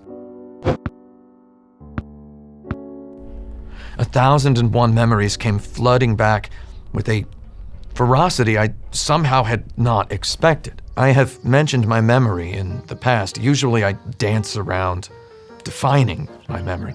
I live with a condition of little understood provenance. I can tell you I don't like it. When I tell people about it, they usually say it sounds useful. I tell them they wouldn't like this if they had it, and they almost always reply that they wish they had a better memory. I seldom, if ever, endeavor to fully depress any inquirer about my condition, though I've received so many detailed questions in the past few years that it might make sense to depress you about it right now.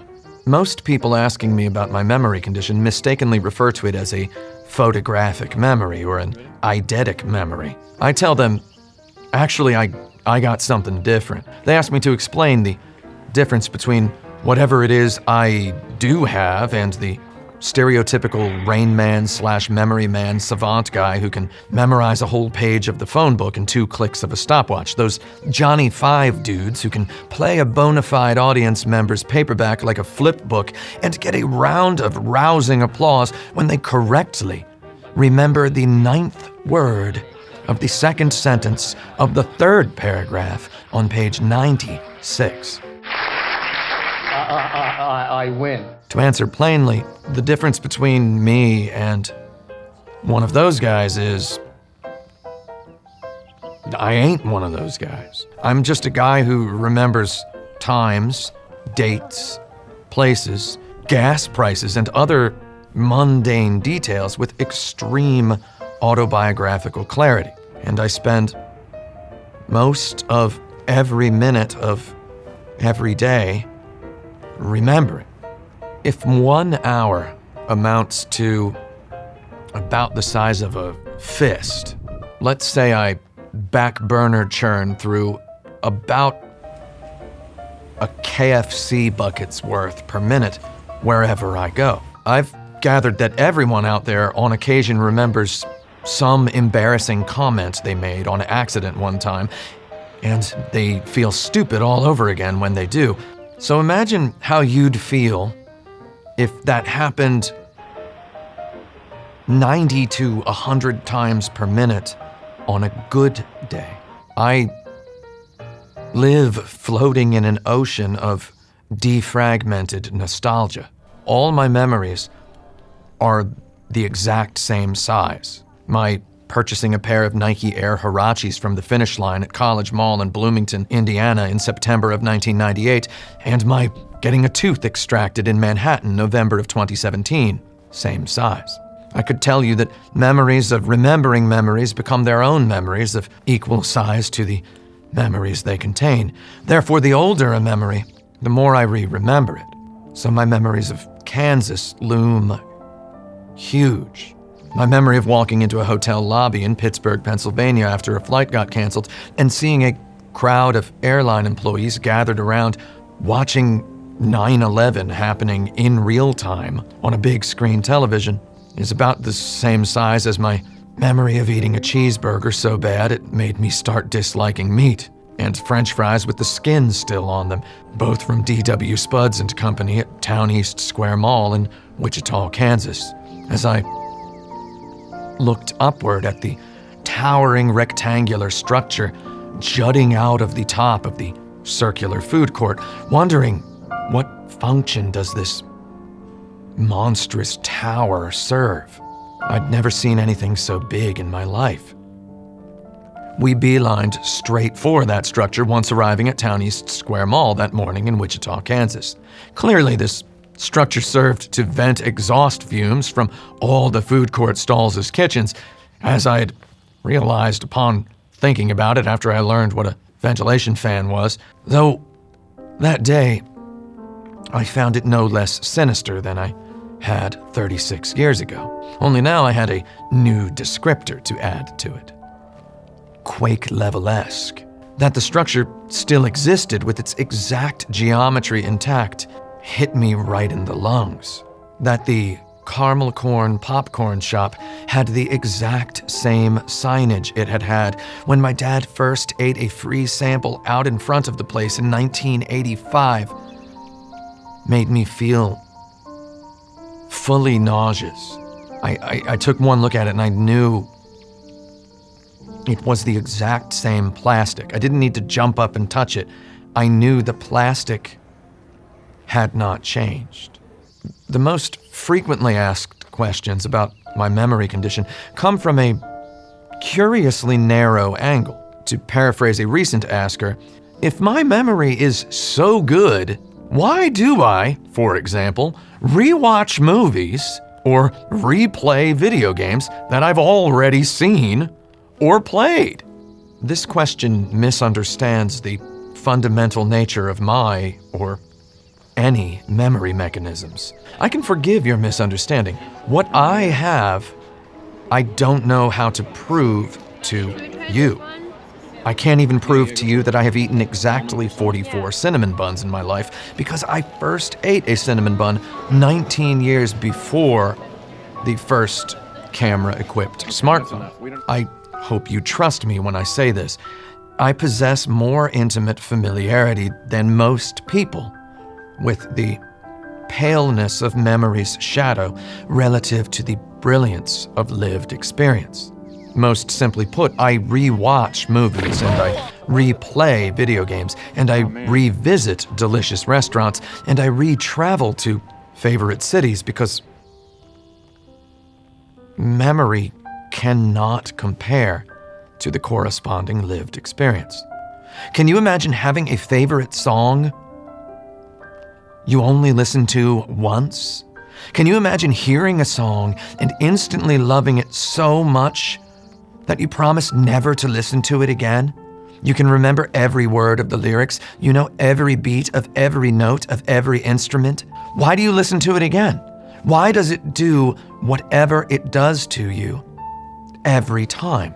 because the song doesn't change. You do. The song does not remember you. Caramel corn did not remember me. I let the brutality of that notion sink deep in. I can hardly explain to you how microscopic and frozen I felt there, awake to the notion that places themselves do not remember us. I realized that a lot of people don't get as far away from themselves as I have. Some people live in one town all their lives. I don't have that experience. I've lived in a lot of places, and I often remember everything about all of those places. As the race car of my life ran laps around the smooth oval track of my memory, as pennies and dimes of remembrance plinked into my mind, I built nonchalantly artifacts so mundane as this Kansan mall signage typography up into figments of genuine classical mythology, in awe of this lore fragment of such Mariana Trenchley cut depth. I, for some time, stood there like a jerk in headlights. I got all this emotion simply from beholding the bizarre signage typography of a dessert popcorn shop my dad ate 7 times in 5 years and sorta liked. I didn't know if I could take any more of this without it killing me. So we got back in the rental car and drove to the elementary school I hadn't seen in 30 years. As of the moment the current principal of Minnehaha Elementary in Wichita, Kansas told me, and I quote, "Hopefully you can enjoy a nice stroll down memory lane." My stroll had in fact already begun. My stroll began when I saw the smoke-stackly tower structure at the Town East Square Mall food court. The whole city of Wichita, Kansas had become a Formula One racetrack titled Memory Lane. Minnehaha Elementary simply represented the most haunted back alley corner of Memory Lane I'd yet wandered into. I don't fault the principal's cliche phrasing. I doubt that every day, or even once per school year, a weird leather Muppet in a vintage 1989 Batman the Movie t-shirt, Nike running shorts, and 2 fancy boots, his girlfriend, their Pomeranian, and a sunburn-fearing, hoodie-enshrouded friend wandered into that school, hoping to take a couple photos for a YouTube video. I wouldn't have known what to say to me either. It occurs to me as I look over the footage I shot on my GoPro Hero 9 inside the school that day that the principal and I do not differ in age. Yet the moment I saw her perform a little finger-curling secret wave to a group of tiny students in the hall, I considered her Gandalf eons older than me. I considered myself a child. Her secret wave had so perfectly matched that of the principal at the time I attended that school that I felt the need to immediately ask her, "That finger wave, is that a wave specific to this school or some secret shared by educators in general?" And she replied, "It's just a thing we do here." And I told her, "Hey, you see this Batman t-shirt? I was wearing this exact t-shirt on my last day of 5th grade here in 1990. And she replied, "Well, okay." And I felt even further like a child. After that little childification moment had finished transpiring, not a square foot of that school's floor felt alien to me. The principal told me about which places the school had remodeled after my time and pointed at parts I might remember, though in honesty, I had no trouble immediately seeing a place and knowing what had happened there to me. I didn't think to take out my camera until after we left the gymnasium, where all students had gathered to watch the launch of the Space Shuttle Challenger on Wednesday, January 28, 1986. Every other Friday, we'd sat under a domed parachute in that gymnasium. And on one other Friday, Rochelle Seeley, my alphabetical first-grade seat neighbor, told me that she loved me. Other kids had often called her gross. They had said she lived in a trailer because her daddy was dead. They said she ate gravy for dinner because her mommy was poor. They said her name was Rochelle because her trailer had so many roaches in it, because of how gross she and her mommy and their gravy dinners were. Under the parachute, gross Rochelle told me she wanted to marry me, and I told her no, because she was gross. And she said, "Do you want to see something really gross?" She opened her mouth and pushed on a molar. It slid around loose like a lily pad on a pond. 4 years later, on the first day of 5th grade, she introduced herself to the class as Dawn. I was Tim then, no longer Timmy. We walked down the hall past the classroom where Miss Goodman had taught me 3rd grade, where Mrs. Grady had taught me 4th grade. We rounded the corner and stepped quickly through the exact spot I'd stood in a snaking single-file line on Friday, February 12th, 1988.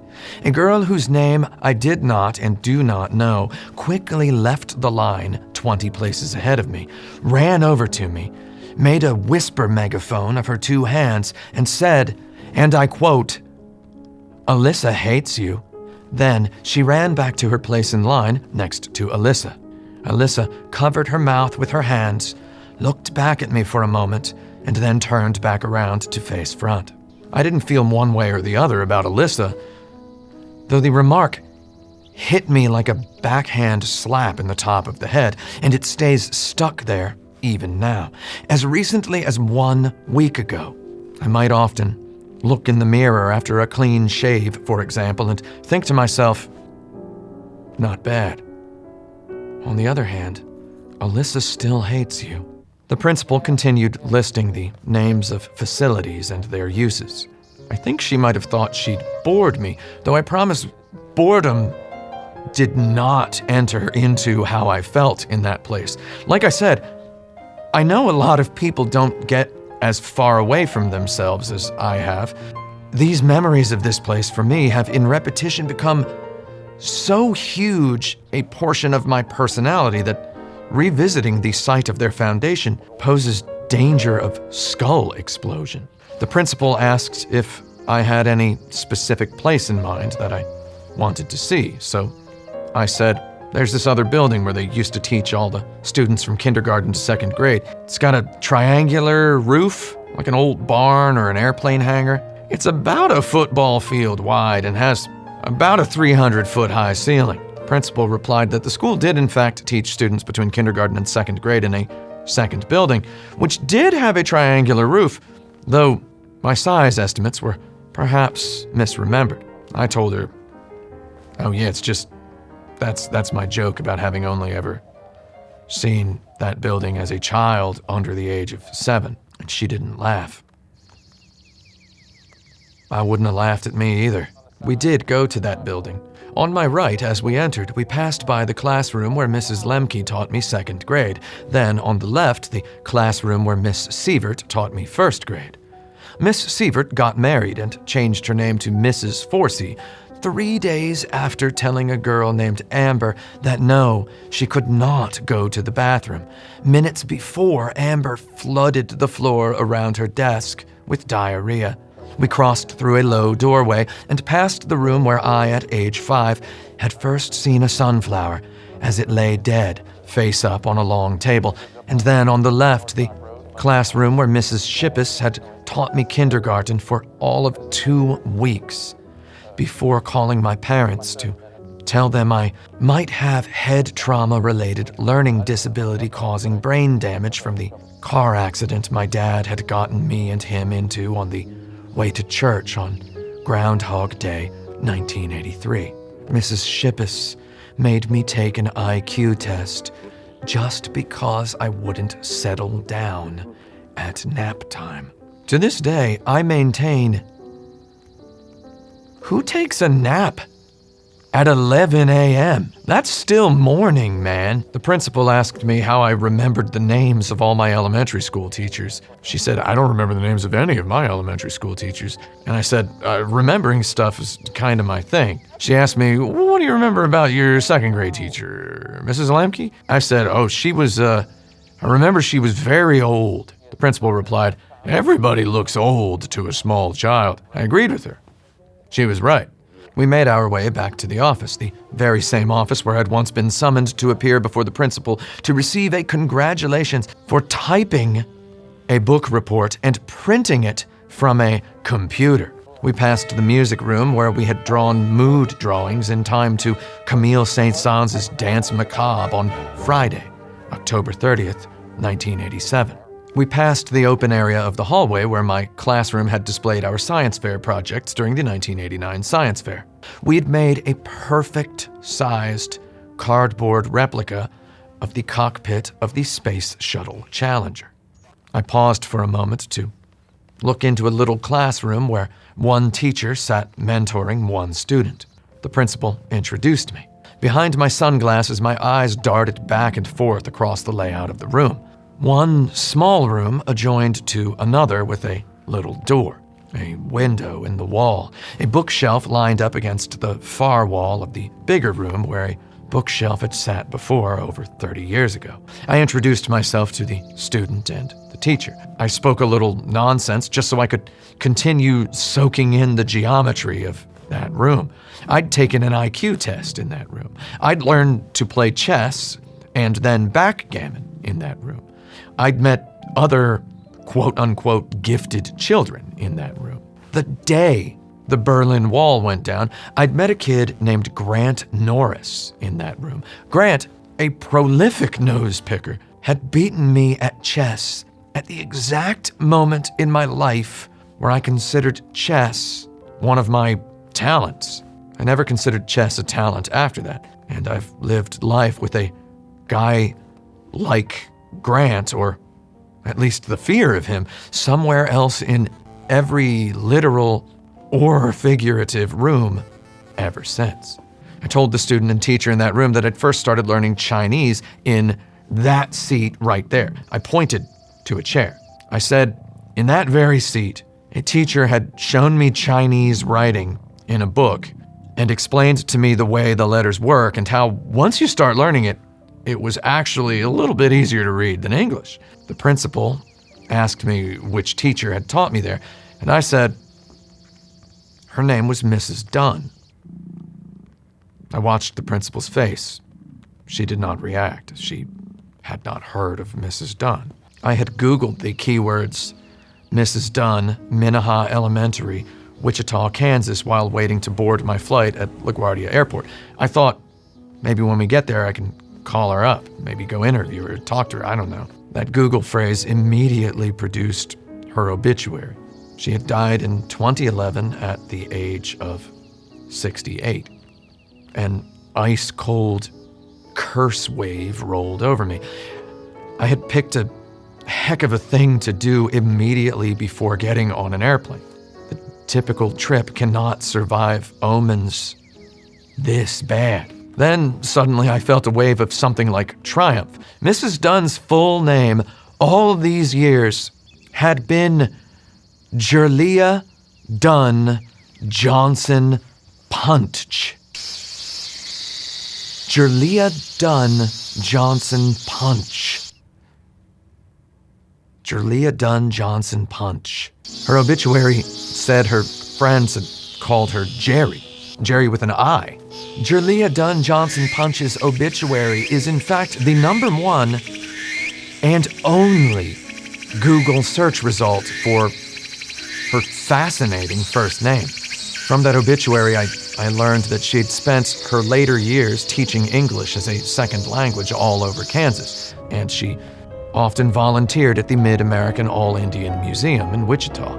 She had 7 children and 7 grandchildren. I wished at once I'd gotten to know her again as an adult. I felt horrible for a moment that as recently as 2011, at my own age 32, I had lacked the respect for my own elders to have looked up the only elementary school teacher I truly liked. I'd liked at all. The one elementary school teacher who had any, much less the most dramatic impact on my actual life.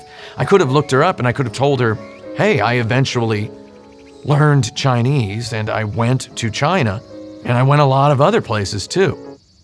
I went a lot of places. I asked the principal if she'd ever known Mrs. Dunn. She said Mrs. Dunn was probably before her time. I instantly wanted to ask every older teacher in the building if they'd ever known her. I wanted to spend an hour going door to door. I'd seen so many older teachers during my tour. Some of them looked as old now as Mrs. Lemke had back then. One of them had to have met Julia Dunn Johnson Punch at least once. I just wanted for a moment and desperately to talk to one other person alive on this earth who had known her, and I knew I was in the very small, reliable geographical area where that could possibly happen. My friends, however, were getting hungry, and my dog needed to go to the bathroom. As we stepped outside into the dog's bathroom and took group selfies in front of the school, part of me knew beyond a shadow of a doubt that someone somewhere inside one of those two buildings had known Mrs. Julia Dunn Johnson Punch. Another part of me wanted nothing more than to prove it. I think the perfect scientific definition of a ghost resides somewhere between those two parts of me. We're outside the JCPenney where we always parked because we didn't park at Dillard's because Dillard's was according to my parents, was for rich people. We went to the parking lot of Town East Mall to try to shoot some drone footage of the mall, only for a restricted airspace warning to ground my drone. It dawned on me, of course, McConnell Air Force Base, a U.S. military installation of some size and importance, is just down the street, here in Wichita, Kansas, the airplane capital of the world. So we drove by McConnell Air Force Base, where my dad had worked and my mom had shopped, where I'd attended field days and air shows with extreme enthusiasm in my young youth, back when I wanted to be a pilot. Back before my brother told me you need 20/20 vision to be a pilot. We stopped at the Quick Trip convenience store nearest McConnell Air Force Base, even though it looked absolutely nothing like it had in 1990. I drank a big plastic commemorative cup full of Coke Zero, and I amusedly sipped their in-house energy drink, Rooster Booster. I actually kept the Quick Trip cup, and it's full of all of the USB cables that ever get used in the living room. I put them all in there. They fit perfectly in the cup, and I can easily pull them out, and it sits on the table right next to my right hand as I sit on the sofa. So, love that Quick Trip cup. Thanks a lot, QT. Lunchtime had arrived.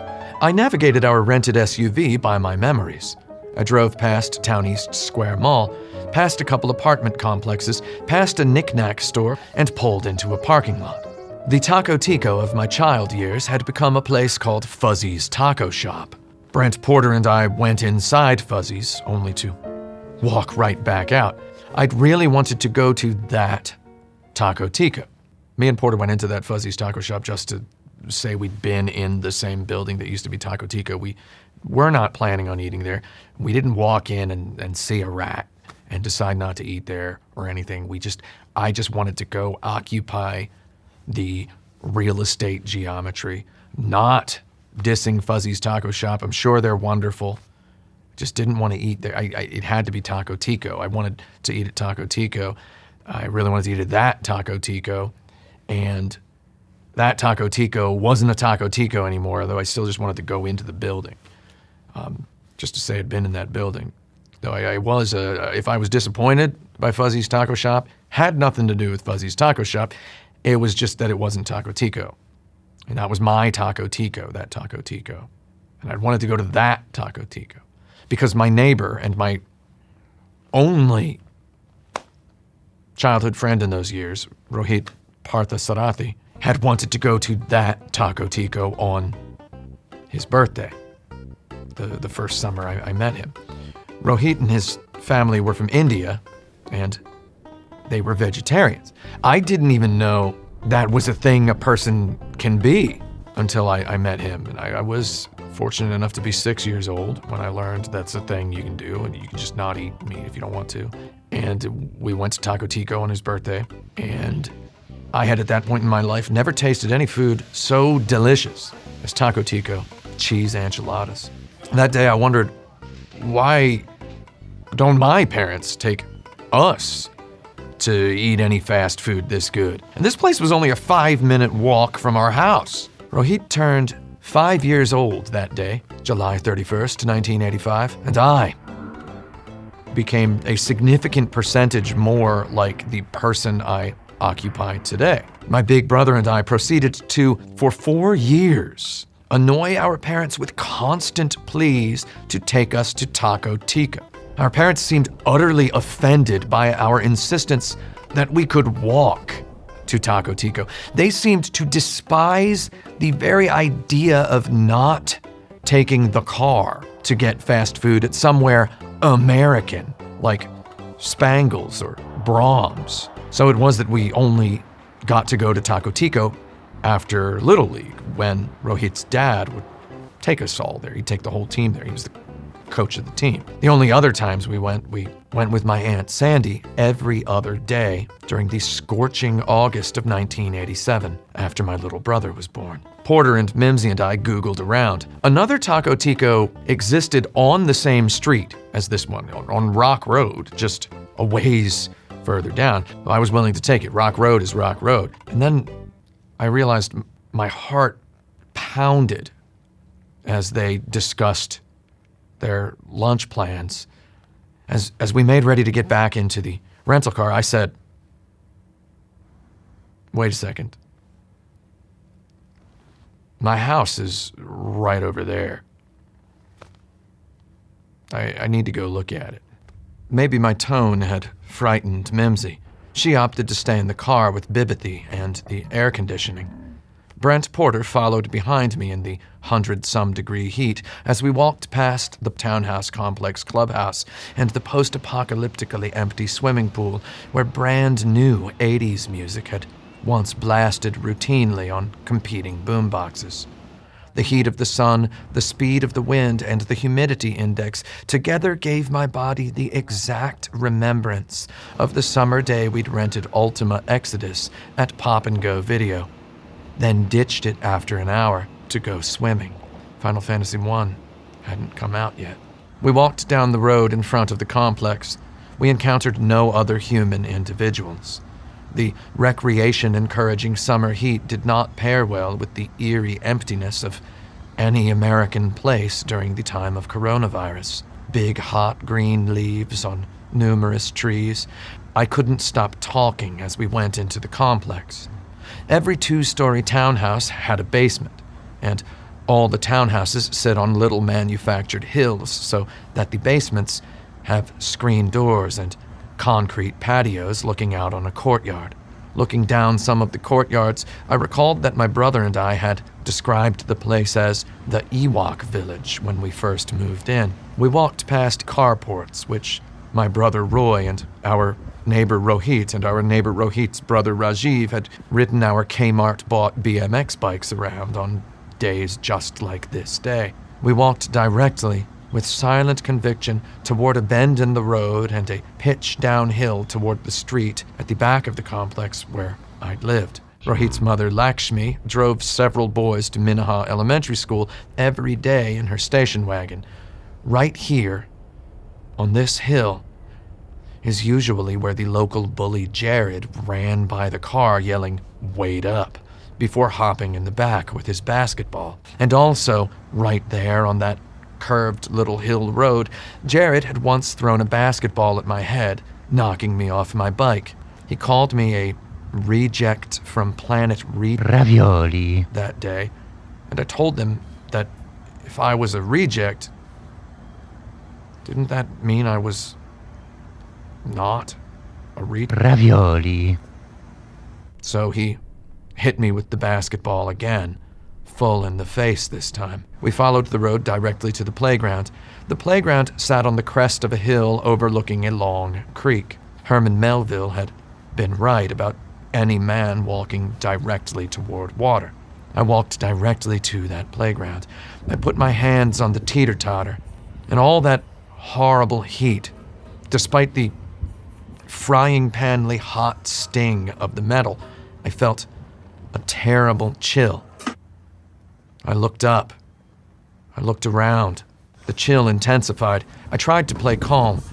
I told Porter that the playground had not changed in 37 years. The equipment was exactly the same. The swings were the same. The monkey bars were the same. The teeter-totter was the same. The little fenced-in dog zone in the grass over yonder was the same. The sandbox was the same. The layout was the same, and so was the metal. So was the wood, now splintering, of the sandbox framing beams. Here in this sandbox, surrounded by the same metal, the same wood, and probably even the same sand, a kid who had seen Stand By Me and taken away that the Kiefer Sutherland character was pretty cool when he threatened some kids with a switchblade, threatened me and Rohit with the switchblade.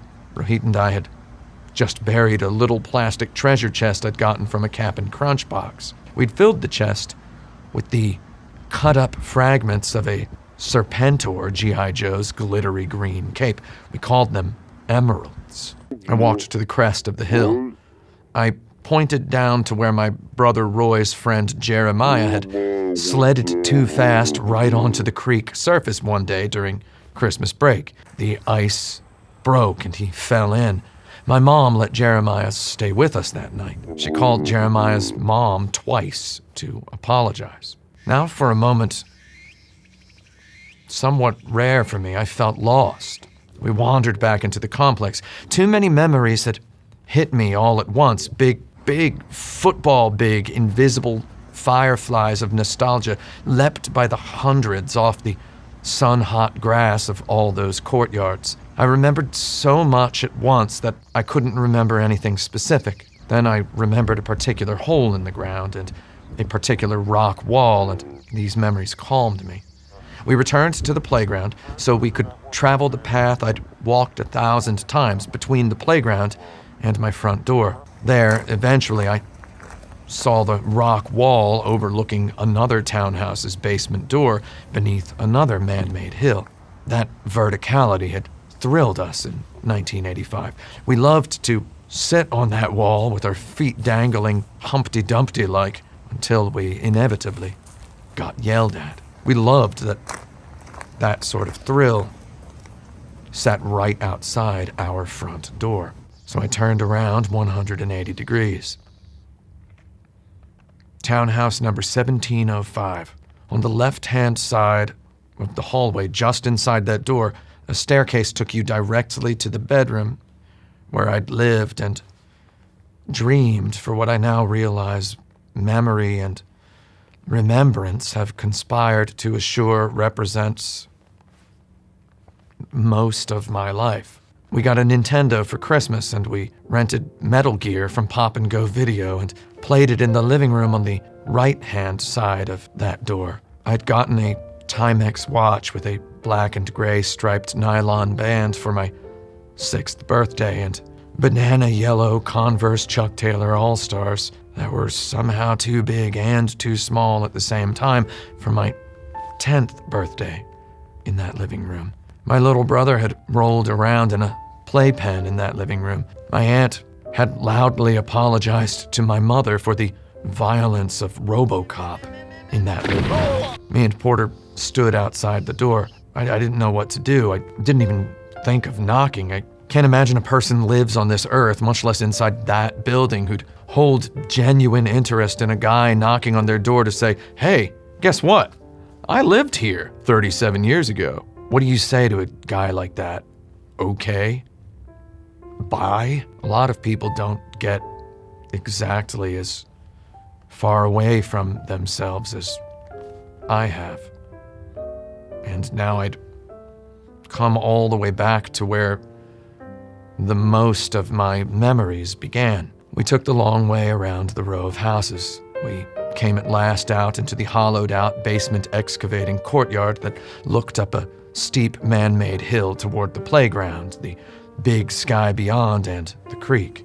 We walked past the basement patio of my mom's friend Gail, whose son Heath had totally proven to us that a human person could beat Ninja Gaiden right there, behind that sliding glass door. In one corner of the courtyard, I saw a collection of old baby strollers standing quietly out in the sun.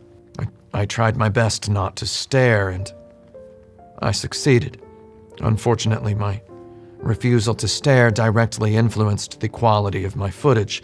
As I scrubbed through the scant 16 minutes of GoPro video footage containing my and Porter's entire spelunking session into my ancient home ground, I kept considering how many freeze frames I'd have to edit in my eventual documentary presentation.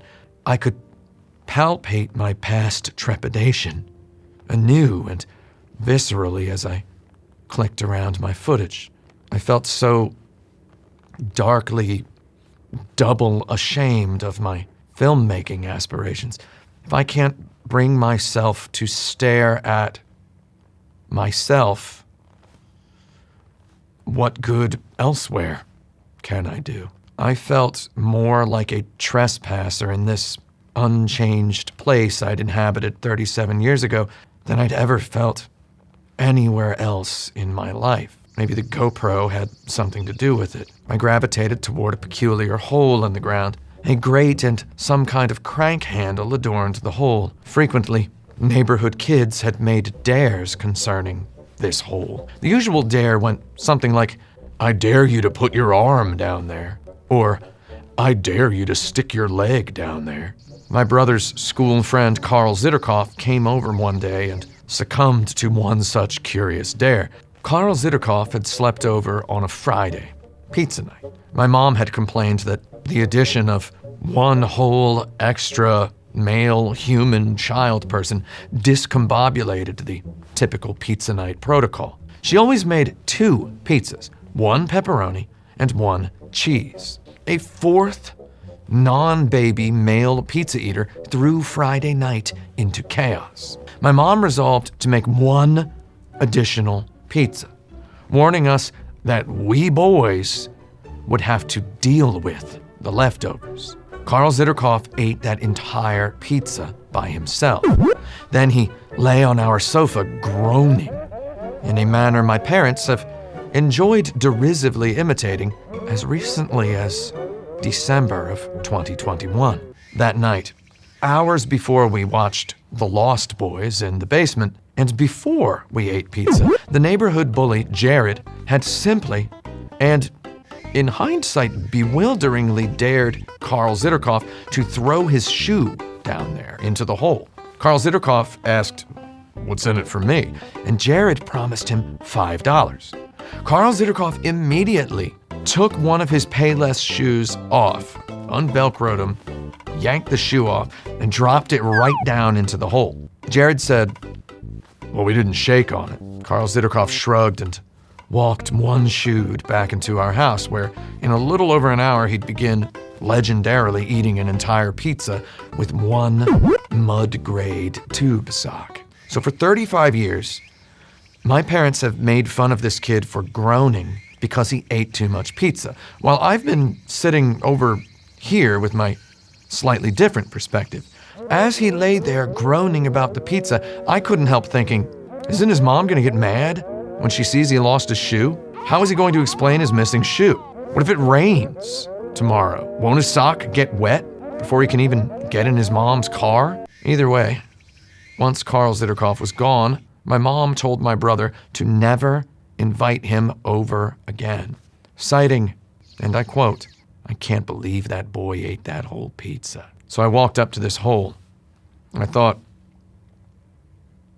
maybe Carl Zitterkoff's shoe is still in there after all this time. Kid dropped his shoe in there once because another kid told him. I gazed into the hole. Put your shoe in there. I didn't see nothing. because places do not remember us. The mundanity of this Karl Zitterkopf story stands in succinctly for every other non-fictionalized aspect of my life. So we went to Taco Tico and it owned. When you spend your whole life romanticizing one fast food chain, it cannot disappoint you when you go back after 30 years. Taco Tico. I can't speak any scientific analysis of the Taco Tico experience. It's Taco Tico. It was Taco Tico. It was Taco Tico as it had been Taco Tico. Taco Tico is Taco Tico. If you live near Taco Tico, please cherish it for me at your earliest convenience. And then, thereafter, whenever you can. Before leaving Wichita to drive back up to Topeka, we stopped at a half-price books. After less than 30 seconds of browsing, I perfectly on accident encountered a paperback of the novelization of Tim Burton's Nicholson Keaton Batman. I'd read this exact book back in 1989, after seeing the film. I read this book while wearing the exact shirt I was wearing when I encountered the book again 32 years later. I knew that millions of copies of that book had been printed. I knew that my brother Roy had claimed the book for his own after I'd finished reading it, and though I never saw it again, I don't think he got rid of it before we moved to Fort Meade, Maryland. I had no delusions in 2021 about this being the exact same copy of the book that I'd read once in this exact same geographical location. However, it was the same edition. So I liked the coincidence far more than enough to actually end up buying the book and a copy of Incredible Hulk Ultimate Destruction for PlayStation 2. We drove back to Topeka. We dined at one of the 2 Taco Ticos in Topeka, also known as Los Dos Tacos Ticos del Topeka, and then retired for the night at the excellent Cyrus Hotel. I couldn't sleep. I kept thinking about Jerlia Dunn Johnson Punch's grave at Green Lawn Cemetery in Pratt, Kansas. A JPEG of that small tombstone represented the number 1 and only Google search result of the first name of a person of great influence to me. The historical record shows she lived and she died. She was born in this year. She died in this year. Back in Wichita, while using the bathroom at Taco Tico, as one does, I'd Apple Maps calculated the route between the Taco Tico on North Rock Road, Wichita, Kansas, and Green Lawn Cemetery, Pratt, Kansas. 88.7 miles, a 1 hour, 26-minute drive in an arrow straight line extending toward the left side of the state, perfectly perpendicular to the southern Kansan border. Going there and back would add at least 2 hours and 52 minutes to our return time estimate back into Topeka. Well, let's say 3 hours, assuming we spent 8 minutes at the grave. Lying awake in the wonderful hotel bed at night, I thought, if we'd gone, we'd just be getting back to this hotel room right now. I asked myself many questions, such as, how can you miss something by 10 years? How can you put someone so formative to you so thoroughly out of your mind for a quarter of your life? How did my grandfather's father forget that his grandfather's grandfather came to America from England in 1760?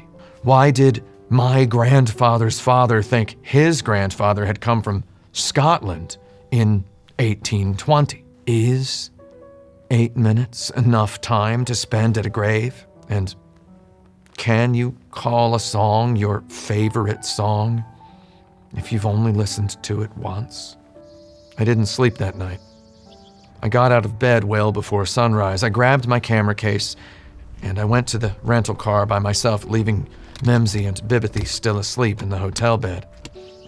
I figured I'd fill up on sunflowers before going home. On my way out of Topeka toward the sunflower farm, I put on a record I hadn't listened to in a while. I can't claim to have a favorite song, though I do associate periods of my life with particular artists or records. I first encountered the 1981 album A Long Vacation by Eiichi Otaki in my senior year of college, as I prepared to graduate and crackled with excitement about leaving my home behind and exploring the world. I listened to a burned CD of it dozens of times in my car during my last semester at school. Otaki's masterful songwriting borrows exquisitely from the tapestry of then currently existing Western pop music, weaving in melodies and emotions distinctly Japanese. Otaki graces the walls of sound and Roy Orbison hooks and Beach Boys harmonies with a language transcending longing. I didn't understand the lyrics when I first encountered the album, though I felt something deep in my soul nonetheless.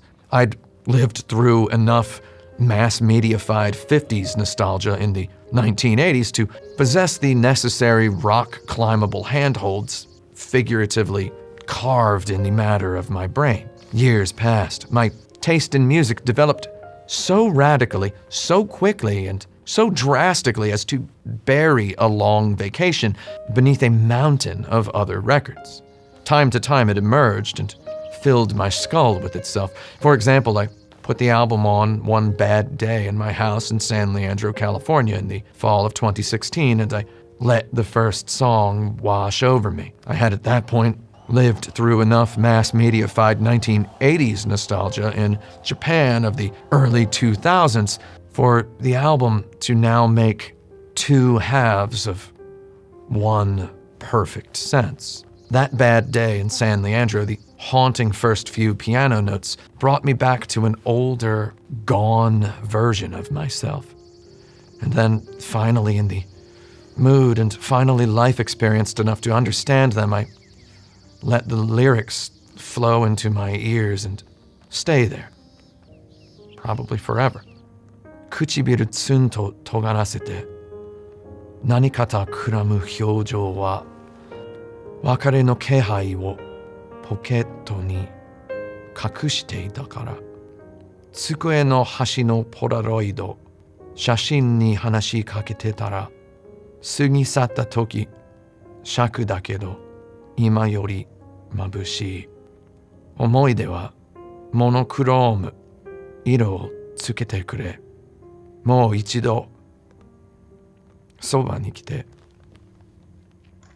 華やいで麗しのカラーがある Driving to that sunflower field outside Topeka in the summer of 2021, I again understood every painful nuance of that song. And I remembered how it had somehow proto-linguistically made me feel the first time I'd heard it, unable to understand any of it. And I realized I never ended up feeling the way this song had made me believe I'd someday feel. I shot right past being able to feel that way, and then I just started feeling the way I feel now. How do we colorize a monochrome memory? I don't know. In Chronicle of a Tennis Monster, Jackson Everest tells Rosalie Flake, "No one can give yourself to you. You need to take yourself from everything else." What can we take from another person's nostalgia? What can other people take from our nostalgia? As the sun came up over the sunflower field, I let the full darkness of these ruminations take over my mind. I thought of my aunt coming to care for my big brother and I for that one scorching August of 1987. I wasn't a bright-eyed kid. I was a dead-eyed kid. In every photograph you took of me, I was a red-eyed kid. I liked video games and baseball cards, and I disliked adults. I have nothing heartwarming to dredge from my youth. I'd have to fictionalize into irredeemable schmaltz. Thinking about this is enough to almost make me despise fiction on principle. I have seen so many places, like my old apartment complex, since that my memory has burnished the whole city of Wichita into unremarkability. I've driven by so many places, like all of these places, yet going back to those places, simply standing amongst their mundane architectures, had stirred inside me an ungivable to you feeling more powerful than any catharsis I have ever felt beholding great art. I cannot give anyone what I felt. I cannot even give myself what I felt. I felt it only there and only then. And an ice-cold gong banging in the back of my head, broadcasting the reverberating message. Memory is not good enough. The mundanest places can cause such revelations. Avalanches of heavy moments cover and bury early childhood, though if you, like me, left it geographically behind as well as philosophically, returning there feels like licking a 9-volt battery, which I, of course, had done on a dare once outside the music room the day we made mood drawings to the tune of Camille Saint-Saëns' Danse Macabre. I struggled against the sun itself to collect as much footage of these sunflowers as I could. I could see their petals shriveling in the colder-than-yesterday morning air. The torrent of rain some days earlier had spelled the beginnings of their ends. I stood among the flowers for some time after I turned my cameras off. I listened to the wind and the insects and the occasional cars softly gliding down the country road. In that breeze, accumulated soft wishes filled me with whist. We hunt always for the limits of the word almost. We live to test the boundary between right now and too much time. The friendliest argument I can make against nostalgia is that nobody gets away with it. Who among us wins this gift? Who's right now feels the way back then we hoped it someday could? Or the other way around? It fills me with a reverse desire. That I don't want to be a person anymore.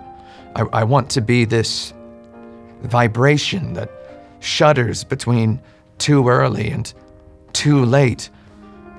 I want to be that microwave radiation wafting over windowsill apple pie. Like, I want to be the ends of myself. Or I want to be a paramecium. For many, maybe even most people, this entire life exists inside a singular aggravation.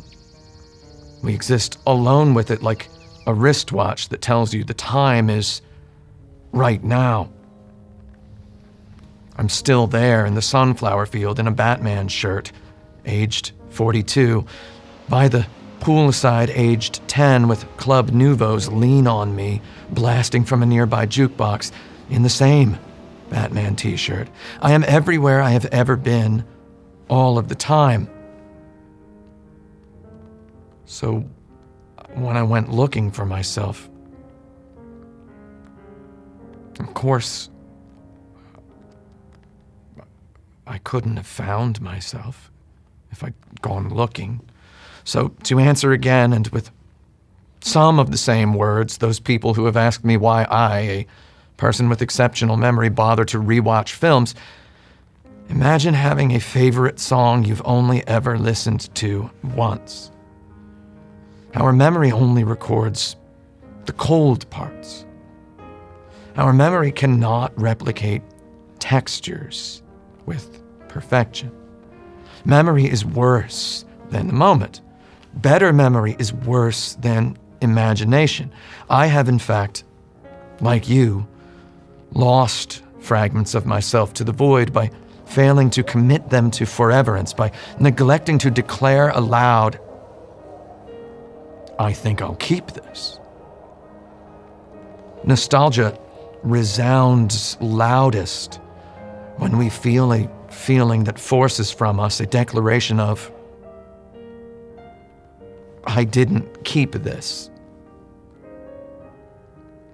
because you can't keep it. Memory is not keeping. You don't even own yourself inside yourself. And that's why the Sunflower Farm asks that photographers donate $10. I stopped at a gas station outside Topeka and purchased a Diet Dr. Pepper and a bag of Andy Capp's hot fries. I listened to the back half of Eiichi Otaki's A Long Vacation during the 20-minute drive back to the hotel.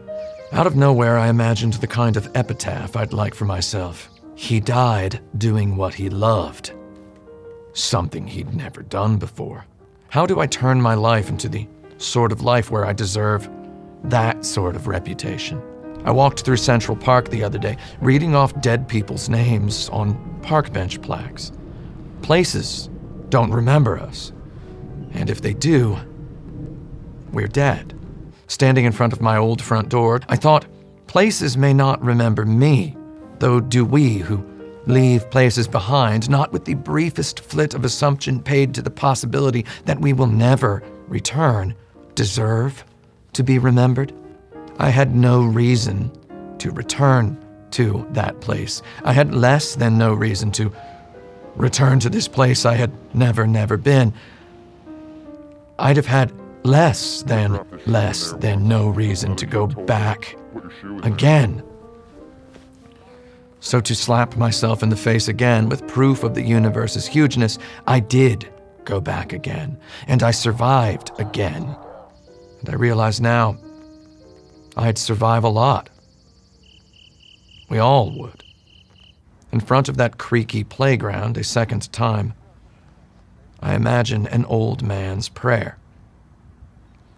Summer will come again, with or without me, and I will do it right. That I should live to see another of these fleeted seasons, and that next time I will live it well, and with truth to my ancient wishes. In August of 1987, my aunt cried at Mid-Continent Airport before her return flight to Philadelphia. As an 8-year-old, I didn't know why she cried. When Boku hugs his aunt and cries at the end of Boku no Natsuyasumi, I didn't understand that either. He'd barely talked to her outside of the time she cared for him when he was sick that one day, the night he dreamed of the sunflower field bulldozed. On one particularly bad day in my life, I had obtained the phrase, "Meanwhile, our shattering animals." And I remember this phrase and turn it around in my mind every so often. I turned it around in my mind in Kansas. If you didn't count the time we watched the Space Shuttle Challenger launch in the school gymnasium, no death relevant to me had occurred during my childhood in Kansas. So why did the memories that came back to me there stink so much of morbidity? I recall small childhood. I cried one day because we had to go to bed. I later cried another day when my mom explained that Darth Vader was actually dead forever, even though we get to see his ghost at the end of the movie. I cried another day because it was Christmas night. And I knew that when I woke up, it wouldn't be Christmas anymore, even though I hadn't really gotten any presents. I just liked that it had been Christmas. Boku cries at the end of Boku no Natsuyasumi, even if the player did not participate in any of the narratively deepest plot events. Even if the player just made Boku spend every day at home, inside the house, Boku cries when he hugs his aunt goodbye on the final day. Children fear any ending at all. Meanwhile, our shattering animals, as adults, fear change. It felt like Boku no Natsuyasumi wanted to call me a liar for experiencing all of it perfectly. For a moment, that stung, because I didn't like thinking that our particular behavior during one little summer month during our early childhood could influence the shape our adult life ultimately takes. I thought Boku no Natsuyasumi was telling me that we can, in fact, fail our own childhoods, though I realize now it relayed a gentler message. Everyone flubs their childhood. We can go back any time and remember and be graceful and maybe enjoy the outdoors no matter what our age. I remembered Hayao Miyazaki telling a journalist on live television that they shouldn't let their child watch My Neighbor Totoro every day. He said he figured a viewer should watch that film or any film at most exactly twice, once as a child and once as an adult. I'd put myself into a sort of purgatory by playing Boku no Natsuyasumi 3 times in a row as an adult. By going to Kansas and standing where I had once stood, I'd gotten out of that purgatory. I let the free air whip into the car window now. I'd never let work get in the way of a life experience ever again. Once back in New York, I began making plans to visit my aunt and uncle in Pottstown, Pennsylvania.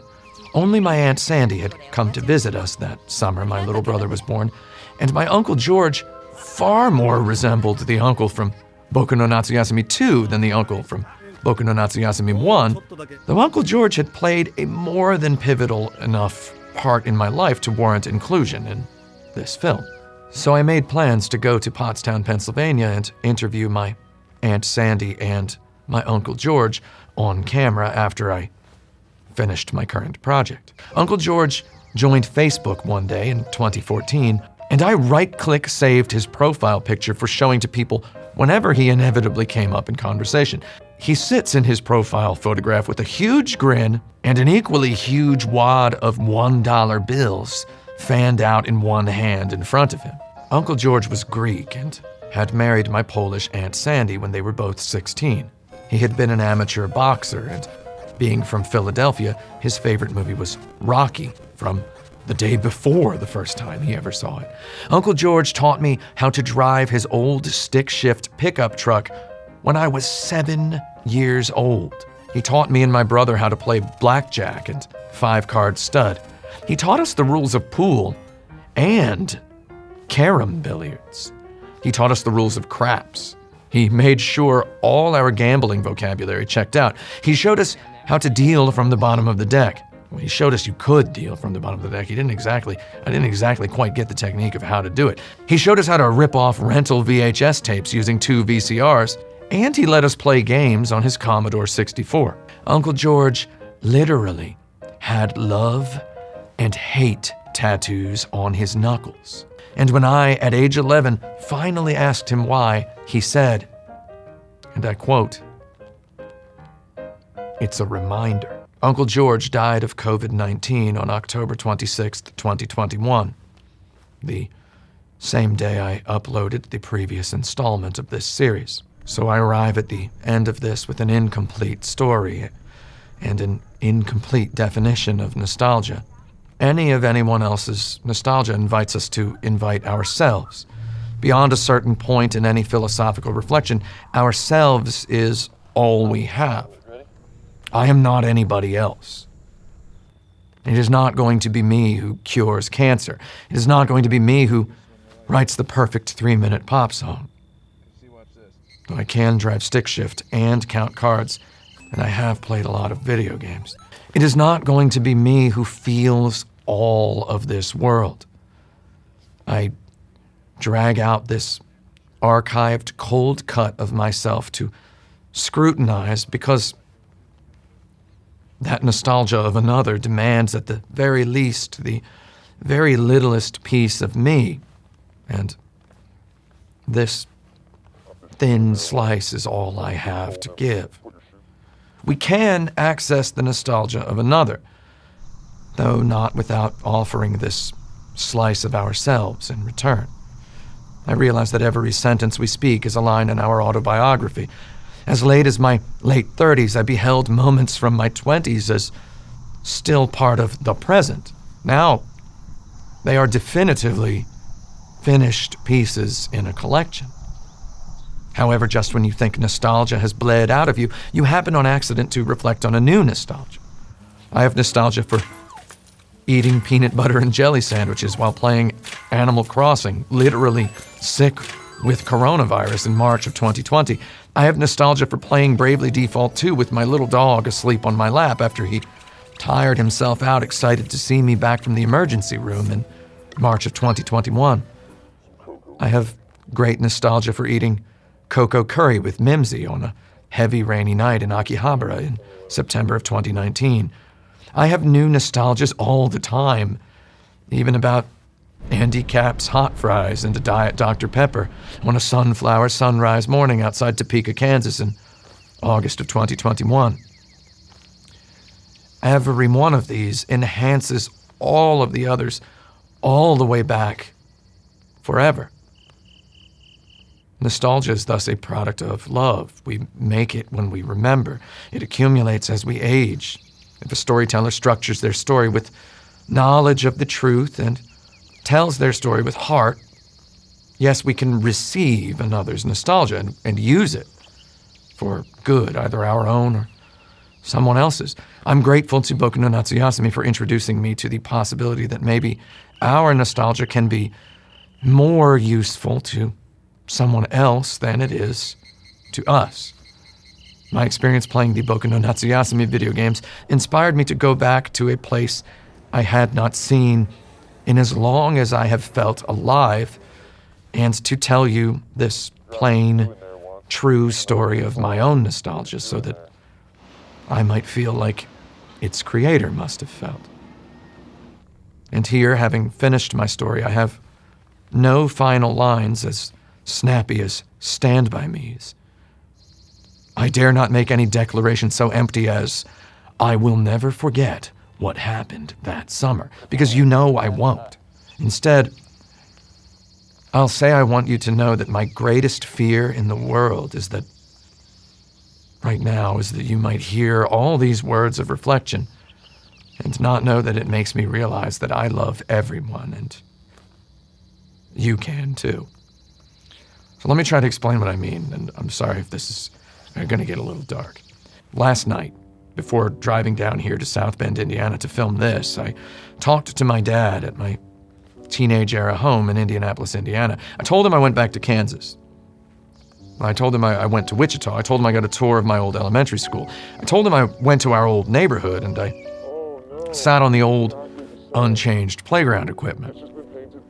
My dad began to, as my dad and your dad and as dads do, he began to recall names of coworkers and friends and acquaintances and neighbors that he'd recalled on many occasions in my own recollection anytime Kansas comes up in conversation. He asked me, as he has many times in my life, if I remembered his friend Rich Little. Of course I remembered Rich Little. The man had a huge pompadour. That was the first time in my life I'd ever seen hair like that. I told my dad last night, "Yeah, I remember that guy. He was really tall, right?" And my dad was like, very thoughtfully, "No, he was about normal height, about my height." And I said, "Oh, that was a joke about how I only met him when I was a tiny child." And he said, "I get it. Rich Little died of, they said it was a massive heart attack. Do you remember Mike Hupp?" Mike Hupp was one of my Little League teammates' dads. My dad, last night, recalled that time we ran into Mike Hupp in Castleton Square Mall in Indianapolis, Indiana, 10 years after we'd last seen him in Kansas. Mike Hupp was wearing a real nice suit. And he talked to my dad for 3 minutes before my dad asked, "What have you been up to all these years? What brings you to Indianapolis?" And Mike Hupp coolly replied that he'd just taken a job as an executive of the company that owned the mall. I've heard my dad recount that story of that one encounter exactly 1/2 times in the last 10 years alone. As far as I know, he never called or contacted that guy after that, even though they now live in the same town again. And because I guess my dad knows him from Kansas, not from Indianapolis. And this makes me think about Kansas. It makes me think about the unfixable memory hugeness of my own childhood. Here I sit in what hopefully represents at least the exact middle of my life. Past a certain point, a person starts thinking quite often, and not even morbidly, naturally, in terms of, what if I died right now, right here? And right now I think if I die right now, right here, my brain contains a mundane roster of acquaintances and places and situations. If I die right here, I let the memory of Mike Hupp, executive of the Simon Mall Corporation as of circa Y2K, defeat all other significances I have ever experienced. I let Castleton Square Mall become my mind's last words, the way Pepperidge Farm and Dietz and Watson form the earliest foundation of my deep childhood vocabularic memory. This morning, today, I woke from a dream of an old friend. They were one of the best friends I've ever had, though in the 19 years since they died, I've dreamt about them fewer times than I'd need 2 hands of fingers to count.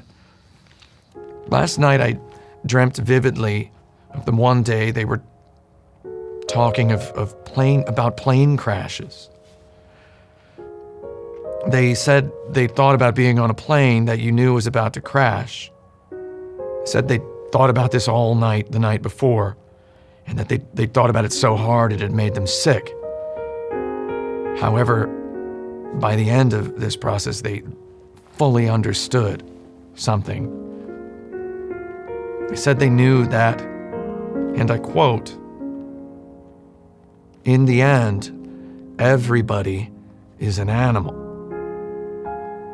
In the end, reality breaks the wall between human and animal. Your memory will shut off far before the impact, long before the pain. Not even a person anymore. You float like an animal, aware only of the proximity or not of your necessaries or loves.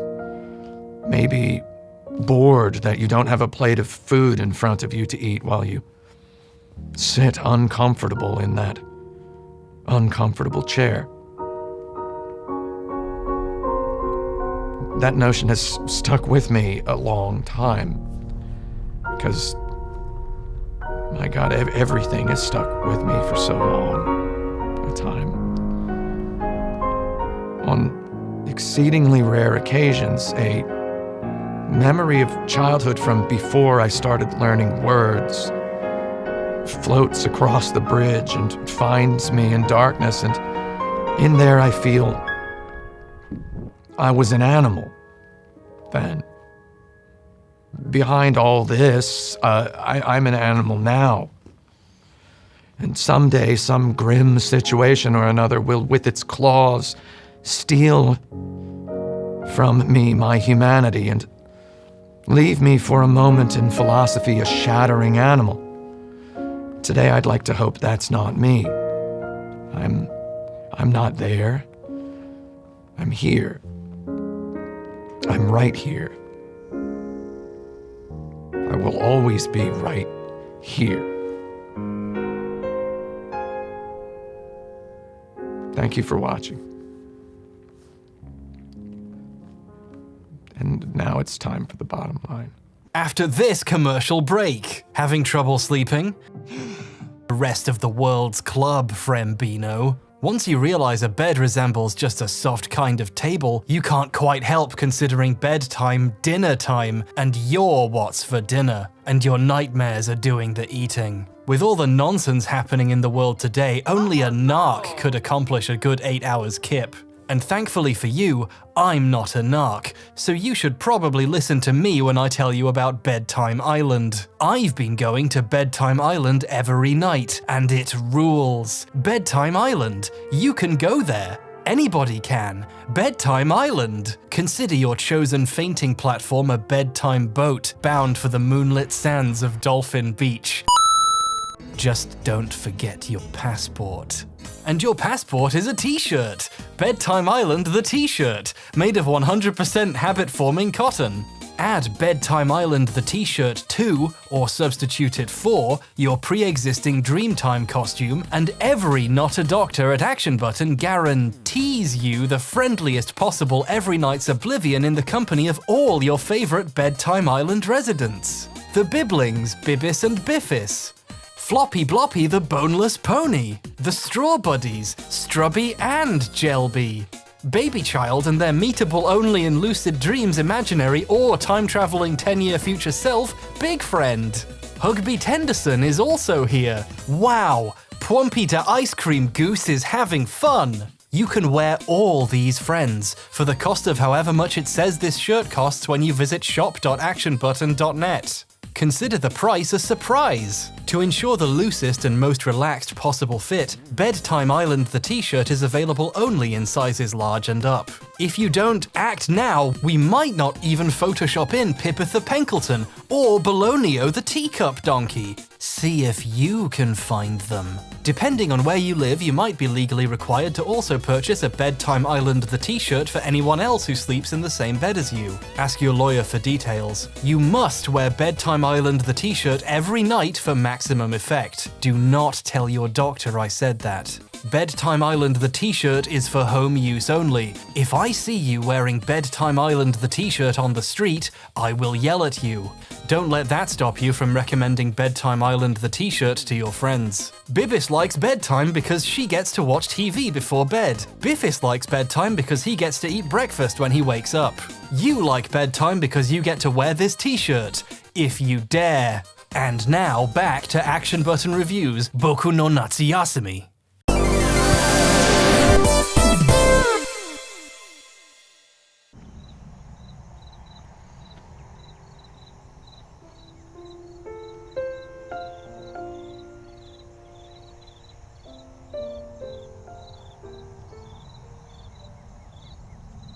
Boku no Natsuyasumi brought me back to a place I'd never gone.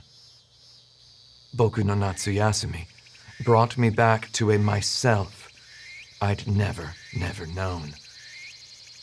Then, Boku no Natsuyasumi called me a liar. As a game designer, I take away from Boku no Natsuyasumi the apparent effortlessness with which it exudes a bespoke quality. We haven't talked about the dog. I saved the dog for last. The Sonano family has a dog named Kenbo. Kenbo lives outside. He has a little house and he never once in 31 days steps away from it. Maybe the developers didn't have the polygon budget to render a chain link leash. Seldom do the members of the Sonano family allude to Kenbo. Maybe you've known people like this in real life. People who treat their dog as a matter of fact, who answer, "Yeah," if asked whether or not they have a dog. Me, I barely shut up about my dog. His luscious coat, his flowing mane, he is the pride of the Upper West Side. Boku nonetheless can make the dog's conversational acquaintance, should the player either possess a dog lover's attenuation to video game graphics or a role-playing game player's hunger to exhaust every dialogue, even those of the proto-lingual variety. Simply walk up to Kenbo and press the action button. Boku squats. Kenbo barks happily. Boku stands up.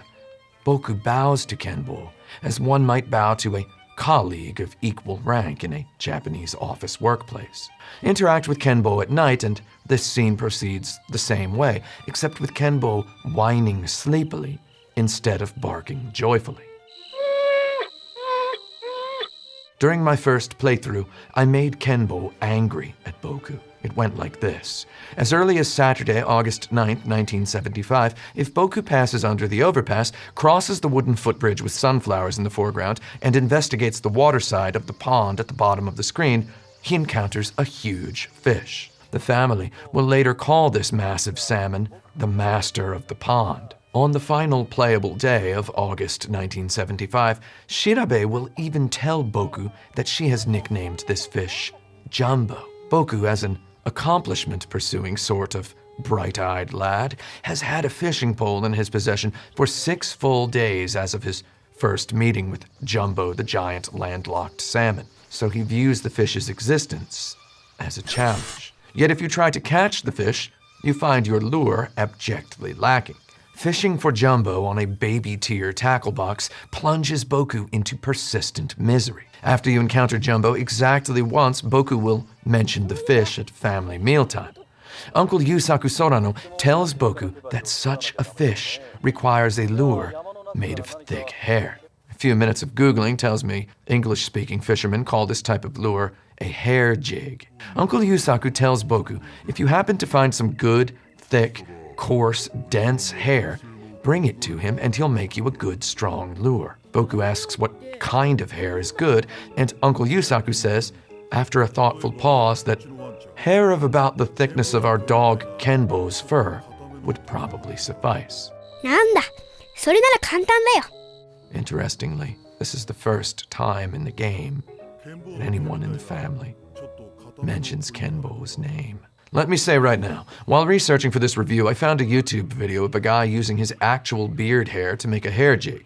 He successfully caught a large fish. So this little subplot of Boku no Natsuyasumi is not half as ridiculous as I, a non-fisherman, had thought during my first playthrough. Now, after having this conversation with Boku's uncle about lure hair, if Boku interacts with the dog Kenbo ever again, completely outside the player's control, Boku will, without warning, step to Kenbo, preemptively apologize, ごめんね。 and snatch a big husky handful of hair off the dog's back. Kenbo wails in a pain of a graphic realism level. I wondered how the Foley artists at Polyphony Digital captured that sound, and I shuddered. Take the hair to your uncle in his workshop at the next opportunity. He mumbles that the hair looks familiar. Then he tells you it will take him 2 full days to find the time to finish making the lure for you. Come back any time after 2 days have elapsed, and he gives you the lure. With this lure, you can catch the fish. You can, of course, only catch the fish if you can find it. One of Boku no Natsuyasumi's few pure-like randomnesses happens in Jumbo's decisions to appear or not on any given day. You might go a full week wasting movement turns to check out the pond, only to see Jumbo didn't make it into the office today. When he does show up, you select that hairy lure and cast your line. The hairy lure doesn't make catching the fish easy, it only makes it possible. When you manage to hook the Jumbo fish, Boku no Natsuyasumi's fishing minigame instantly obtains a new array of verbs. Previously, with smaller, weaker, story-insignificant fish, you needed only press the action button once to cast your lure, and then once again after feeling a thump on your DualShock or seeing and hearing a splash near your lure. Catching smaller fish happens instantly after you press the button, as long as you press the button in time. You might have done this 100 times in your playing, up until the moment you hook the big one for the first time, and everything changes. You now have to negotiate with the fish, alternately mashing and relaxing after the manner of a more conventional fishing video game. Catch the fish, and Boku celebrates for only a moment.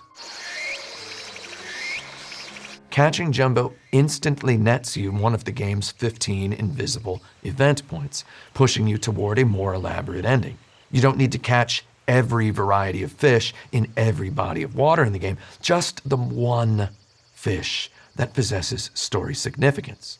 And once you do catch it, the story significance vanishes like a phantom. No one makes a single reference to the big fish, the master of the pond, the Jumbo landlocked salmon, ever again in the story, until the very last playable day, when Shirabe asks Boku if he's met Jumbo yet.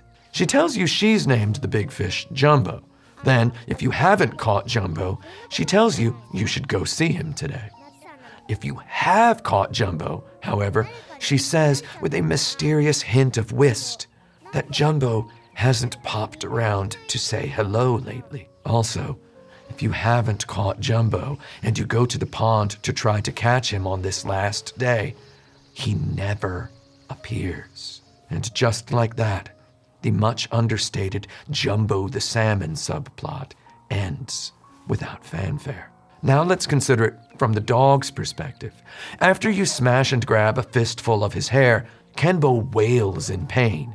Any further attempt to interact only aggravates him. Literally every time you talk to Kenbo, he growls at Boku with extreme evident anger. Boku jumps back and nonetheless bows to the creature in shame. During a later incidental dialogue, your uncle commits one of the family's rare allusions to Kenbo, in which he ponders, I think Kenbo might be going bald. Days pass. Kenbo growls at Boku morning, noon, or night. Nothing can convince Kenbo to trust Boku ever again for the duration of the game. My first playthrough, I'd talked to Kenbo every morning as part of my routine. I finished breakfast, talked to Kenbo, talked to my aunt, talked to Shirabe in the yard, watered the morning glories, and only then did I set out to explore and adventure. I went into this game expecting micro decisions to add up to some substantial story reward. I didn't want to put it past the designers to craft some payoff for greeting Kenbo with unwavering consistency. In my first playthrough, I first encountered the big fish on August 12th, 3 days later than it is officially possible to encounter this fish. When Boku and Uncle Yusaku had a mealtime conversation about hair-based fishing lures, and Uncle Yusaku said that maybe hair of the family dog Kenbo's fur's thickness would suffice to catch a big, loud salmon, I did not expect Boku to act without my input. The next time I went to greet Kenbo, Boku grabbed and yanked the dog's hair without asking me first. Just straight to the yanking. Without asking my opinion via a yes or no prompt, Boku leapt head first into a bad relationship with an innocent dog. I nonetheless persisted in talking to Kenbo every morning and every night. I wanted desperately for his feelings to change. I caught the fish. I thought maybe that would dispel the dog's curse. It did not. After 10 days, I so dreaded Kenbo's growls that I stopped talking to him altogether. I talked to him one more time on the 28th, and he growled even then. I felt stupid, though I also felt confident that if I applied myself in my next playthrough, I'd find a cure for Kenbo's hatred of Boku. Before my next playthrough, I read one section of one Japanese guide. I knew of the event points system for unlocking endings. I knew that catching the jumbo fish gave me 1 point, and so did flying all the kites. I knew I could miss 2 events and still get the highest ending, which required 13 of the 15 points. I decided to skip the fish and the kites. I decided to skip the fish because I didn't want to hurt a virtual dog, and I decided to skip the kites because the kite flying controls really suck. I talked to Kenbo every day, and he barked happily or whined sleepily at me every day and night. No deeper interaction ever happened. I unlocked the ending in which Boku grows up to become his uncle's pottery apprentice, which to me felt perfectly natural. However, I looked at the guide again and glimpsed the word pottery in the description of ending number 4. I wanted the one higher ending, ending number 5. So I did a forensic analysis of my own footage. It turns out I'd missed watering the morning glories exactly once, and that had probably missed me a point. How had that happened? I had had such confidence in my morning routine, yet in the bustle it had slipped my mind. For my final playthrough, I decided to try to do everything. I'd already explored the game world to my soul's content. Now I needed to more joylessly execute on that exploration experience. I met the big fish at the earliest opportunity, August 9th, and I plucked the hair from Kenbo as soon as I could. I presented the hair to my uncle in his workshop at the earliest opportunity. I caught the fish 3 days later. I talked to Kenbo every day throughout this experience. I arrived at the end of the month having only collected 5 of the 8 kites. In order to get all 8, I'd have had to have purposely prodded a beehive immediately after flying each kite, which activates the hidden mechanic of my aunt's motherly intuition, which warps me back home to receive bee sting treatment without costing the passage of any time. From there, I could have made a new kite selection and queued up my uncle's 2-day kite construction assembly line 1 day faster. No other way exists to collect all the kites in Boku no Natsuyasumi. I did the math. I didn't know this going into my 3rd playthrough. and I only caught on to the mysterious effect of the beehives during the last week in my final August. By then, I'd fully run out of time. I'd reached the end of the game having scored every point except the one pertaining to kites. I really wanted to fly the weird kite that looks like a big giant flying boku. However, you'll have to make do with this screenshot of the kite as it appears in the in-game kite catalog. How a picture of boku wound up in a book on the shelf in that family's house is a ghost story for another day. So summer vacation coasted to an end for the third time in a real-world week, and I still felt the full bittersweetness of the first time. Only this time, the composition of the bittersweetness had a little bit less to do with the story than it had to do with my mechanical expectations. I felt pretty confident I'd get whatever the quote-unquote best ending was, though I also felt a little sad about having not captured a perfect playthrough. On that lazy final day of Boku no Natsuyasumi, I lazily walked over to Kenbo and pressed the say hello button. To my extreme shock and jubilation, Kenbo barked happily. I checked my notes. 21 days. You have to talk to Kenbo at his angriest 21 days in a row, or at least wait 21 days after you hurt him for him to forgive you. And when he forgives you, he does so without ceremony, without fanfare, without achievement unlocked. The dog in this game forgives you the way a dog in life loves you. A perfect stilted blend of elegance and inelegance. A good boy abides with sincere quietness. 2 decades before the Can You Pet the Dog Twitter account cruised from cute internet content to actual reference tool for game designers, Boku no Natsuyasumi had nonchalantly implemented a dog petting mechanic with a whole philosophically understated literary narrative arc pinned beneath it. In summary, that's at least as Undertale-y a thing as anything Moon did. I found much to celebrate in Boku no Natsuyasumi's dog-petting saga. For mostly, it made me feel much like The Legend of Zelda Link's Awakening had when I first played it back in 1993, and I accidentally stole an item from the shop, and then every NPC in the game called me thief for what I imagined would be the rest of the game. That sensation of guilt evoked powerful feelings in my weird little raised Catholic brain back in 1993, enough for me to wipe my save clean, just delete it right off the cartridge and start the game over. I'd have probably bought another copy of the game if I'd found a $20 bill lying on the ground the next time I went to the mall. I never trusted my The Legend of Zelda Link's Awakening cartridge to forget that I'd stolen from the shopkeeper that one time on that one save. My young teenage brain was already imagining Undertale, and it over-terrified me. I don't honestly know if the player can redeem themselves and lose the nickname of Thief in Link's Awakening. I doubt you can.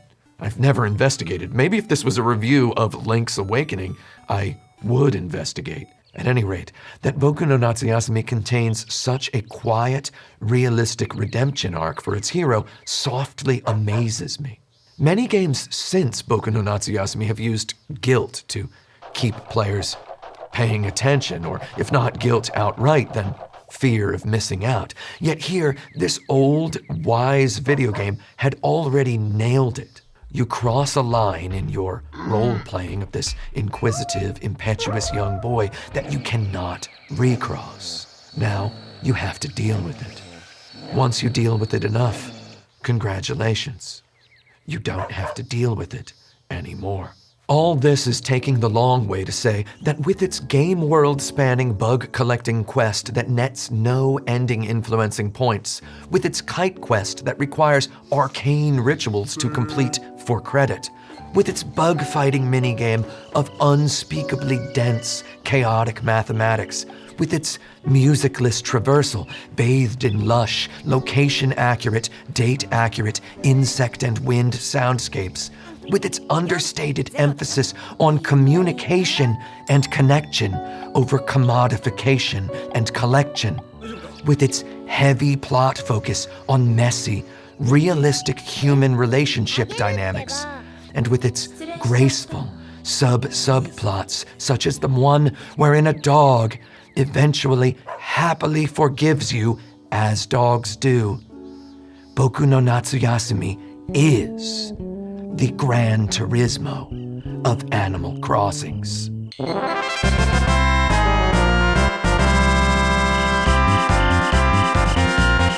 Interestingly, Boku no Natsuyasumi came out for the Sony PlayStation a year before the first Animal Crossing did on Nintendo 64.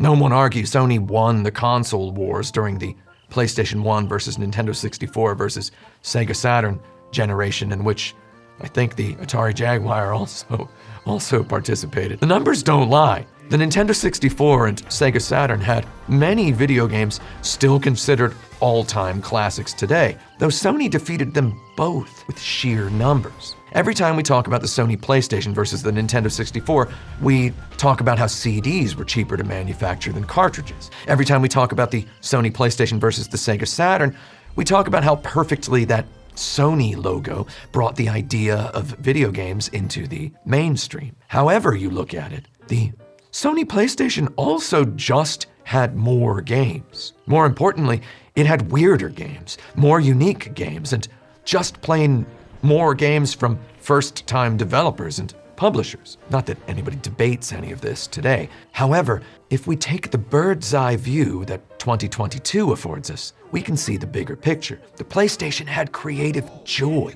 Sony's efforts as a first-party publisher exuded soul. Back in the day, we used to wonder why Sony didn't seem to want to declare an end-all Mario and Sonic double homicider of a mascot. We'd have taken Crash Bandicoot. We clamored for that Bandicoot. Looking back from today, we can see Sony didn't need a strategy so cheap as get a mascot because they had spent valuable time just letting their characters hang out as characters. Crash Bandicoot looked a little like Sonic the Hedgehog in the mouth, though he also possessed an air of perplexing wrongness that ill-suited him to the role of corporate spokesperson, while fleshing him out as more endearing than he might otherwise have managed. Parappa the Rapper spoke to the modern era while embodying the graphic designerly character design perfection old-school game players craved, though his genre-establishing rhythm game's cutely flimsy plot hinged on his emotional insecurities and crushing doubts. A corporate mascot shouldn't need help on their driving test, right? When you expand your view a little past the obvious silhouettes of these characters, it all makes sense. Toro Inoue, the slightly annoying cat roommate from Dokudemo Issho, and inquisitive little lad from 1975, Boku Kubota from Boku no Natsuyasumi, round out the cuisinely proportioned four-person party of Sony's almost mascots. Like Jerry Seinfeld, George Costanza, Elaine Bennis, and Cosmo Kramer, fans might try to categorize their real-life friends as resembling one character or the other, though the truth says that each of us has all four of these characters in us all the time. The loud and cool door-busting one who is nonetheless a bad person. Giddy up. The one brimming with neurotic self-doubt. Red. Beautiful. Water. Here it is. Oh no. Despite his, in hindsight, genuinely excellent fashion choices. My mother caught me. My dad's gonna bite me.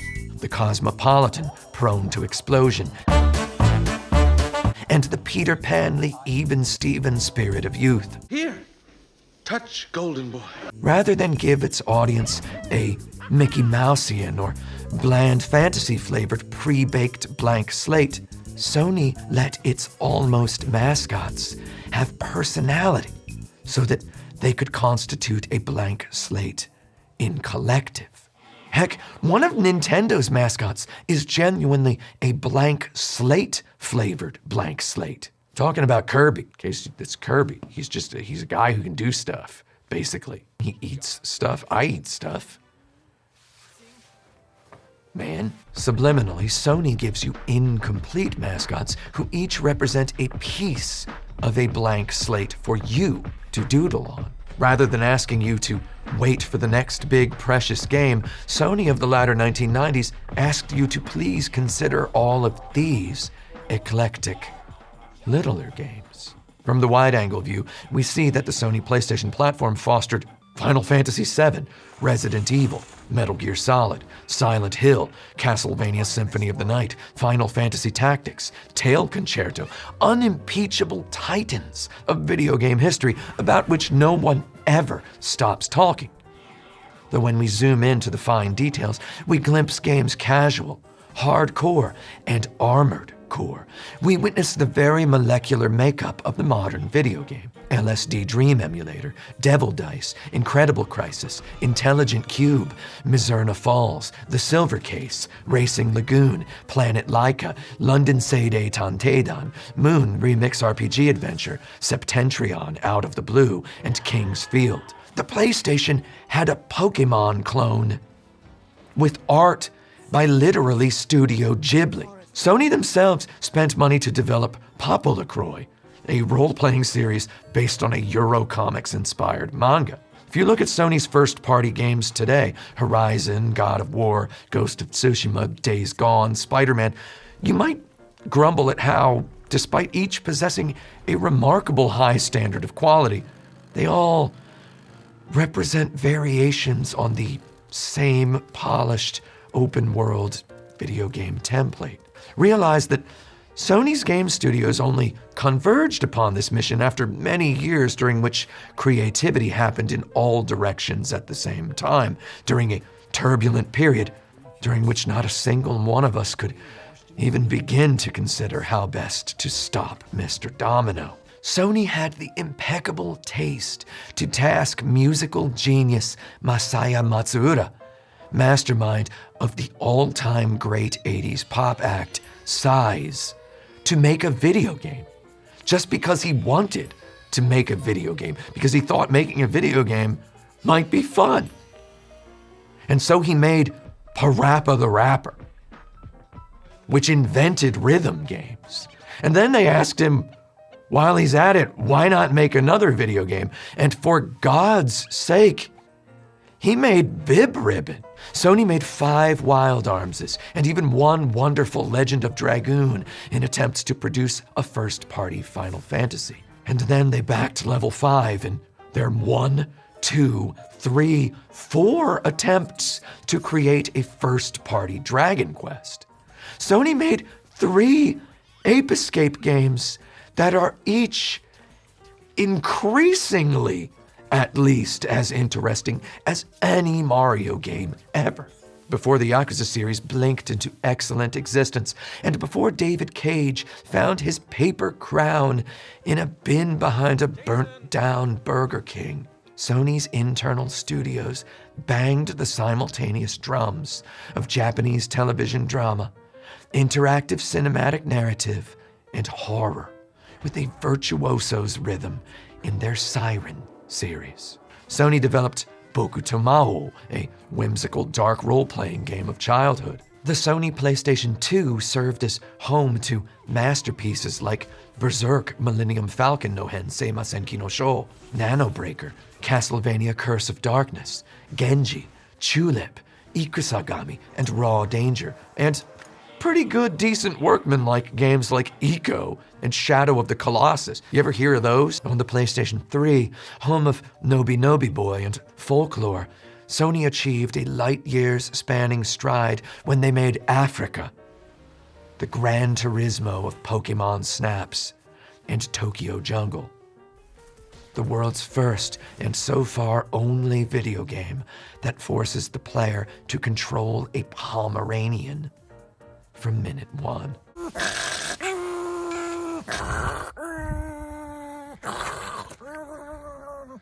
Back early in the novelty maelstrom of the first Sony PlayStation, however, while the question of video games as art went blissfully unasked, the studio Art Dink answered quietly in the affirmative again and again with the pristine Aquanaut's Holiday, the brilliant Tale of the Sun, and the confidently aesthetic Kaze no Notamu, the latter of which featured cover art by Hiroshi Nagai, album artist of Eiji Otaki's A Long Vacation. While yet no one individual boring person had yet lazily asked if video games could become art someday, one fascinating group of artists answered several unasked questions of what else video games could become. Kazutoshi Iida's name belongs in a book of saints on any self-respecting video game spiritualist's shelf. At ArtDink, Iida had masterminded Aquanaut's Holiday and Tale of the Sun, with not a single Peter Molyneuxian public soundbite utterance, and over a period of just under 1 year. This man had committed an entire auteurs oeuvre across 2 simply perfect video games. Back in the original Sony PlayStation's life cycle, blessed not with any great deserved international acclaim, Iida started a new studio, Param, and developed a game for Nintendo, the fascinating kindergarten simple 64DD exclusive god game simulation, Doshin the Giant. I lavish all this attention on the body of work of one Kazutoshi Iida here at the end of this review of a perfectly unrelated video game because it provides me an opportunity to conspiracy theorize. I've gotten this far into my meticulously researched video game review without proposing any outlandish conspiracy theories, so allow me to perpetrate just one. These days, I've started to prefer the weird stuff where Nintendo reached outside Nintendo more than the Nintendo stuff where Nintendo gazed deeper inside Nintendo. Nintendo clearly had their eye on the PlayStation. This is my theory, that Nintendo clearly had their eye on the PlayStation. This shouldn't shock anyone. Only a ridiculous person would insinuate that corporations choose to remain utterly oblivious of their strongest competitors for pride reasons. No, it's all money reasons all the time. We often speak about Nintendo as though their ideas come from the pure crystalline vapor cloud at the vortexual center of Shigeru Miyamoto's skull, though anyone with one eyeball on video game history can see behind the garden walls. Seeing as Shigeru Miyamoto himself produced Doshin the Giant, clearly someone at Nintendo had seen and loved Kazutoshi Iida's work enough to contract his new studio to make a game. They hadn't just encountered him in the street. Hey kid, want to design a game for us? If Nintendo's bigger wig wearers had seen and made business money choices concerning Aquanaut's Holiday and Tale of the Sun as early as 1997, how big had their detective division's collective magnifying glass grown by the time Boku no Natsuyasumi emerged in the year 2000? Sony actually originally announced Boku no Natsuyasumi for release in summer of 1999. Director, writer, designer Kaz Ayabe told Ray Barnholt in a 2016 interview for Scroll.vg that a producer at Sony had asked them to add a fishing mechanic, which delayed their game to the fall.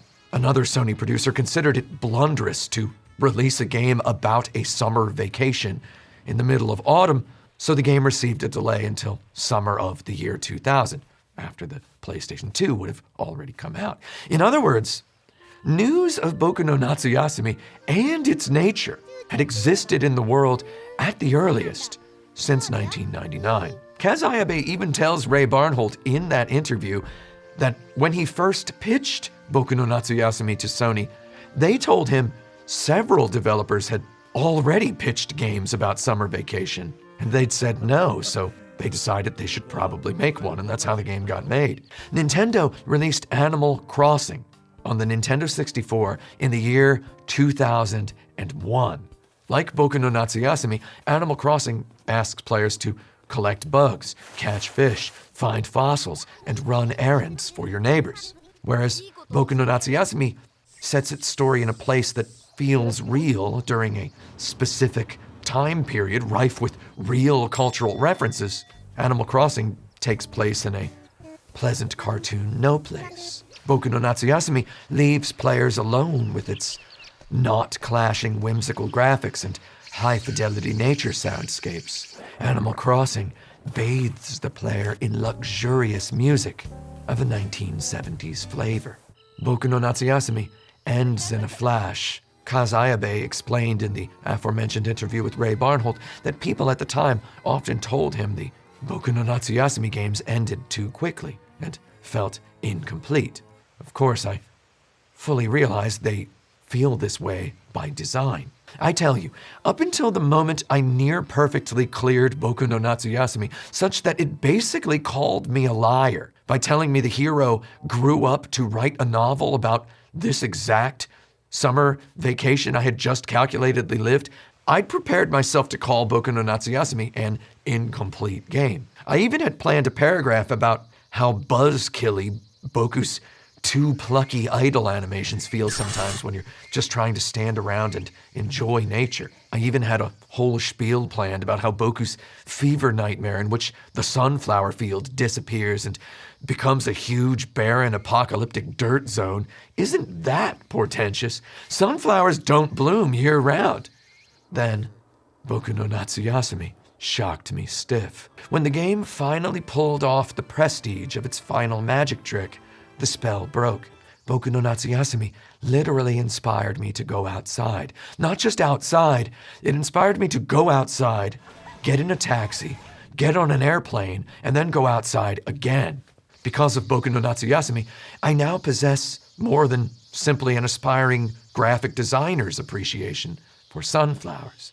I now have corporeal experience standing and breathing and appreciating among those most architecturally genius of plants. Animal Crossing, meanwhile, literally features a character who yells at you if you reset the game without saving.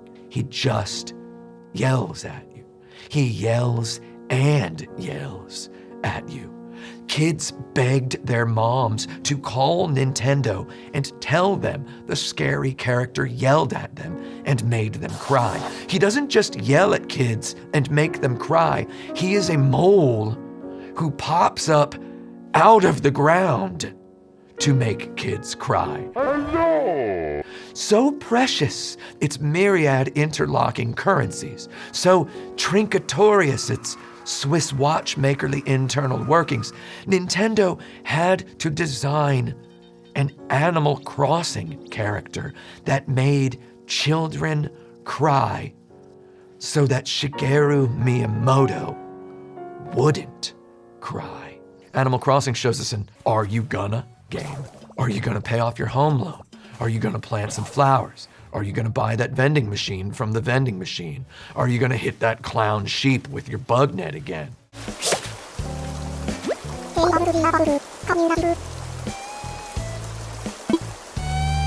Boku no Natsuyasumi, on the other hand, sets gingerly at our feet a "did you" game. Did you catch the big fish? Did you fly all the kites? Did you talk to your little cousin that one day and hear her say she wished ants looked like they look in Tom and Jerry cartoons? Did you go to the top of the mountain? Did you catch all the bugs?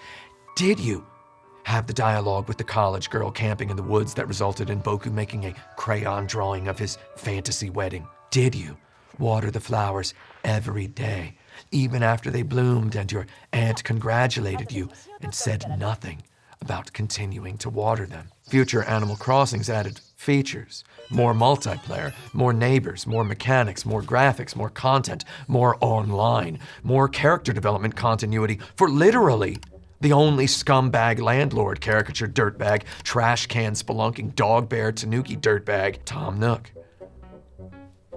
And Isabel. Boku no Natsuyasumi's first two sequels, meanwhile, refined the original's presentation, doubled down on its own confidence in Mineko Ueda's brilliant character illustrations, and committed curiously to the same main character, living the same exact month of the same exact year, August of 1975, only in a new location, surrounded by new people. Boku no Natsuyasumi's sequels represent remakes, reboots, alternate universe retellings of the original. Boku no Natsuyasumi's sequels sharpen the game's appeal. They are quote-unquote better than Boku no Natsuyasumi 1, though they also all flow so breezily and end with such breadbasket punching abruptness that we might accidentally call them incomplete. Really, we shouldn't call them incomplete. We should say that we need to complete these games ourselves. We complete these games by playing them. We complete these games by giving to them pieces of ourselves. We need to give Animal Crossing our money whenever it arrives and buckets of our time if we don't want our real-life friends to glower at us. If a mysterious respiratory virus has infected the entire world, you can enjoy harvesting your fruit every day. You can enjoy buying and selling turnips. You can enjoy telling your social media followers that you wish the clown sheep would go away. Though for what? If Boku no Natsuyasumi shows us the raw power of an incomplete video game, Animal Crossing shows us the raw luggage of a hyper-complete one. Next to Boku no Natsuyasumi, Animal Crossing is virtually a metaverse NFT. If you watch this video more than 1 year after its premiere date, you won't have any idea what those words mean. With Animal Crossing, Nintendo zingified Bokunatsu. They burnished it until its culture gleamed and its math trapped you helpless. Animal Crossing is a capitalismization of Boku no Natsuyasumi. Its functioning as a cutesy critique of capitalism does not inoculate it against its success within the critiqued system. For all the perfumed stench of its quote-unquote wholesome aura, Animal Crossing is as worky and grindy and video game paraphernalia as any ballyhooed, poindextrous, massively multiplayered online role-playing game. I can and will enjoy every Animal Crossing that Nintendo puts out from now until the end of my life. Maybe by the time I'm 60, they'll make one in 4K. I can and will always marvel at the perfect musical compositions that change every hour on the hour. I will always love a video game I can treat like I used to treat Winamp. I will always love a video game that can fill a living room with itself. I will always love a video game with a real-time clock function. It's just here, at the end of this review of Boku no Natsuyasumi, I realize that I see Animal Crossing's trick with clear eyes, and I look at this little, sincere, clean, pure, incomplete, too short video game, and I can't help considering it the capstone of the Sony PlayStation 1 era ethos. A horrorless Resident Evil-like, a fightless Final Fantasy-like, a dating simulation where you date your future self. A game for current children, a game for former children. A bold, artistic mold breaker like Tale of the Sun or Aquanaut's Holiday or Kaze no Notamu that majestically cannot aggravate anybody with its user experience. A game as plumb full of realistic, accurate, authentic Japanese inaka insect soundscapes as Gran Turismo brims with car engine noises, because the same exact weirdo audio files recorded them all. A game for game players, a game for film watchers, a game for the people, a game for connoisseurs, a Shenmue released just 6 months after Shenmue that answers the question, what would it be like if there was a Shenmue where you didn't have to punch anyone who might have killed your father, and it was just about the kitten feeding stuff, hanging out in a verisimilitudinous, perfectly authentic feeling real place at a real point in history. It answers this question with, well, it'd be a lot better than Shenmue. So it hurts me a lot to say this, though. I'm sorry, Sega. Get owned. So if the Sony PlayStation is better than the Sega Dreamcast, that can mean only one thing. Boku no Natsuyasumi, therefore, has made me finally decide that the Sony PlayStation has always been better than every Nintendo console ever made. Just look at the facts. Toto looks exactly like several existing Animal Crossing characters. And Dokodemo Issho predates Animal Crossing by 2 years. Incredible Crisis predates WarioWare by 4 years. Jumping Flash predates Mario 64. The Namco Negicon is still better than any other control implement anyone has developed to steer a video car. And if Nintendo hadn't introduced its analog stick a year and a half later, we'd probably have a really good modern-day revision of the Negicon by now, probably with genuine force feedback. So Nintendo ruined that. We just have to buy racing wheels now, and I don't have room in my house for a racing wheel. Cool Borders predates 1080 snowboarding. Jet Moto doesn't predate Wave Race 64, though you gotta admit it looks like it does. Gran Turismo 4 invented in-game photo modes by letting you save photos to a USB stick for easy sharing online before YouTube, before Twitch TV, before social media. Sony's iToy, a webcam-like peripheral that lets you turn your television into a big, weird touchscreen, predates the Nintendo DS by 1 year, and the Nintendo Wii by 3 years, and the Kinect by 7 years. Lord! While I'm here, let me just add that the PlayStation Move controller got made the heck fun of because it seemed like Sony was copying the Wiimote. Though, come on, man. They made the iToy. Sony did make a motion controls thing first. They just did. Nintendo Mii's are basically a store brand Boku no Natsuyasumi character creator. Also, Ico predates every indie game, and without Shadow of the Colossus, we wouldn't have Demon's Souls, Dark Souls, Bloodborne, Sekiro, or Elden Ring. And without the Sony PlayStation, without Sony Computer Entertainment, we wouldn't have Demon's Souls. And while I'm here, I might as well add that Pokemon is just a Zingification of Shin Megami Tensei. So Ryan Taylor, remember when your friend Mark suggested that I review the PlayStation at some point? I just did. Anyway, now that I've reviewed Boku no Natsuyasumi, I feel I do not need to ever review an Animal Crossing game.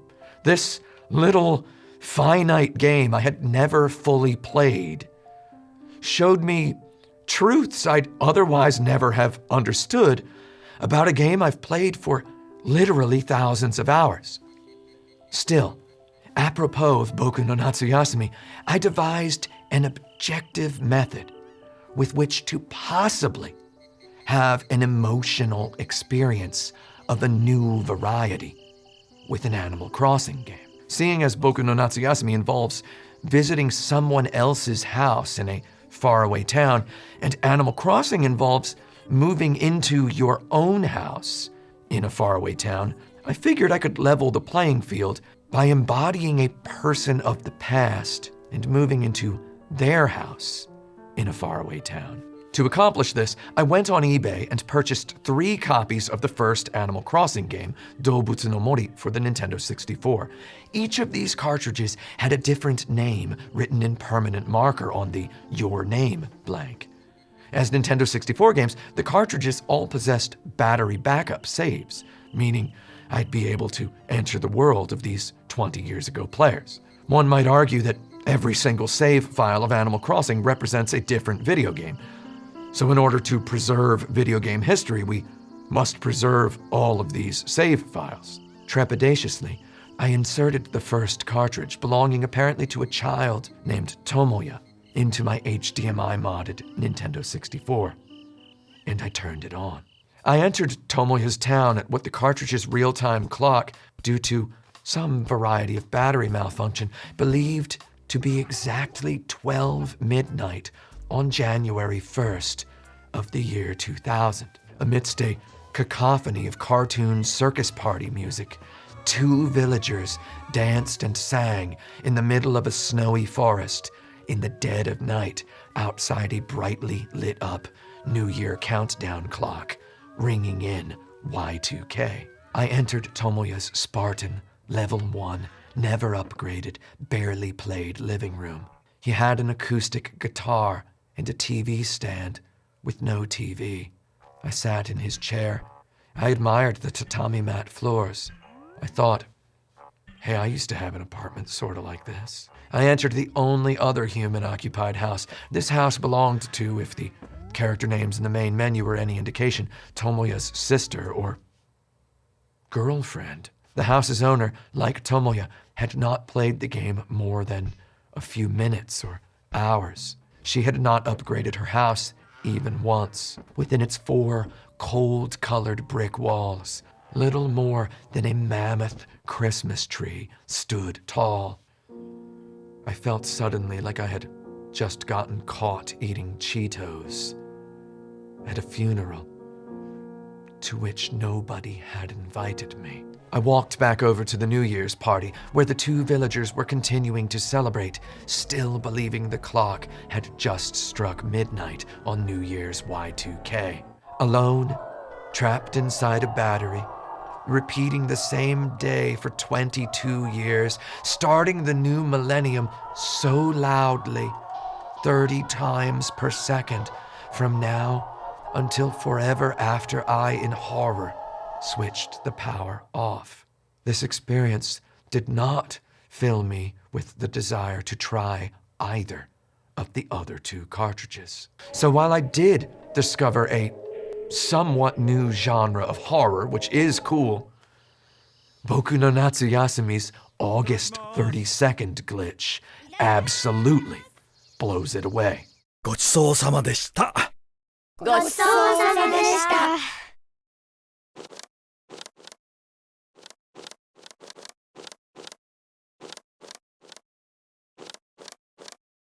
Boku no Natsuyasumi wins. PlayStation wins. Sony wins. This tiny game, Boku no Natsuyasumi, lets players relive a 9-year-old Japanese boy's real-feeling vacation at his aunt and uncle's house in probably Yamanashi, Japan, for the month of August 1975. It also allows players the option to stay home every day, playing in the yard or bothering your aunt about what's for dinner.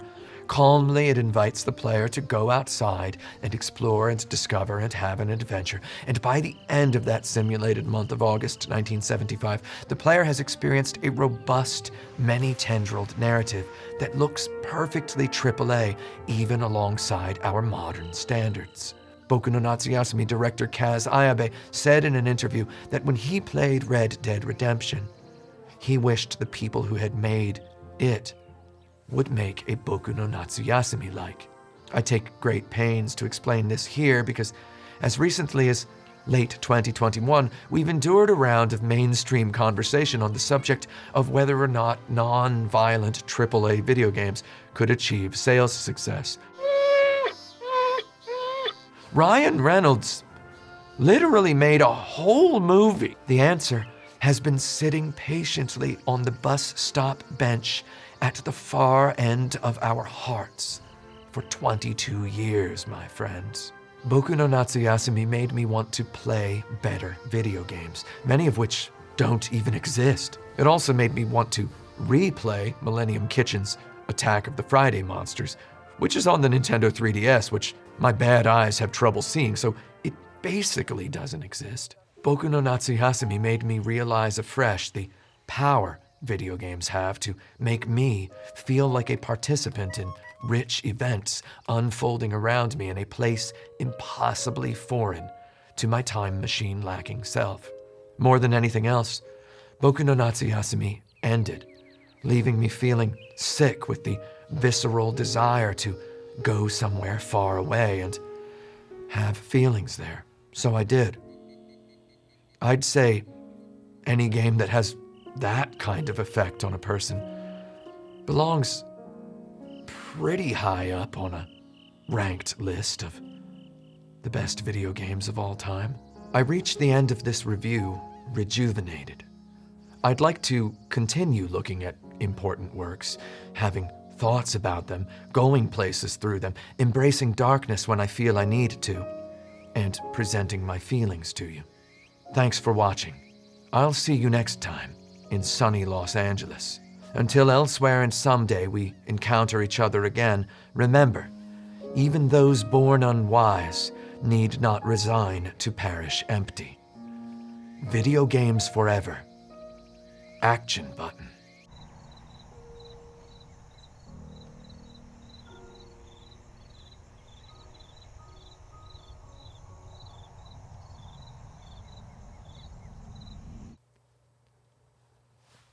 How's that? Let's do it.